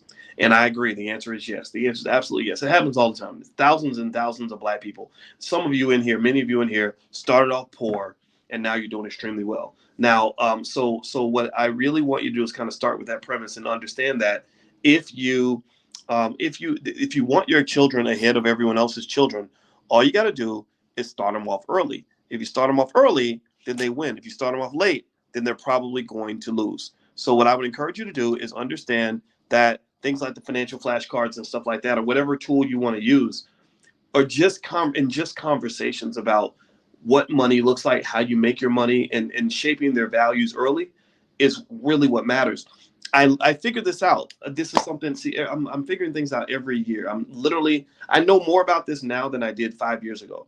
And I knew a lot 5 years ago, because even 5 years ago, I'd had my PhD for 15 years. So I knew a lot of stuff, but every day I'm figuring out stuff. And here's what I figured out about this wealth thing in the Black community. It ain't about the knowledge. It ain't about access to the knowledge. 40 years ago, maybe access to knowledge was a big deal because you had to spend money and go to college and all that stuff. Now you got a whole university in your cell phone. The greatest university in the history of the world is in your cell phone. So the knowledge is right there. It's available.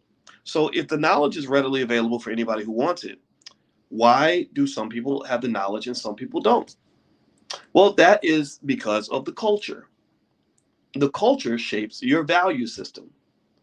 So if I am in a culture that does not value knowledge, then I'm not going to seek knowledge.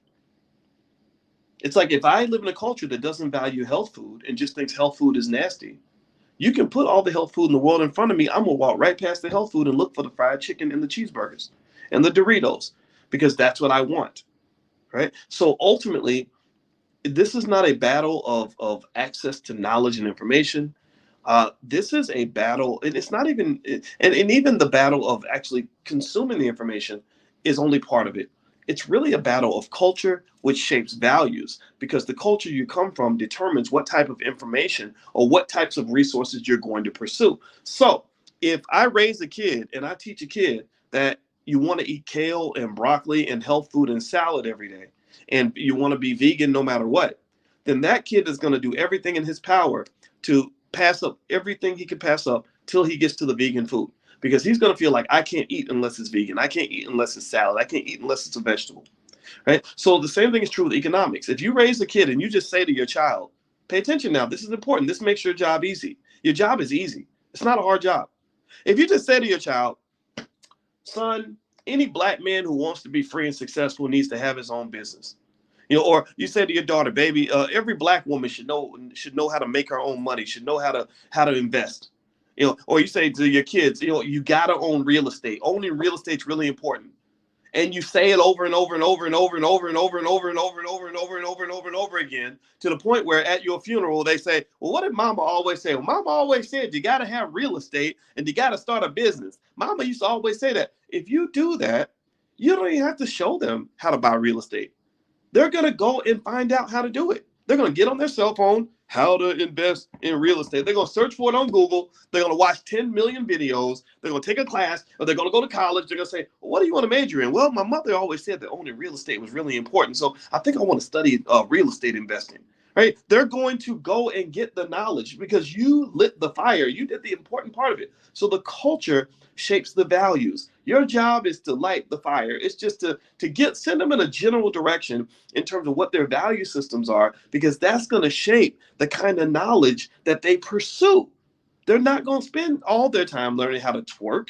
They're going to spend, because that's what kids do. They give them the phone. They're like, how to twerk, how to drop it like Cardi B, right?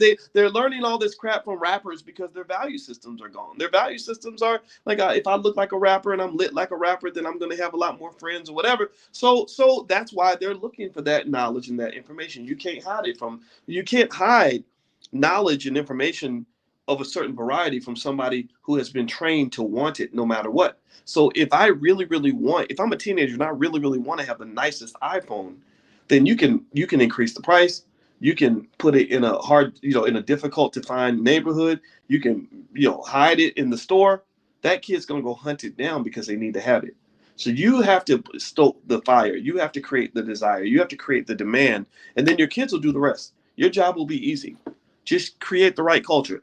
Don't even talk to your kids about jobs, in my opinion. I think I don't even talk to my kids about jobs. They'll figure that out. Some slave will come along and tell them how to go work for other people. That's fine. I'm kidding. If people that work for other people, I'm not making fun of that. But seriously, I don't need to tell them about all that. What I talk to them about? I talk to them about things like being financially free. Or I'll say to them, preparation is the key to success. That's my slogan in the household. Every time they fail, every time they mess up, I say, preparation is the key to success. Well, you know what I'm teaching them? I'm teaching them about investing. Because all investing is preparation. Investors are nothing. Investors don't make all their money now. Investors made all their money in the past. Every ounce of money that they're making right now came from a move they made in the past. So they dominate the present because they prepared for the present when they were living in the past. When the present used to be the future, They were preparing for the future because they said one day the future is going to be the present. So the question I must ask you right now today is 2028 is coming. It's going to be here. 6 years. Nobody's thinking about 2028. Ain't nobody checking for 2028. Everything's vacant. Opportunities are abundant in the year 2028 if you prepare for it in 2022. What are you doing right now in 2022 that will prepare you to be in a great position in the year 2028? 2022 is to 2028 what 2016 used to be for 2022. Were you preparing for 2022 back in 2016, or were you only thinking about 2016? A lot of us were just thinking about 2016. So what I'm saying to you is, if you want to get ahead of the curve, ahead of the game, all you do is you get to the spot first. You think you take your brain into the future and you think about 5, 6, 7, 8, 9, 10 years down the line, and you start preparing now. And if you prepare now, then you will win. You start buying those shares of stock. That company, by 2028, the value has tripled, and suddenly you're the rich guy on the block, and everybody thinks you got lucky. So preparation is the key to success. Also, ownership is the key to power in America. You can never have power in America if you don't own something. So what I tell my kids also about financial assets is I say, you got to own property. When I took them down to the rental property we bought in Atlanta, I said, we bought this property because you must own assets if you want to be successful in this country. You must own real estate. You must own stocks. We talk about ownership, ownership, ownership, ownership, ownership. That's what you do. So figure out what your core values are going to be. Maybe pick 3 things, 2 or 3 things that you really want to drill into them, and drill it repeatedly. Repetition is the key to leadership, right? And once you've repeated it to them 10,000 times, then guess what? When you get older, man, that's going to be your legacy. That when they're winning lifetime achievement awards at the age of 45, they're going to give speeches. Your old ass going to be sitting in the audience, barely hanging on, maybe. Who knows? You'll be old and wrinkled, looking back on the good old days, and they're gonna give you a tremendous amount of credit for being the person that introduced them to a way of thinking that opened the door for all the possibilities that exist in their life. So don't feel like you have to give your children the world. Just give them something more valuable than the material things. Give them that spiritual wherewithal. Give them the culture. Give them the value system that will allow them to value the right things as they go conquer the world. All right. So that's it. That's my 2 cents for today. I'm going to go ahead and let you guys go. It was fun talking to you. It was great answering your questions. I hope that I answered them thoroughly for you. And I will be back soon. And next week, we're going to get started and jump right back into Powernomics. Those of you that are not in the book club, you can actually join by visiting blackkeystogreatness.com or just boycewatkins.com. There should be a link on my website also. And I will see you guys later. So please have a good night, and I'll talk to you guys soon. Take care now. Bye-bye.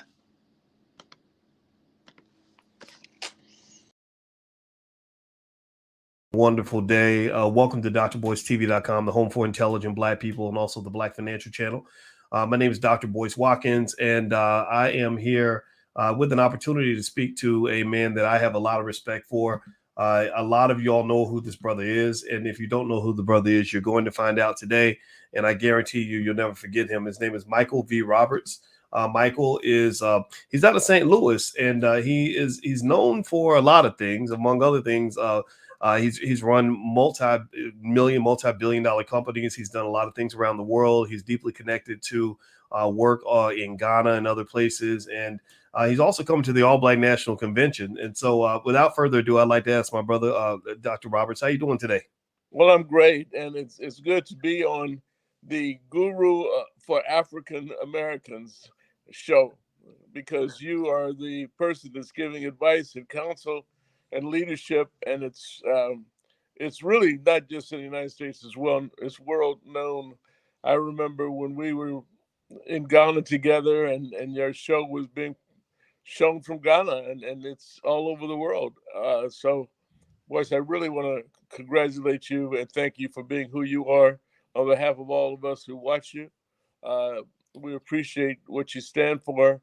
You are probably the most clarion voice for African Americans in today's timeline. So, once again, thank you for having me on.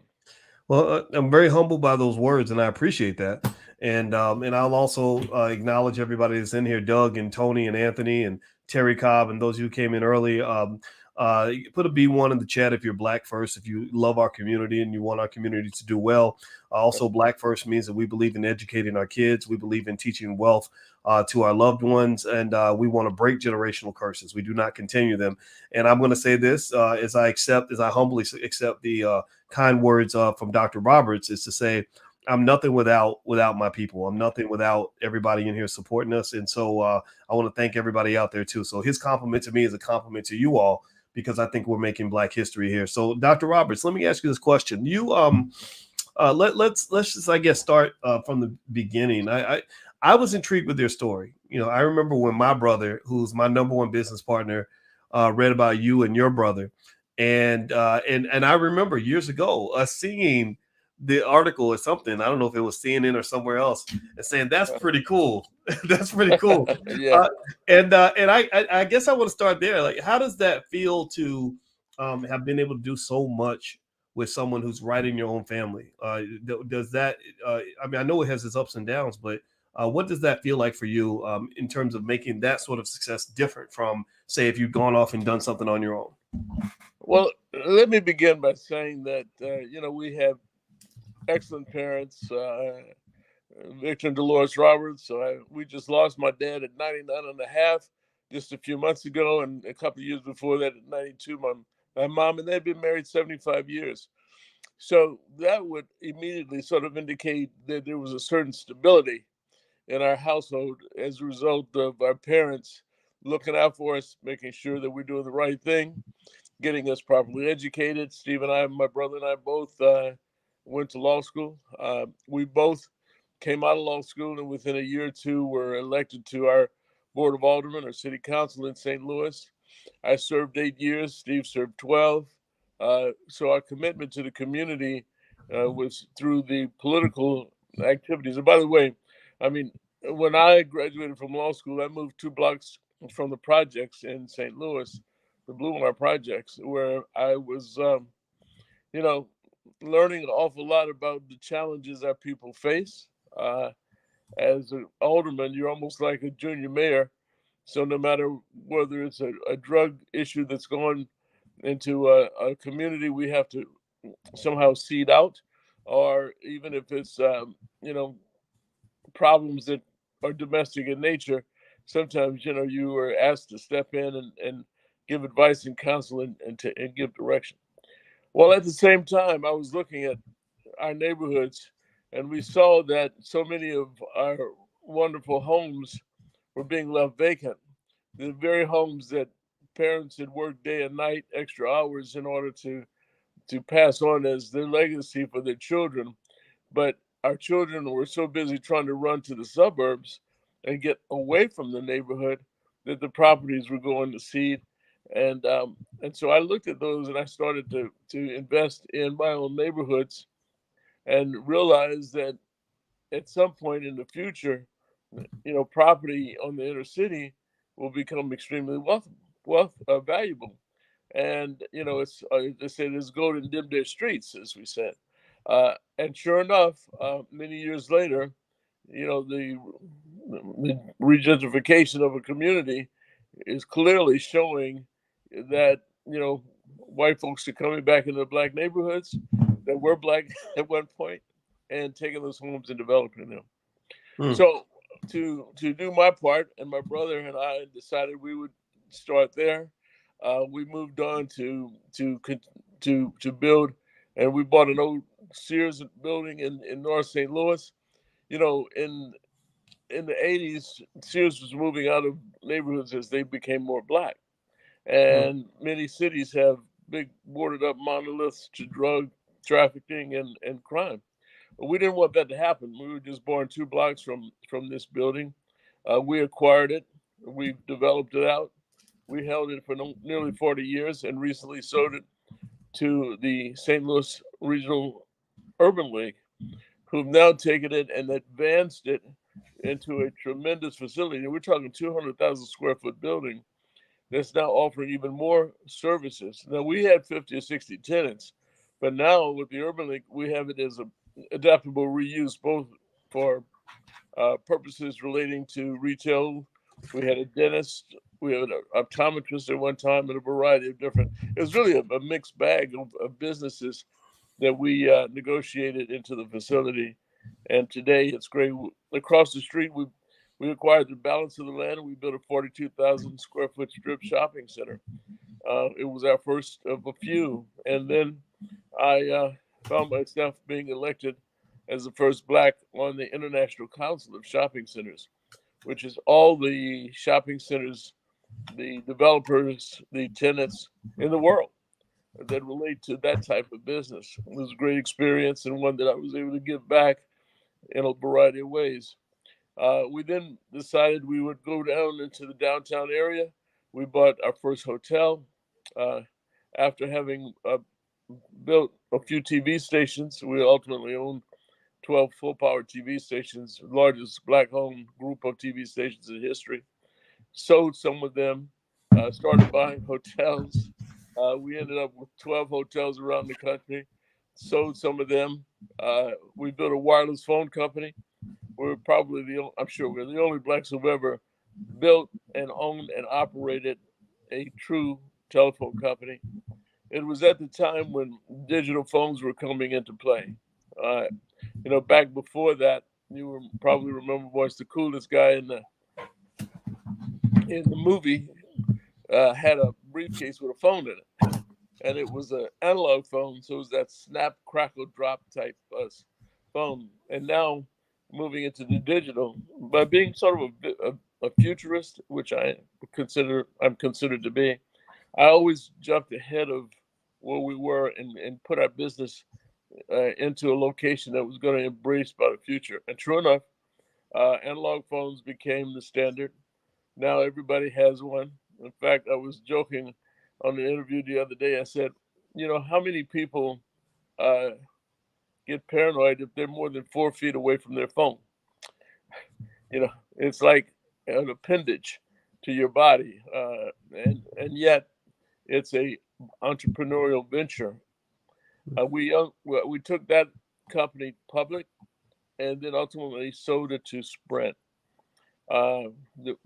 Began some investments in the Bahamas, where I'm the largest African American developer in the New Providence or Nassau area, which is again, just one more pleasure. And now I'm looking at opportunities in Africa. But saying all of that, setting an example for young and emerging entrepreneurs, as well as seniors who are now free of children with more money and better education they've ever had, that they need to go after their dreams, which they still have. And if you have a dream, the first thing you have to do is you have to wake up. And then you have to sit up, and you have to stand up, and then you to prosecute your dreams, go after those dreams. And this is what I'm hoping, that as people read my two business books, Action Has No Season and Action Has No Season 2.0, that they'll see that, a kid from, in this case, North St. Louis, we weren't rich, we weren't poor, we just never had any money, could, build a company that, as you said, CNN once declared it to have a valuation of close to $1 billion. And we built it from scratch. Interesting. So, and everybody who just came in, I'm speaking with Michael V. Roberts, who is an entrepreneur. He's the author of a couple of books, actually. Action Has No Season and Action Has No Season 2.0. So I encourage you guys to go look for those books. And also, as you come in, hit the thumbs up button, thumbs up, share, subscribe. I'd be curious to ask you this, Dr. Roberts. So, as you know, public schools and universities don't teach people to become millionaires or billionaires. They just, that's not in the curriculum. Everybody can't do it. That seems to require a specialized education that goes beyond just what you learn in school. Now I know you went to school. You went to law school, and I'm sure you did very well. But what would you say to, say, a 19-year-old who is trying to become just like you, who says, okay, in 20, 30 years down the line, whatever it is, I want to be able to say I own hotels, I own cell phone companies, I've started, you bought a lot of property, you've done a lot of real estate work. What kind of education would they get to be able to do those things? Well, the first thing I would say to them is, although the brick and mortar business model continues to exist because people need places to eat, to shop to some degree, even though Amazon is making that more and more difficult for stores to function. Let's face it, there's an emerging world of technology. It's the new revolution, and in that, there are areas that I'm hoping we'll see more of our HBCUs tackle, and that is areas of involving artificial intelligence, machine learning, robotics, the metaverse. Um, I think that cybersecurity is something that will touch, all businesses when it's all said and done. And there needs to be experts and business people who can come in and advise and counsel in these areas.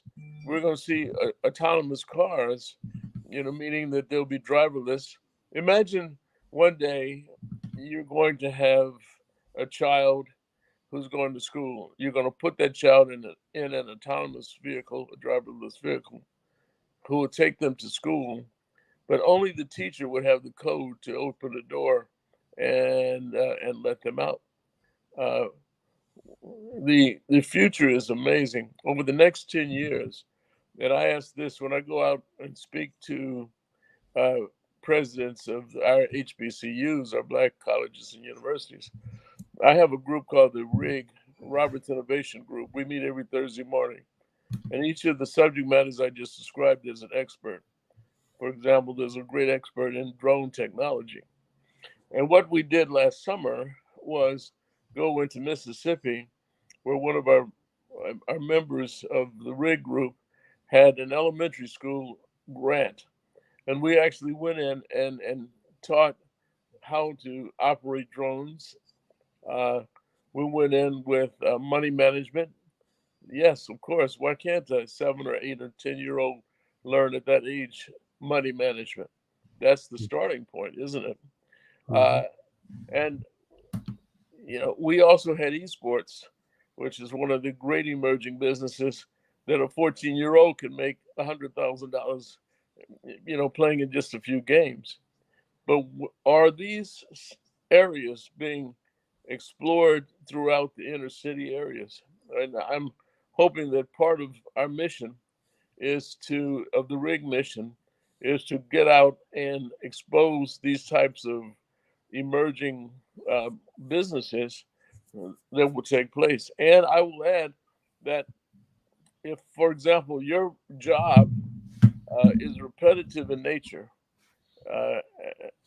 you will not have that job within the next 7 to 10 years. What do I mean? Anything that's repetitive in nature, a robot can handle.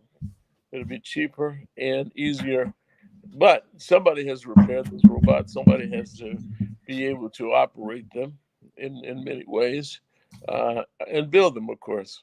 So even though we may see, 8 or 10 million jobs going south as a result of technology, I project we'll probably have close to 60 million new jobs that will be created as a result of technology. Well, are we being educated? And it's, again, I would ask the dean of the school or the president of the school, where do you think people will be spending money 10 years from now? How will they be spending it? And what currency will they be using? Will they be using cryptocurrency as the a predominant global form of currency? And if that's the case, do we understand it? Are we investing in it? Well, what are the considerations? So we have a lot of emerging businesses, and this is a very dynamic time for folks to explore their own dreams and their ideas and their aspirations. So this is what I'd like to see. I'm sorry. Yes.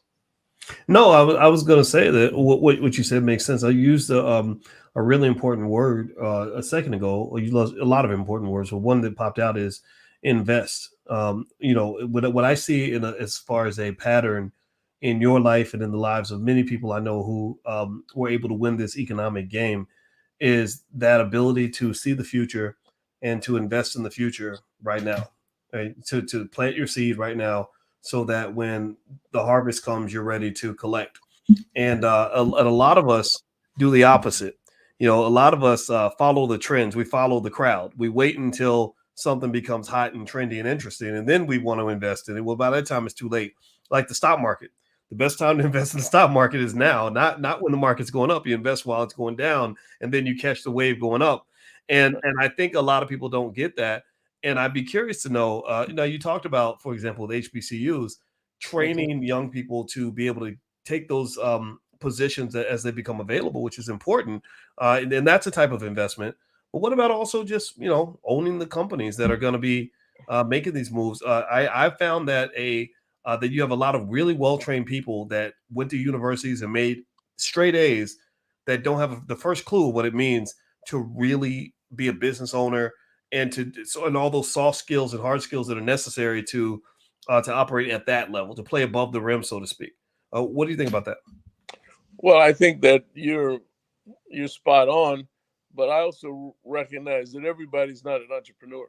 Mm-hmm. Some people just are not ready to handle the risks of an entrepreneur, and yet everyone has a dream of an idea. So I like to tell people that really you need to fulfill your dreams. In fact, in my book, Action Has No Season, I coined the word the actionaire. And the actionaire is one who takes their dreams, their ideas, their vision, and their passion, and they pursue them with courage and confidence and bravado. And I just tell folks, if you can eliminate the fear of failure, you'll probably find yourself in a very interesting and new space in life. And when I say that, let's break it down into two words. The first word is fear. Fear is just a mental construct. It's not of nature. You weren't born with it. It's something that you allowed to enter your psyche. And if you've allowed it to enter in, can't you potentially have it discarded at the same time? Second word, failure. I submit to you, there's no such thing as a failure. You might ask why. Well, every day when you wake up, you're given 86,400 seconds. That's 24 hours. This is kind of an existential approach. But every moment that exists, you either use it or you lose it. And if you are a person who recognizes the importance of trying and making a move, yes, perhaps a marriage doesn't work out, perhaps a business doesn't work out. Is it really a failure, or did you learn from the experience? Was it nothing more than an experience that wasn't as you would have liked the outcome to be? Or was it, therefore, an experience that you learned and grew from? So I like to have people eliminate the whole word failure from their vocabulary. I want you to feel that by taking a risk and going out and giving it a go, that you will learn from it and you will be a better person as a result of it. And so therefore don't lay back and wallow in some kind of I wish I hadn't done it attitude. More so look at it more objectively and say, okay, I get it. I didn't do it right this way, or I could have done it slightly different. Let's analyze it. Let's move on. And that's what I've done. Because frankly, there's many businesses that I've done hundreds, and I've employed close to 11,000 people. 99% were Black, by the way. And there are many businesses that didn't have the outcome that I wanted. So it's not like everything you touch turns to gold. No, I mean, some of it turns to, a flat product that you don't even want to smell or touch. So it happens. That's the reality of life. That's the world that we live in. But if you're going to be in this America, if you lived in a socialist nation, you'd call yourself a socialist. If you lived in a communist nation, you'd call yourself a communist. Well, we live in a capitalist nation, and therefore we're capitalists. And a lot of times I've run into brothers and sisters who don't like that word because they think it relates to slavery. And that's not the case. Slavery was slavery. That was a completely different time and space. Capitalism is pretty simple. You know, Boyce, you have a widget that you're trying to sell. I have a widget I'm trying to sell. And you and I are going at it, trying to sell it to the third party. Whoever wins, you win. That's capitalism. But mind you, capitalism in our community, in our day and time, there must be a word added to it. And that is social capitalism. So that you're able to actually create and have a social consciousness. Because frankly, you know, people are out here trying to help people, but you know what? When you're broke, you can't do much. You're better off, you know, making yourself a strong capitalist stand and making money in business, and then having that with a degree of understanding that you need to give back to the community and provide advice, counsel, and resources and treasure that goes back into helping others and pull them along with you. Well, you know, I certainly hear that, and I agree with you. And by the way, everybody, I want you to know I'm speaking with Michael V. Roberts. Michael V. Roberts is an extraordinary businessman. He's the author of two important books everyone should read: Action Has No Season and Action Has No Season 2.0. And as you come in, if you could, please hit the thumbs up button, thumbs up, share, subscribe. Also, Michael is going to join us at this year's All Black National Convention, which is going to be in Charlotte, North Carolina, October 28th through the 30th. And so if you are into all the things that we talk about on this platform, the convention is a space for you. We're going to cover every single thing from specialized groups on crypto to relationships to stock market investing to politics, every single thing. And it's a great place to network and have a lot of fun. You can bring your children. We have a whole track to educate kids. So if you're interested, just go to allblacknationalconvention.com. That's allblacknationalconvention.com. All right. So let me jump into what you're saying there. It seems to me, Dr. Roberts, that one thing that's important for our people to get is that the revolution needs to be financed. That you can't sort of say fight the power, you know, on one hand, and then not have an economic plan, you know, with the other. If you have no economic plan, it seems that you're submitting yourself to the to the will of the people that actually control the resources. So that ability to access those resources and use them toward a productive purpose is an important part of just sort of not just being Black in America, but for any human being, particularly in a capitalist society. Is that kind of what you're saying? I'm saying that exactly. And sometimes I use an old kind of fairy tale story. I don't know if you remember the story of Rip Van Winkle. Rip Van Winkle was a guy who drank some rum and ended up in the Catskills, and he fell asleep for 20 years.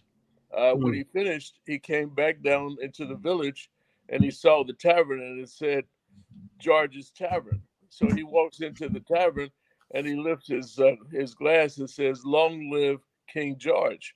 Well, he was immediately arrested for treason, because the George that the tavern was referring to was George Washington. He had slept through a revolution. Wow.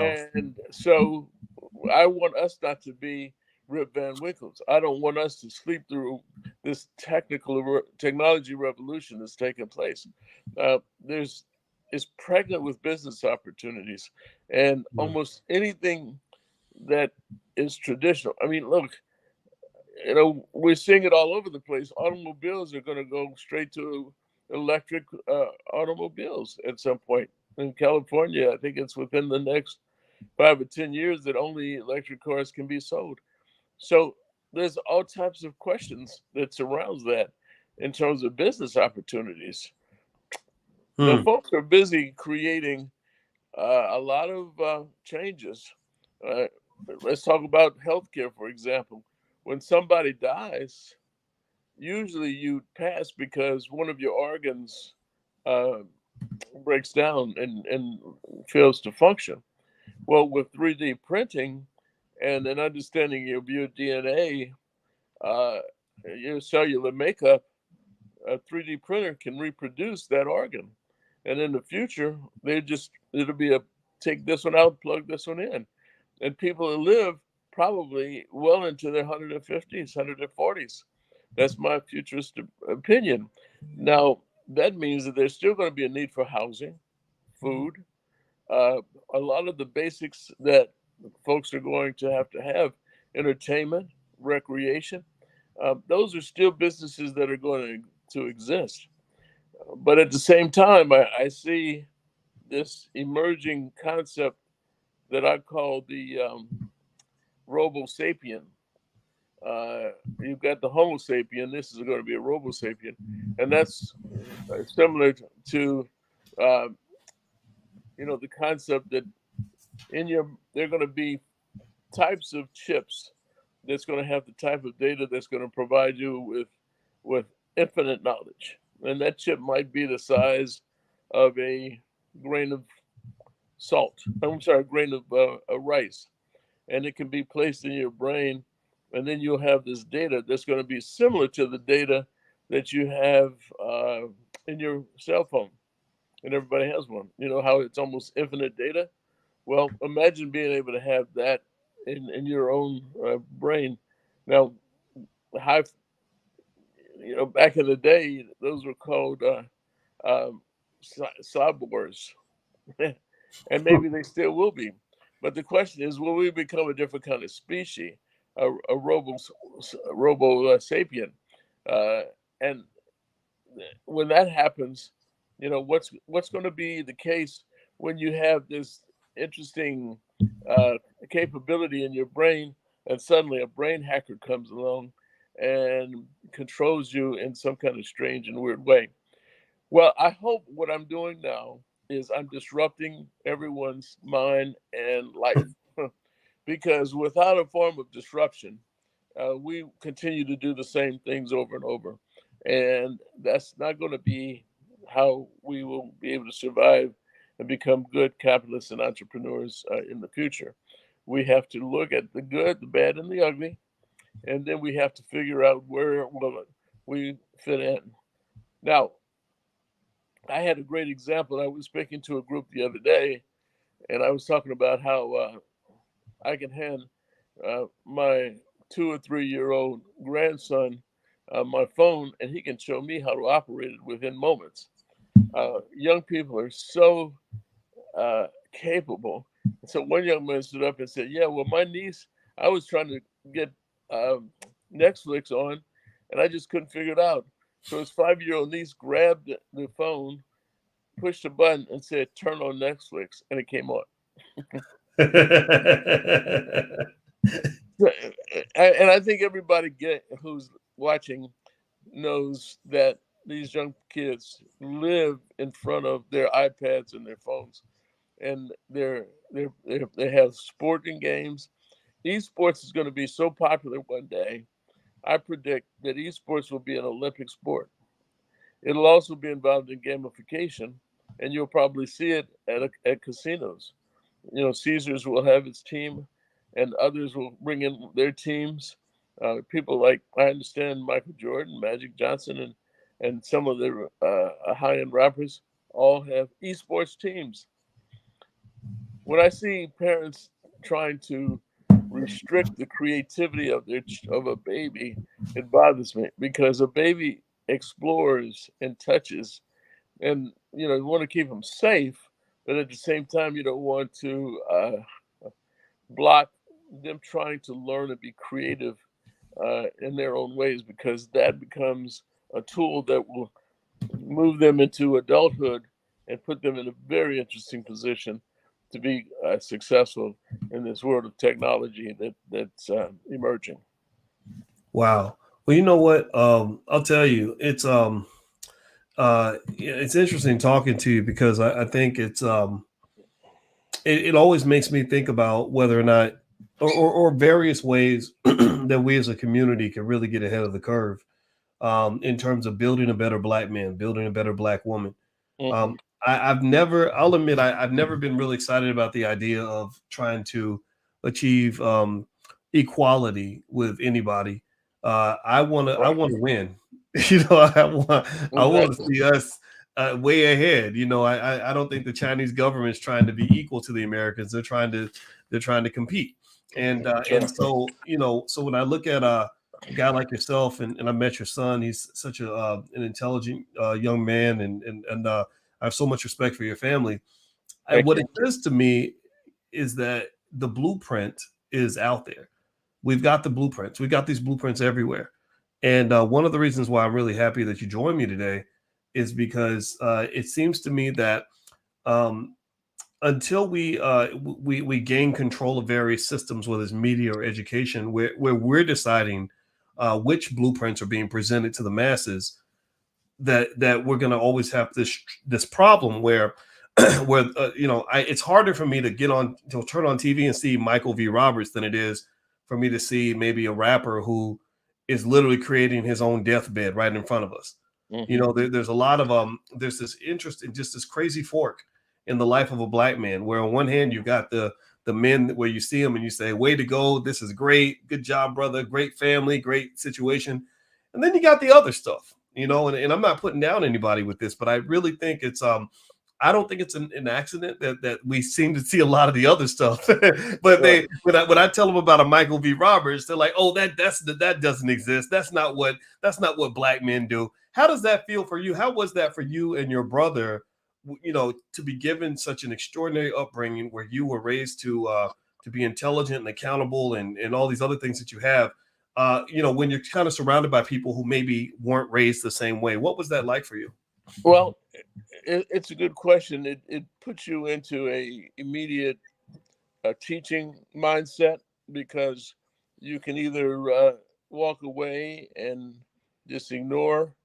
Of course, and there are some people you're better off just doing that with, or you can reach out and help change the mindset so that they understand, you know, subjects like I wrote in my book, you know, how to handle a predicament. You know,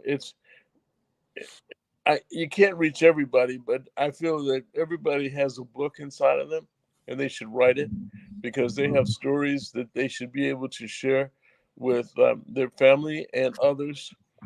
And I really believe we have to leave a legacy that does that. Now, I will tell you that regardless of all the money we've made and all the businesses we've built, all four of my kids went to college and law school. Same with my brother. His two sons went to law school. One is now a state senator in Missouri. And his daughter got a master's degree.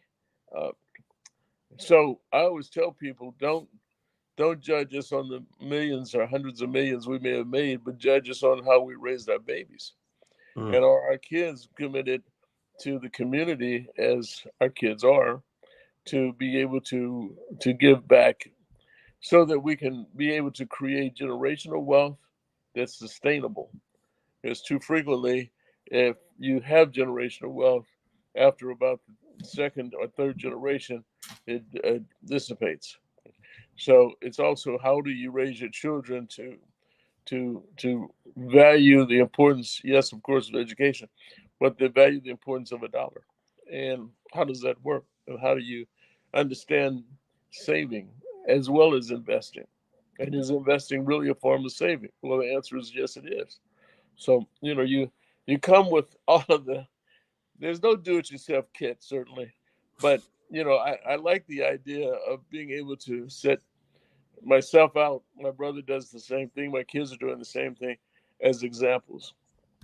You know, because, you know, like I told you, you know, for 10 years, I lived 2 blocks from the projects. So as I tell people all the time, boys, don't let the light skin fool you. I got plenty of street cred. Well, you know, I got a light skinned wife who also goes through that, you know, that perception of light skin privilege, and they don't know she grew up in Gary, Indiana. At the time she was there, it was the murder capital of the United States, And so it's kind of hilarious that somehow we think that light skin, means more than what it doesn't mean anything. Right. So I got a light skinned father who has actually killed people. So it's kind of a funny thing. There you go. Interesting. Well, I tell you, I know you're a busy man, I'll ask you one more question, then let you go. But I'll say this, everybody, if you could say something in the chat, give a digital thank you to this brother for the great work that he's doing, the great example that he's setting, and the great lessons that we can learn. I want to just tell everybody, these are your teachers. You don't need to go to school to get your teachers. Your teachers are right here in the community. And these are the people that I look to. I look to yourself, other guys that I just respect so much. George C. Frazier, you and I both know George and love him to death, and or love him to life, and just quite a few others. Dr. Claude Anderson, Kenny Gamble, Minister Farrakhan. I've sat with him a few times, and it's one of those things where, for me, as a black man, I always felt like I needed to look around and find pieces of people that could help me build the kind of man that I wanted to be. I would turn on the TV and I didn't see, I'd see stuff and I'd say, no, I don't want to do that because I'll end up dead. If I do that, I'll end up in prison. Right. I don't want these babies' mamas. I want to have a good life. I don't want to be stressed out. So I hope everybody watching, will give me a verbal confirmation in the chat that you'll share this interview and introduce your children to people like Michael V. Roberts. And I hope you'll allow me to just say this, Dr. Roberts, because I really, I'm feeling passionate about this. This is Black history. This is your Black history. Your Black history is not the stuff they teach you in school. Sure, we know about the historical figures and all that, but you need to pick your own heroes. And these are the people that you need to bring to your children. And in fact, I might get beat up for even saying this, but back in the day before Dr. Ben Carson became the political figure that he is now, my mother knew him as this extraordinary surgeon who was making history with the work he was doing. And my mother used to tell me stories about Dr. Carson when I was a kid, because he was, he was born to a young single mother like me. Me and my mother were born in the projects. She was 16 years old when she got pregnant. She did marry my stepfather, about 4 years later, but still, and what it did was it made me say, okay, this is where I want to go. Education is the key. That's how, hard work, success, accountability, all these things. So again, I know the politics of Dr. Carson have kind of confused things, and we can debate that, but I really think as a community, we have to pick our heroes, latch on to them, and then take it upon ourselves to promote these individuals to our children. Like your public school will probably never teach you about Marcus Garvey. They'll never teach you about A.G. Gaston. They'll never teach you about Michael V. Roberts, but that's okay because that's our job. So Dr. Roberts, I'll give the floor to you for the last question. So what's next? Tell me about, okay, so you're coming to the convention. Everybody watching, if you come to the All Black National Convention, you can meet Dr. Roberts right up close and personal. He's a cool guy. He'll be around. You can shake his hand. You can talk to him and everything else. Tell me about some of the work you're doing, particularly in Ghana. You and I went to Ghana a couple years ago, right before the pandemic. It was a transformative experience. What's sort of next for you? Maybe you can start in Ghana if you want to. Well, let me just say, I was with a number of kings last night, where I received the Presidential Lifetime Achievement Award, and with me, who also received that from President Biden, was George Frazier, who, of course, you just named, and my dear friends, the Minister Louis Farrakhan, who's stayed at my house in the Bahamas, who's I've dined at his home. I was one of the largest organizers in St. Louis for the Million Man March. So notwithstanding, being able to take 3 companies public, or being involved with taking 3 companies public, ringing the bell at Wall Street that people ring every morning. I was there, my brother and I, when we were involved with one of the companies that we took public. So there's nothing wrong with being able to have this expansive life concept. I'm a member of Kappa Alpha Psi fraternity, where I would receive the highest award that could be given by a fraternity to a brother, the Laurel Wreath. I'm a 33rd degree Mason. Uh, my point is, there's a variety of things that we can be diverse. You see, and so as you look at reaching across the pond to our motherland of Africa, uh, we got to recognize that it is the wealthiest continent on the face of the earth, and yet it's the poorest. Uh, and that's because, the materials, the valuables, the gold, the diamonds, the bauxite, the cocoa that's going all over the world is coming from Africa. If you look at cocoa, for example, there's about $5 billion worth of cocoa that leaves Africa, mostly the Congo, and yet it's $100 billion business, but only 5 stays in Africa.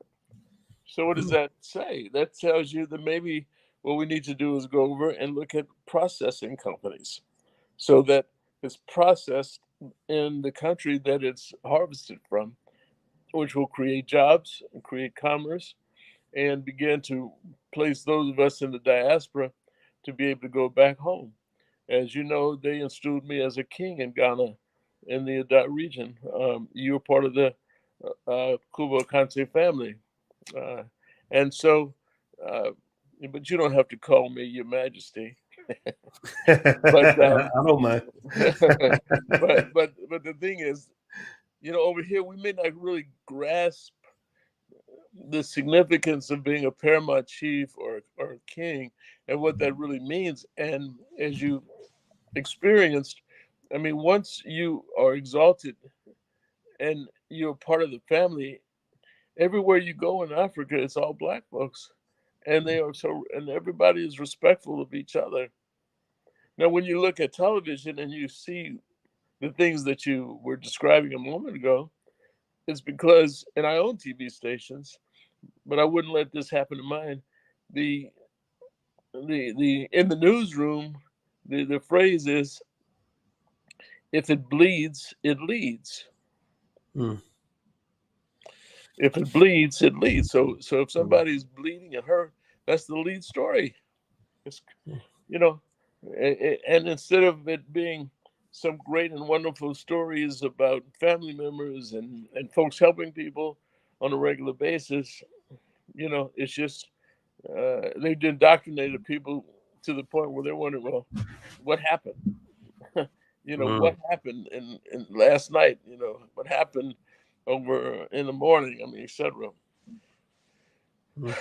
I'm not here to try to, change something like that, because that's products that are sold on TV stations. They require certain numbers of eyeballs watching certain stations at certain times, certain shows.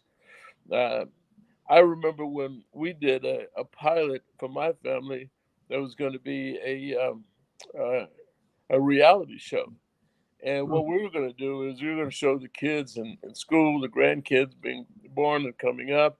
We were going to show the whole lifestyle that created, who we are. And it was rejected because it didn't have enough drama in it. They needed people, fighting and cursing and acting ignorant. And I'm serious. Think about it. What reality shows do you see that portrays African Americans in a positive light? But what they don't understand, in the business world, there's a lot of drama. There's a lot of nail biting. There's a lot of questions as to, should I go this way or that way? We were going to create our own Shark Tank type approach. We're going to where we would evaluate black businesses, small businesses coming to see us that we could potentially fund and help grow and provide services.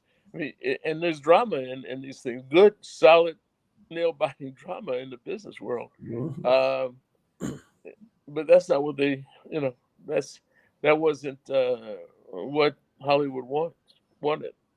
They claimed they did later on, but you still don't see it. This, the housewives and all these things. I mean, those are all drama-based, slutty activities, and that's how they want to continue to betray our people.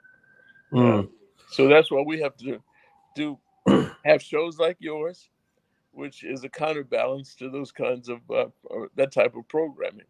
And so I again applaud you for that. Now, I did write another book. It just came out, and it's a novel, and it's called "The President's Secret," and it relates directly to activities that took place in London, the United States, Afghanistan, and Africa, and the Bahamas. So it's called "A President's Secret," the Royal Bloodline, and it's out in all the bookstores, but they'll have to order it for you. It's by Michael B. Roberts. So that's going to be a whole. People say, "Well, how did you do? How can you go write a novel after all the other business stuff?" I said it took about 15 years, but it's interesting and people are liking it. And I wrote it to be like a trilogy, and it could potentially be a movie. I'm told people are saying that now. So wow, let's see what happens. Yeah, I'm looking at it here, and I'm gonna try to see if I can share my screen so everybody can kind of see it and know what to look for on Amazon. But yeah, so here's the book, A President's Secret: A Royal Bloodline. You can actually read a portion of it. It looks like on Amazon, and the price is only $4 on Kindle, $16.73 hardcover, $11.64 paperback. And it looks like there's only 4 left in stock, so you better order soon. And so yeah, I think that's pretty awesome, though. I think I envy you novel writers. I don't have that kind of skill. It takes a lot of imagination and intelligence. So congratulations on that. Well, yeah, thank you. But it takes patience. You got really does. And actually, one of the better places is to buy it is from authorhouse.com. Authorhouse.com. Okay. Yeah. All right, I'll put that URL on the screen. Authorhouse.com, one word, and then go to store, and you can buy all my books there because I'm self-published. Very nice. That's the best way to do it. Is that right? Authorhouse.com. Yes, and It's better that way because I make more money that way. Amazon takes a bigger cut. Yes, they do. Yeah. All my books on Amazon, but I don't really send people to Amazon. I let them get their own traffic, and then if you buy directly, like even with Claude Anderson's book, same thing. Go to straight to powernomics.com. So and I think that people listening, just for the record, self-publishing is kind of the way to go. Don't sit around waiting for somebody to give you a book deal. Just publish it yourself, and you can get good distribution and all that stuff. So I want to say thank you, Dr. Roberts, for joining us today. Man, it is always a pleasure to talk to you.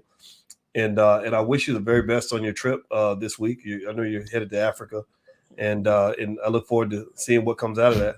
Well, it's going to be interesting. I'm here at the Congressional Black Caucus weekend in Washington. As I said, I received the award last night, and so I'll be partying the rest of the weekend until I get aboard a plane for Ghana.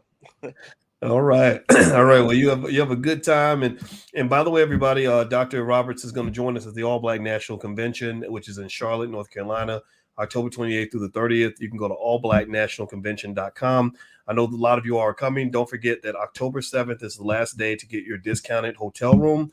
After that, you got to pay full price, and the downtown Sheraton's a nice place. So the full rate is a lot higher than the discount rate. So you may want to go ahead and lock your tickets in and everything else. There's a URL on the screen. And not only will Dr. Roberts join us, but we got a lot of other great people there. Everybody from Rizza Islam to the chairman of the Air Jordan brand, Larry Miller, is going to join us and talk about how he made that company into what it is now. And just a bunch of other great people. And if you really want to hang out with a lot of other people who think the way we think, that's the place to be. So I look forward to seeing everybody in Charlotte, and I look forward to seeing you as well, brother. Thank you so much for joining us today. Thank you. I'm looking forward to it, and keep up the good work. We need you. We need you, and we need your voice. Well, vice versa. So everybody, don't forget, go to authorhouse.com and take a look at Dr. Roberts' books, and let's support each other. And everybody give him a digital thank you, digital round of applause. Congratulations on your awards and everything else. And you guys have a wonderful day, and we will see you soon. Take care now. Bye-bye. Hello there. Hello, everyone. My name is Dr. Alicia with Coaching with Dr. Alicia. And today here, I would love to introduce you all to my dear colleague, I guess, at this point, because we presented at the All Black National Convention in Charlotte, North Carolina. We spoke about trauma in general. And today here is James Harris with Men to Heal.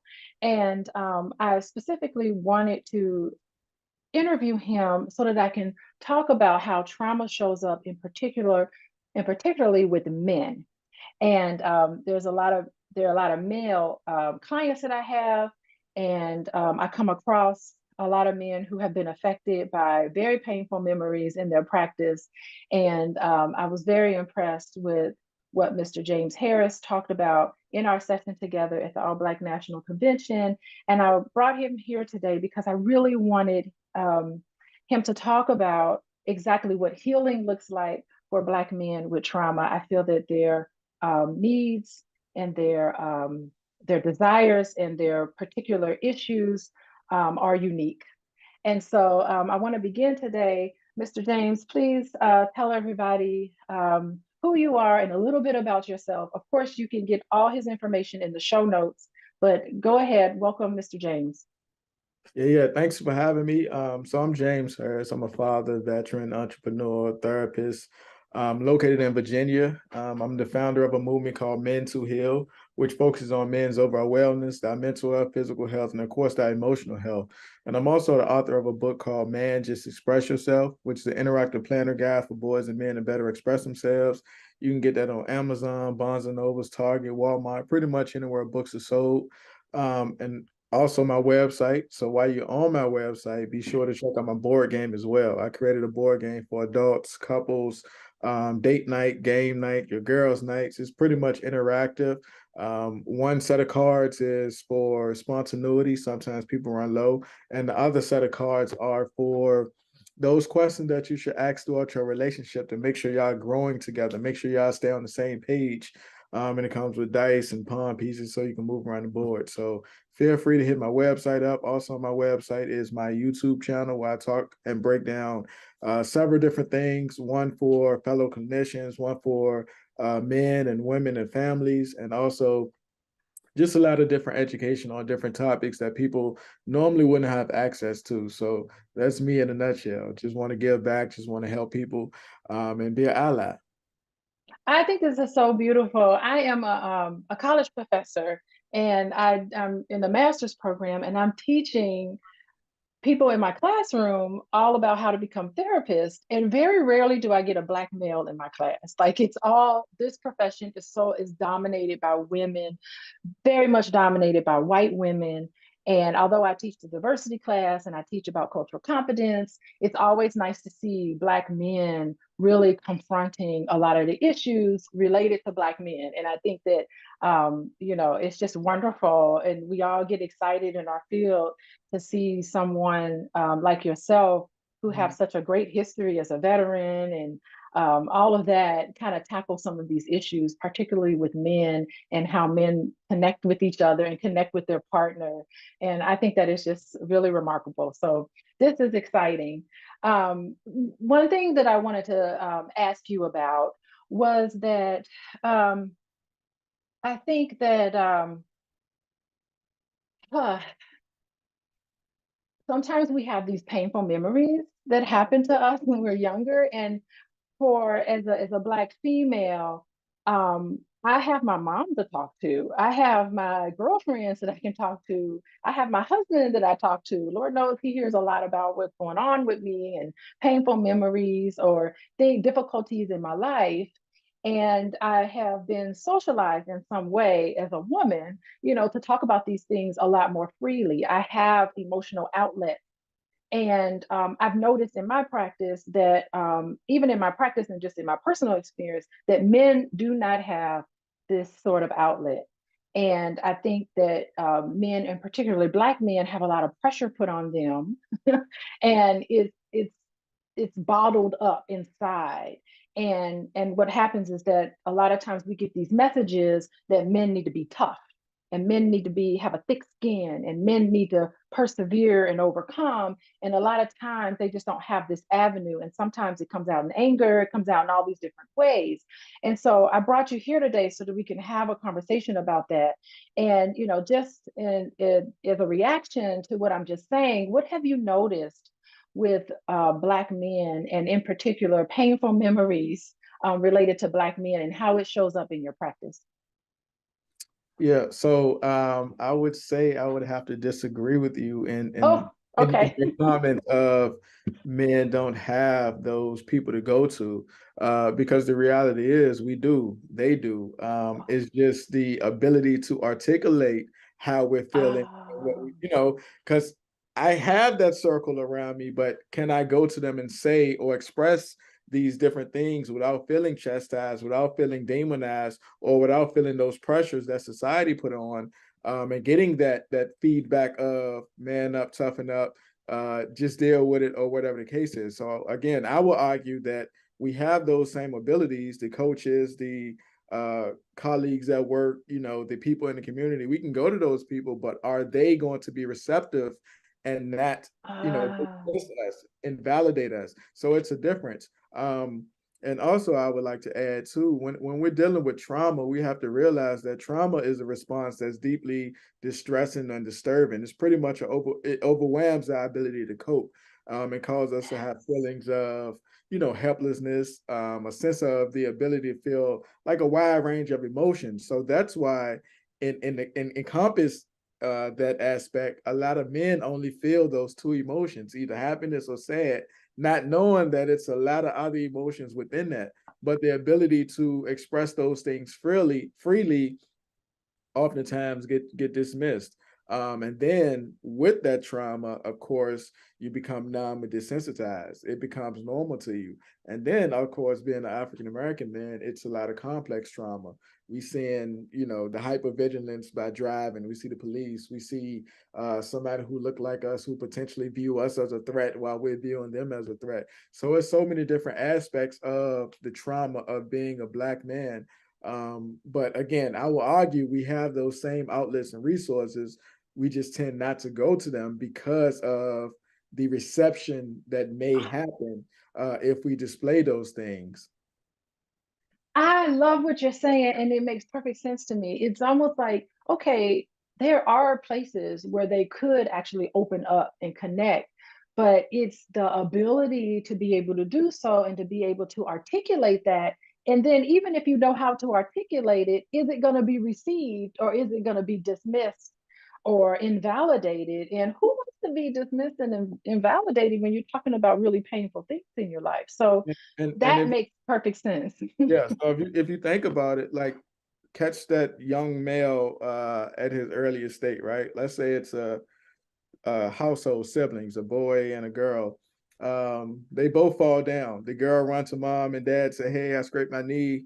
The girl is getting, "Oh, precious band-aid, let's do this." But the boy is getting, "Go back and do it again, get back on the bike," or whatever the case is, which means at that earliest state, that's his first time being dismissed by the people who love him. So of course he's growing up naturally thinking like, I can't tell them this, they're going to tell me just to go back, or it's not as important, or it's not really nurtured like my sister's was. And then of course it grows throughout the relationships.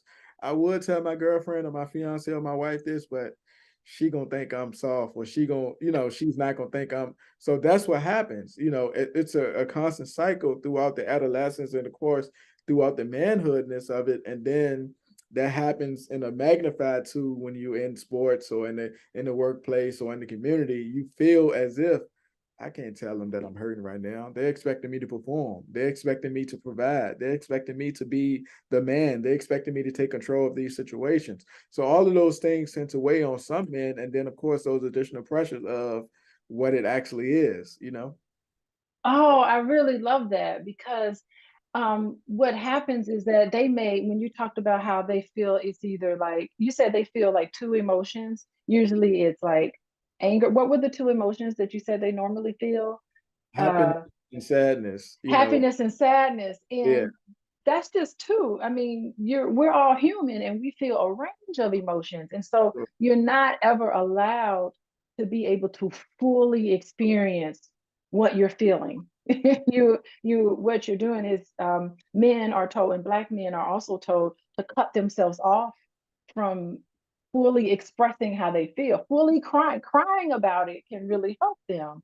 And so they're socialized to believe that this is what manhood means. And that can translate into depression and inability to cope, because you spoke about coping. Yeah, so I mean that inability to express yourself, or having a circle that you feel that you can express yourself to, is a difficult one, because you might get chastised, you might get pushed away, and that's a big thing, because you're expecting to, like, even if you're married, you're expecting your partner to be your safe place to land, but if it's a situation where they too are telling you, nah, don't say that, you supposed to hold me down and you're supposed to be whatever, like, all again, those things can be difficult, if one feels that he doesn't have an outlet to be free and his authentic self and expressing how he truly feels. Being their authentic self. It's like, how can you have a relationship with someone and have a deep connection with someone when they feel like they have to put up a veneer and they just can't be their authentic self? So it really does have um, men walking around thinking that nobody knows them. There really is no intimacy with them. Well, this is pretty fascinating. So, what would you say in terms of your treatment to, first of all, get Black men to get to a space where they do feel comfortable opening up? And what do you do to help other people to say, hold on, let's not invalidate them, let's embrace them and make them feel comfortable being able to get all of these things off their chest? Yeah. So, I mean, I guess it would start with education too, because you spoke of trauma early. So, what I tend to do in my sessions is educate that man on specific diagnoses and characteristics that he might be displaying. Because a lot of times, not only men, but a lot of women too are, I guess, ignorant to what diagnoses are, and they think that it's specific to one set of gender. But that's not true, because some of the emotional signs of trauma is, of course, sadness, anger, denial, fear, and shame. And men can have those, and women can have those. And when you don't address those things, of course, within trauma, that's when you can get the nightmares. You can have insomnia. You can have difficulty in relationships. You can have the emotional outbursts. And again, these things are not specifically to women. These things are human characteristics, Yes. but it's often overlooked with men, thinking like, nah, that's for women, or I no, that ain't me. And some of the physical signs of trauma is, of course, you got the nausea, the dizziness, the altered sleep patterns, the change of appetite, the headaches, and gastrointestinal issues. That might get passed off as, oh, I ate something earlier, it didn't agree with my stomach, or no, bro, like, let's slow down, let's take some time to process what's actually going on. And then within that trauma too, I educate them on the difference between PTSD, which is post-traumatic stress disorder, depression, anxiety, the social symptoms, and how it can lead to potentially substance use problems, because oftentimes, again, a lot of people aren't educated on what trauma is. They just think, I witnessed some, or observed some, or I was in something, and I'm having the repercussions of it. No, it's a lot more within that. Because, of course, before you get to PTSD, you got acute stress disorder, which is Yes. everything that happens within that first month. Anything beyond that month, whether it's a month and a day, 5 years, 10 years, 20 years, 30 years, is post-traumatic stress disorder. And a lot of people don't know that you can repress things for so long, and then it just hits you 50 years from now. You man, your have this recollection of something that transpired when you was a teenager, or in your early adulthood life. So those things are important to understand. And then, of course, too, we educate people, I'm sure you do, on the difference between small t's and big t's, because with men, a lot of the small t's are traumatic and not so much of the big t's. And what I mean by small t's: relationship issues, divorce, going back and forth to court for child custody. Those things are traumatic for men. Work Yes, stress, they are. financial troubles, those things, because society put so much pressure on men to provide, and the aspect of providing has become taken care of financially, not so much emotionally and nurturing, so those things are difficult. They tend to, magnify. Like, if you think about trauma, people think about terrorism, they think about the natural disasters like hurricanes and stuff like that, shootings, rape, sexual assault, and stuff like that. But again, it's more to trauma than just those big T's, So again, that education process happens, and then I think men and women realize, like, oh man, I need to process it. I need to slow down and take a look at what actually happened to me, and I need to figure out how I can grow from this experience and get to a destination, or either at least start the process of what my healing journey may consist of. Oh, I really love what you're saying. I like the education piece, it's very important. It's like psychoeducational piece. It helps, first of all, it helps to normalize what's going on with them. And when they start seeing it, it's almost like when you know better, you do better. And you proceed accordingly. I really like the part about, when men feel like they can't be human, you are just too, you can't be nurtured or have that emotional connection. It's almost like I want to be able to be human too. And I've heard a lot of men, Black men in particular, talk about these things. So it makes sense to me now. And the somatic complaints, yeah, I mean, that's what happens. And it's because you're just mitigating. You're cutting yourself off from the experience. Therefore, you're cutting yourself off from yourself.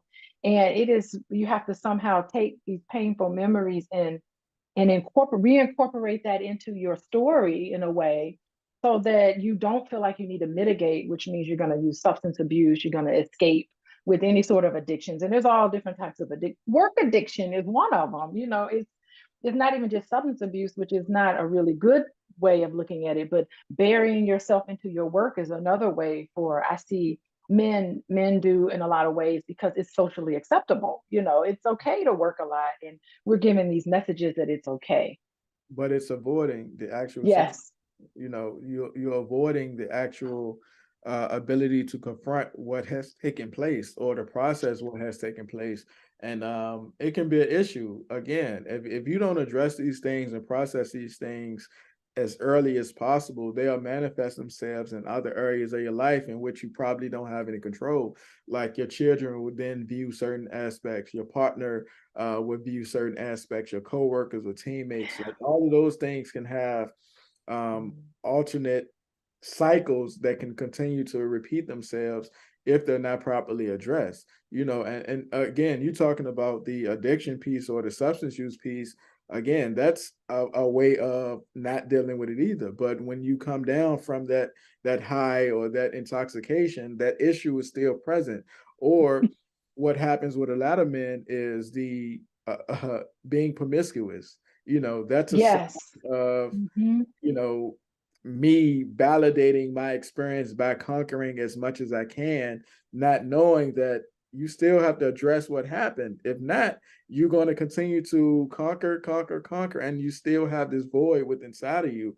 And of course, you got the other reckless behaviors, the speeding, the reckless driving, and all of those things too. But again, like, you have to process what has taken place within a traumatic state or within your life, and move forward from it, or at least get on the road to deal with it in a way to where it's not spilling over in other aspects of your life and affecting people who care for you, or vicariously are being affected, because that's what happened too. People tend to get displacement. There's a chapter in my book on displacement, like, in so many aspects. Like, the children, the partner gets it when all of that anger and heat is meant for somebody else. Like, if somebody at work is annoying you, or you having issues with your boss, you know the consequences of firing back at your boss, or antagonizing that coworker. You can get written up or terminated. So you don't. So you go home, and what happens? The partner is in there cooking, and why are you banging the pots and pans so loud? Like that anger isn't even meant for them, but that's who gets it, and of course the children gets it as well. So again, those cycles are being repeated without you even being consciously aware of it. So unconscious, yeah. Yeah, that's why you got to process these things. So what would you say then? Because I'm hearing exactly what you're saying about how do we address needing to address these things. And what would you say is the best way to address this void that's going on instead of doing these behaviors? That's all it's going to do is make your life worse. It's not going to make it better. How do we address the void that's going on for a lot of Black men? Yeah, so to be honest with you, like I said earlier, the education piece is important. I'm not one of those people who say go to therapy to change your life. I am an advocate for therapy, but I'm also an advocate for things that are therapeutic, that might help you and push you in the direction to want to talk to somebody who has a little bit more experience, education, case studies, and background for this stuff, which is phenomenal. But again, like everybody has different resiliency levels and everybody's on a different journey. So I'm not gonna say go to therapy to change your life, but I would say do some things that are therapeutic to make you want to gain insight on it might be different if I talk to Dr. Alicia, or it might be different if I talk to Mr. Harris, or it might be different if I talk to this therapist with this practice near my house. All of those things can get you to that point of being challenged in a way. Because in my practice, I do CBT, which is cognitive behavior therapy, and I also do reality therapy. And reality therapy address the issues within the now. I'm meeting you where you are, and we're processing these things to prevent moving forward on different aspects. And of course, CBT is cognitive behavior therapy. We're addressing what the issue is, we're processing what the issue is, and we're giving exercises to confront those issues and potentially reduce them. And a lot of other people do EMDR, which is phenomenal for trauma. But then, of course, you got hypnosis. But something that you can do on your own in your meantime, like just in the comfort of your own home, is mindfulness. You can do yoga. You can listen to white noise. You can have the candles with aromatherapy and just sit in silence and just think, be one with yourself. And then, of course, if somebody needs it, they can have psychotropic medication or antidepressants. I mean, I'm not a fan of medication. I believe in lifestyle choices. So it's up to you, but it's an array of things that one can do to be better at their healing journey. So it's up to you. Yeah, really, and that EMDR is really kind of interesting. It's like, why does it work? No, but it works. We know that it works. It's kind of interesting. And yeah, medication, I agree with you. I'm not a proponent of medication. Maybe if you're in an acute state and like things are really breaking down and you really need to like have some medication short term just so that you can become stabilized. That's medication is great when things are falling apart. So I agree with you. And I'm a CBT girl too. It's just beautiful. And I'm also getting into emotionally focused therapy with Sue Johnson. So I've been getting into a lot of her stuff too. I've been using that in my practice as well. Reality therapy, these are all really great things. I love the mindfulness. I'm really happy with the way our community is going in the direction of being mindful. I'm starting to see a lot of Black men embrace the whole part about yoga and doing mindful practices. I'm starting to see this trend, and I would hope to see more of that. And it just really, it's just odd because it really does work to help you get in connection with yourself, so that you connect with other people in a way where it's very meaningful. Yeah, so Wonderful. yeah, I'm in agreement with you, but the issue is, hopefully it's not a trend or a fad. Hopefully it is something that people actually want to do to better themselves. I mean, because you see a lot of celebrities and athletes and entertainers posting stuff and people gravitate to it, but I want people to actually want to get better with themselves and doing it for the insight of it, not because it's popular or trendy by their favorite, celebrity or whatever. So those things are definitely important, and for a long time, yoga was viewed as one of those things that women do. A lot of men weren't gravitating to yoga, but now we know the benefits of it. And so earlier, couple years ago when I introduced yoga to a couple different men who are athletes, I had to educate them on that as well. Like, yo, yoga would not only strengthen your muscles, so you'll be less injury prone, muscles, your endurance, of course, your flexibility, your dexterity. When they viewed it that way, they was like, all right, cool, I'll try yoga, but not knowing that there's other benefits of it too, the relaxation piece, the mindfulness piece of it, the centering yourself, so it's a lot of different education and unlearning that a lot of people have to do when it comes to just growing on from that trauma. It's funny because I see yoga and mindfulness. I definitely yoga. I see yoga as the physical aspect, how it helps your physical body. I see that as just a side effect. I mostly see it more as a mental. It's good for your mental health to stay in the moment because you're not so reactionary. And I know that's what happens when people are, have issues or painful memories or issues with trauma, is that they see everything as a threat, perceived or real. It's going to be a threat to them, and they tend to lash out and they tend to be very reactive and all of that. But the yoga helps you to, and mindfulness all helps you to kind of like, hold on, let me try to think about how I'm feeling. Let me try to like process all of these things. And I think it's like, it's so awesome. I love what you're saying about getting athletes in particular to embrace these sort of things. So anyway, this has been a wonderful conversation. And is there any parting thoughts that you would have for everybody who's listening today about Black men, trauma, healing, all of this that we've talked about today? Yeah, I think again, one of those tools, because again, not everybody wants to jump head first into therapy. So if you are around men or a partner or a daughter or son, um, assist them by helping them with tools, sending them websites or sending them articles to look at or video clips to look at. So that way they can see, all right, cool, I may need this assistance or I may be causing issues, because if you just say, hey, go to therapy or here go a therapist, you might be met with resistance. So it's different things that you can do. My book is a great tool as well. So be sure to grab that. Man, just Let's see your book. yeah. Beautiful. You got and this is what a lot of people, it was a review on my maybe Yahoo or Goodreads or something. This lady has been married 45 years. She said, I got your book, gave it to my husband. This is the most we talked about feelings and emotions since we've been married. So again, I'm 36. And to hear her being married 45 years, that was gratifying to me.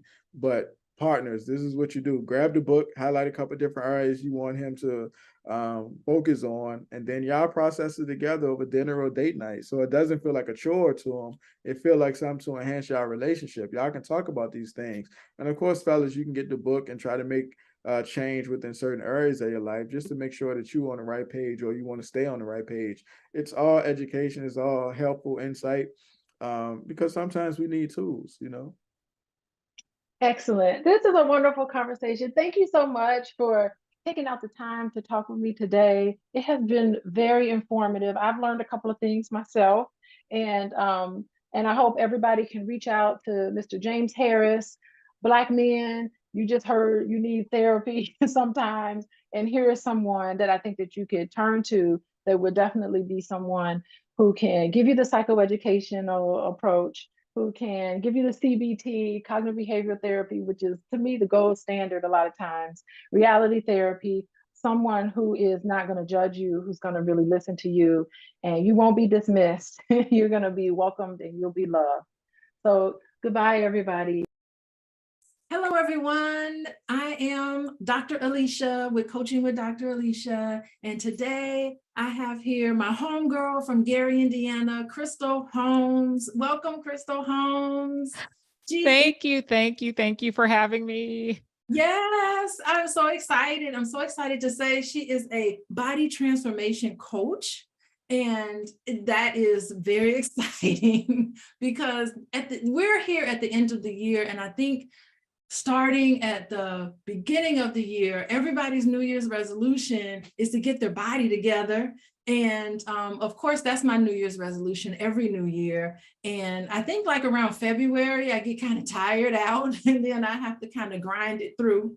But anyway, I want to get started. How about you tell everybody a little bit about yourself. What is a body transformation coach, and what do we need to know starting the year 2023 that's around the corner? Okay. Thank you, Dr. Alicia. Thank you for having me. I am Crystal Holmes. Yes, I'm a body transformation coach, but I'm also an attorney. And I kind of thinking, why is an attorney a body transformation coach? Because I lived it.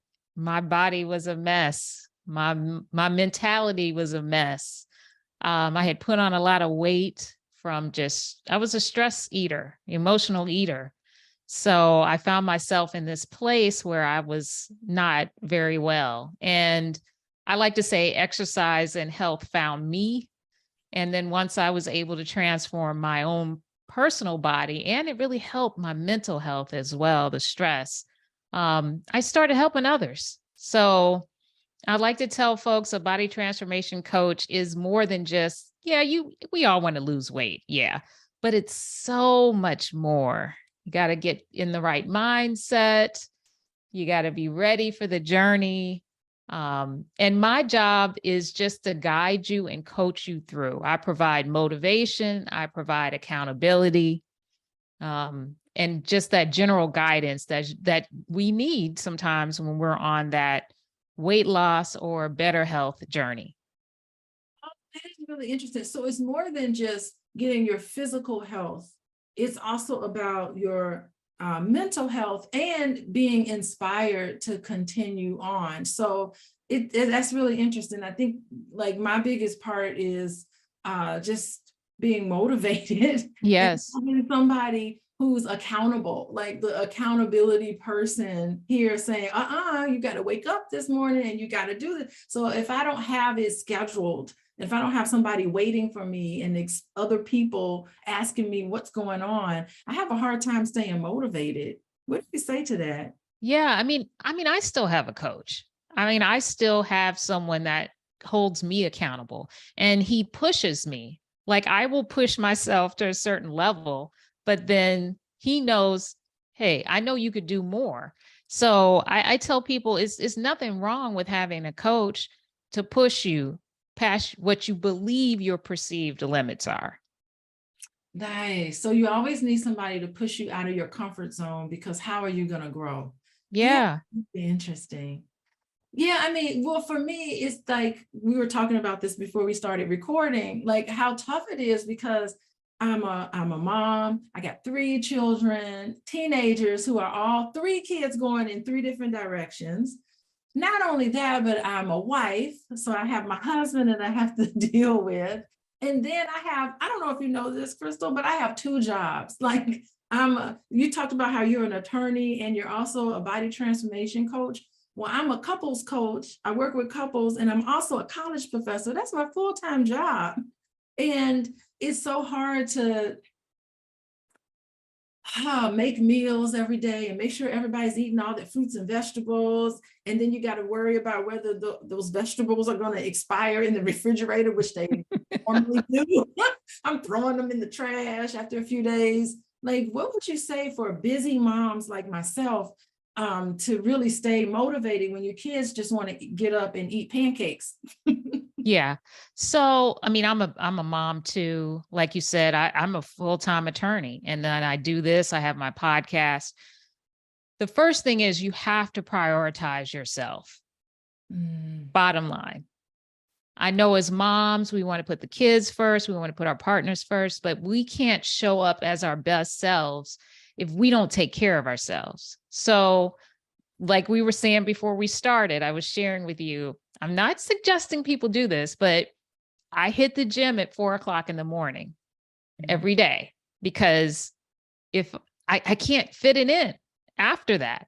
If I try to go after work, it's not going to work because my kid has her activities. We got to get dinner ready. We got to do all these things. So prioritize yourself, schedule, whether it's your gym time, your healthy meal planning time, and just you got to make sure you enter this new journey with the right mindset. So if you're not ready, it's okay.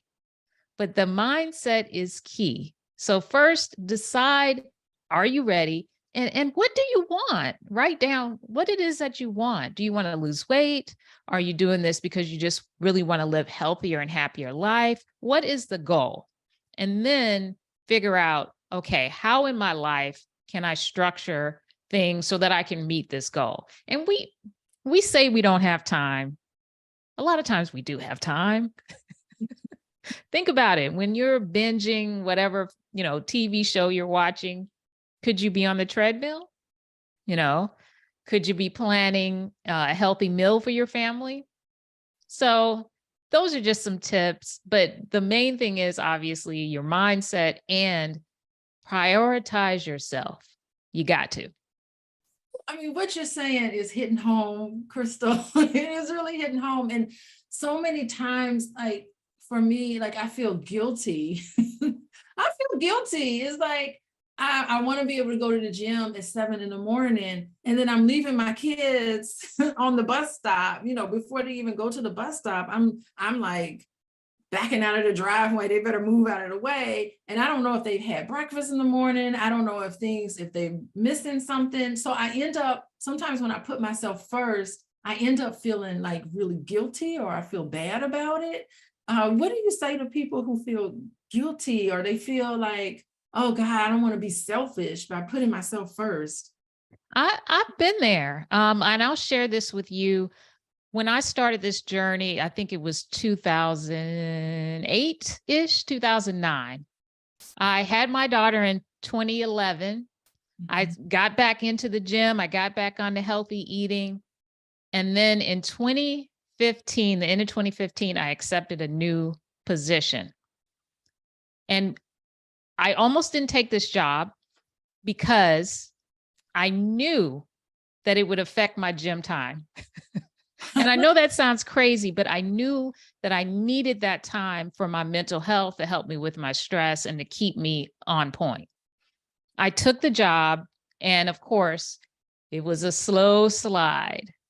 And I looked up about 2.5 years later, I had put on a lot of weight. I was stressed out.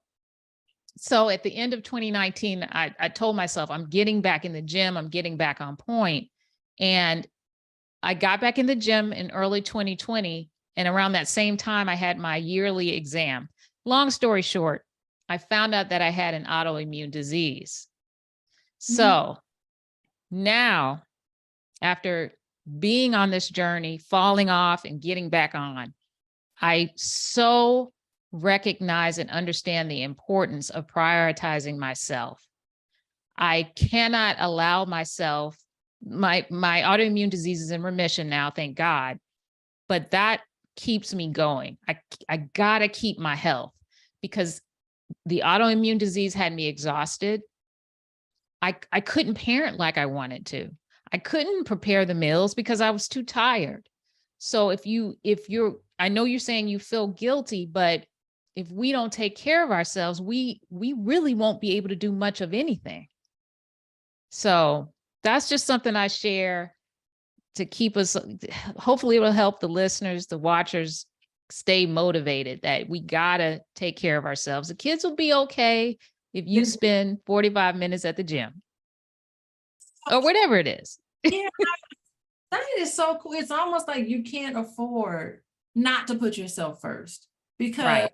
how are you going to be if you have diseases and all of these things happening to yourself because you're not eating right, you're not taking care of yourself, and you're no good for anybody if you're tired and sitting on the couch eating junk food. It has an impact on the family, and It does. so it makes sense in a way. You're not being selfish, almost like not taking care of yourself is selfish. Yes. You're not going to be no good for anyone else. So the selfless thing you can do is put yourself first. Okay, I think I got that now. Anybody tries to say something, I now have an answer. Like told me. And by the way, thank you for sharing your personal story about the autoimmune disease. And I'm real happy that it's in remission. That is a very inspiring story. Thank you. And that's why I want people, like at first it was about, let's get sexy bodies. Let's lose the weight. Now for me, it's so much more. We really got to do better by ourselves for our health. Yes. Yes. I love that. So, one of the questions I wanted to ask you is that I know I was talking to you about how this weekend I went and cheated and got this machine this lady did on me is supposed to melt away my fat. And I was like, "Ooh, wow, so I can just get this machine to melt my fat away and I don't even have to go to the gym." And I was thinking, wow, this is I felt like I was kind of cheating, but I did it anyway, because I was like, hey, anything that can get me forward in terms of melting the fat away. But, I really was thinking, wow, I felt a little guilty. Talk about feeling guilty about cutting corners. But it made me think about, like, what are some of the myths that you think we need to consider when it comes to weight loss in terms of cutting corners or in terms of optimizing our health? What is one thing that you wish that we could learn that we don't know about health? One thing I think, and I touched on before, is you have to, and I've learned this so much recently with working with clients, you got to have your mindset right.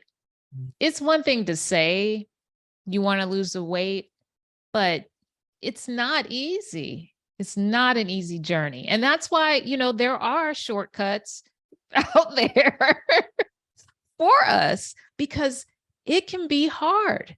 It can be hard. It is a commitment.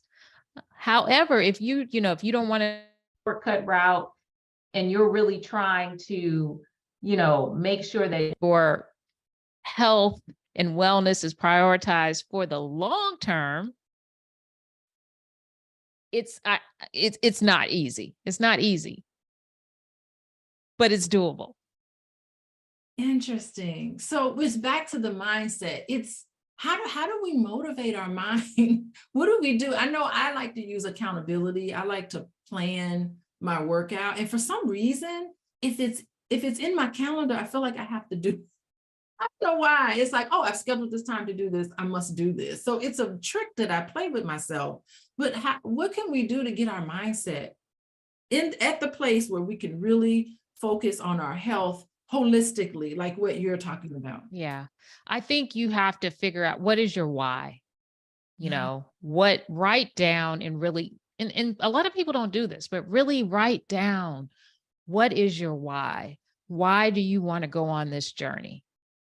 And then ask yourself, are you really prepared? Because as your coach, there's certain things I'm going to tell you, you can't have. You can't have Oreos. We're going to cut back on alcohol. Yeah. There's certain things we're going to do that I'm going to require of you. And you have to make that determination. Can you do that? Are you ready to make that commitment right now for yourself? And here's the thing, if you're not ready right now, that's okay. That's okay. But that's the first thing, is to be completely honest with yourself. Write out what it is your goal. Do you want to lose weight for a reunion? Are you getting married? Or do you have, I tend to work with people that have, not bigger goals, but they may have a chronic disease, for example, that they're trying to get healthier. They're trying to get their bodies healthier so that they can manage that. So find out what your why is, and then ask yourself, are you willing to sacrifice? Can you sacrifice for 90 days? Can you sacrifice for 6 months? And that really, if you can write that down and be clear about what your why is, that really helps with mindset.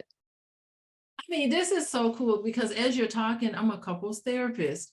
And so I feel like I say this to a lot of my couples. It's like, why? Why are you married?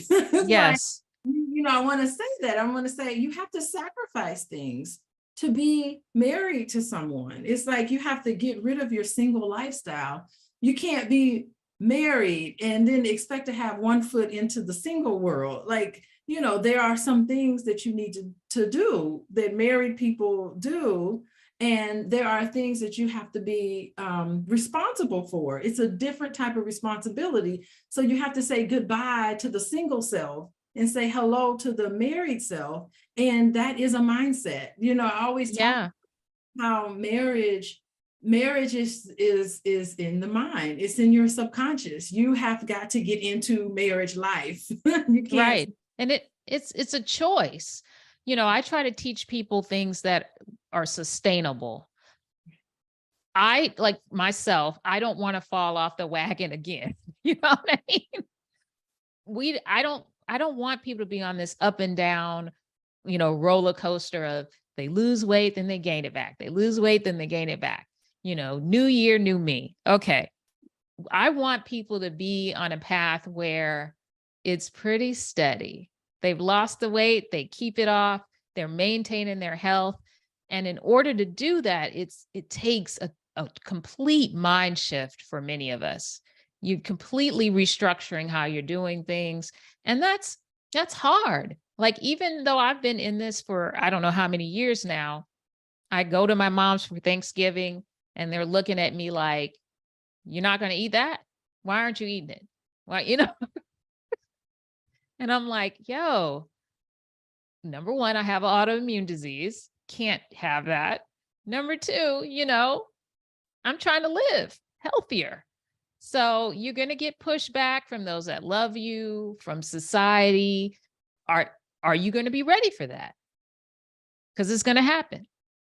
That's interesting. It's almost like talking to my couples, like, okay, you can go to the club, but you got to still be married. You can't do single stuff when you go to the club. It's almost like saying no to that, because you're committed to the bigger picture of a healthier you. You're committed to a bigger picture of a healthier marriage. I mean, it all kind of plays hand in hand. And one thing that you said that really inspired me was the fact that you fell off the wagon. Mm-hmm. And I think that when you fall off the wagon and you start going back to these old patterns, coming back on the wagon, it's almost like you're stronger and smarter, and the relapse almost helped you. Like you're crystal. Yes. I mean, I would never, you know, wish an autoimmune disease on anyone. However, it did make me smarter. It made me stronger. It made me want to help people more. It made me realize just how fragile our health is. You know, one minute we're thriving, the next minute we may not be. So yeah, it was definitely a blessing. I will say that. Yeah, I mean, well, not in the moment, but now looking back, now, that was a blessing, but I don't need to go back there. I've learned that lesson. I don't need to go back and relearn that particular. No. This has been so much fun, Crystal. I'm inspired. I really am. I was talking to you about working out every single morning, going to the gym every single morning. I'm inspired. So that's something that I think I'm going to make this commitment to do, and not just kind of doing it in the house. Sometimes if I do it in the house, I'll go, I'll just do it later. And then the day gets away from me and I never do it at all. So I really am inspired. So I wanted to know, what's your favorite book? And what book would you recommend for people to read? You know, one thing I kind of read, and I don't know if this is really health related. Maybe it is. And I just started reading it again. I try to read it once a year. The 4 Agreements. Okay. I think that's just something that it has a lot of gems. You know, being impeccable with your word. It's just something I like to revisit every year, especially this time of year, because now we're entering into 2023, and it just helps me to get my mindset right for, you know, the coming year and how I can just be better. I love that. The 4 Agreements. And you know, you could probably read that whole book in a setting, because it's that long. Yes. And it's right to the point. The 4 Agreements. I have that book and I have read that book. I might reread it now. Yeah. Yeah. And it's funny because I read it years ago and I wasn't in the right space mentally when I first read it to really receive it. And I read it again later and it was like, oh my God. Yeah. Interesting. So keep reading it over and over again. You become a different person. So you pull out different things from that book because there's so many jewels in there. It is chock full of jewels. Yeah. Interesting. Yeah. As we grow, we change, you know? So I definitely wasn't ready to receive it back then, whenever that was, I first read it. But now it's like, wow, you know? That's cool. It's been so nice talking to you today. Thank you. Everybody how they can reach you to get their body transformed. Okay, so I put out a ton of free content. I have a podcast called Go Hard Chick. It's designed for women who want to live healthier and happier lives. We talk about everything from weight loss to relationships. You've been a guest on there. Sex. I mean, we talk about everything, parental relationships, trauma. So we got a lot of great episodes lined up for 2023. Also, you can visit my website, gohardchick.com, to learn more about me. I'm on Instagram at Chris, K-R-I-S, Alice, A-L-I-S-E, fit. Yeah, so I'd love to hear from you. I'd love to help. Beautiful. Well, thank you so much, Crystal. Have a good holiday. You too. Okay. Bye-bye.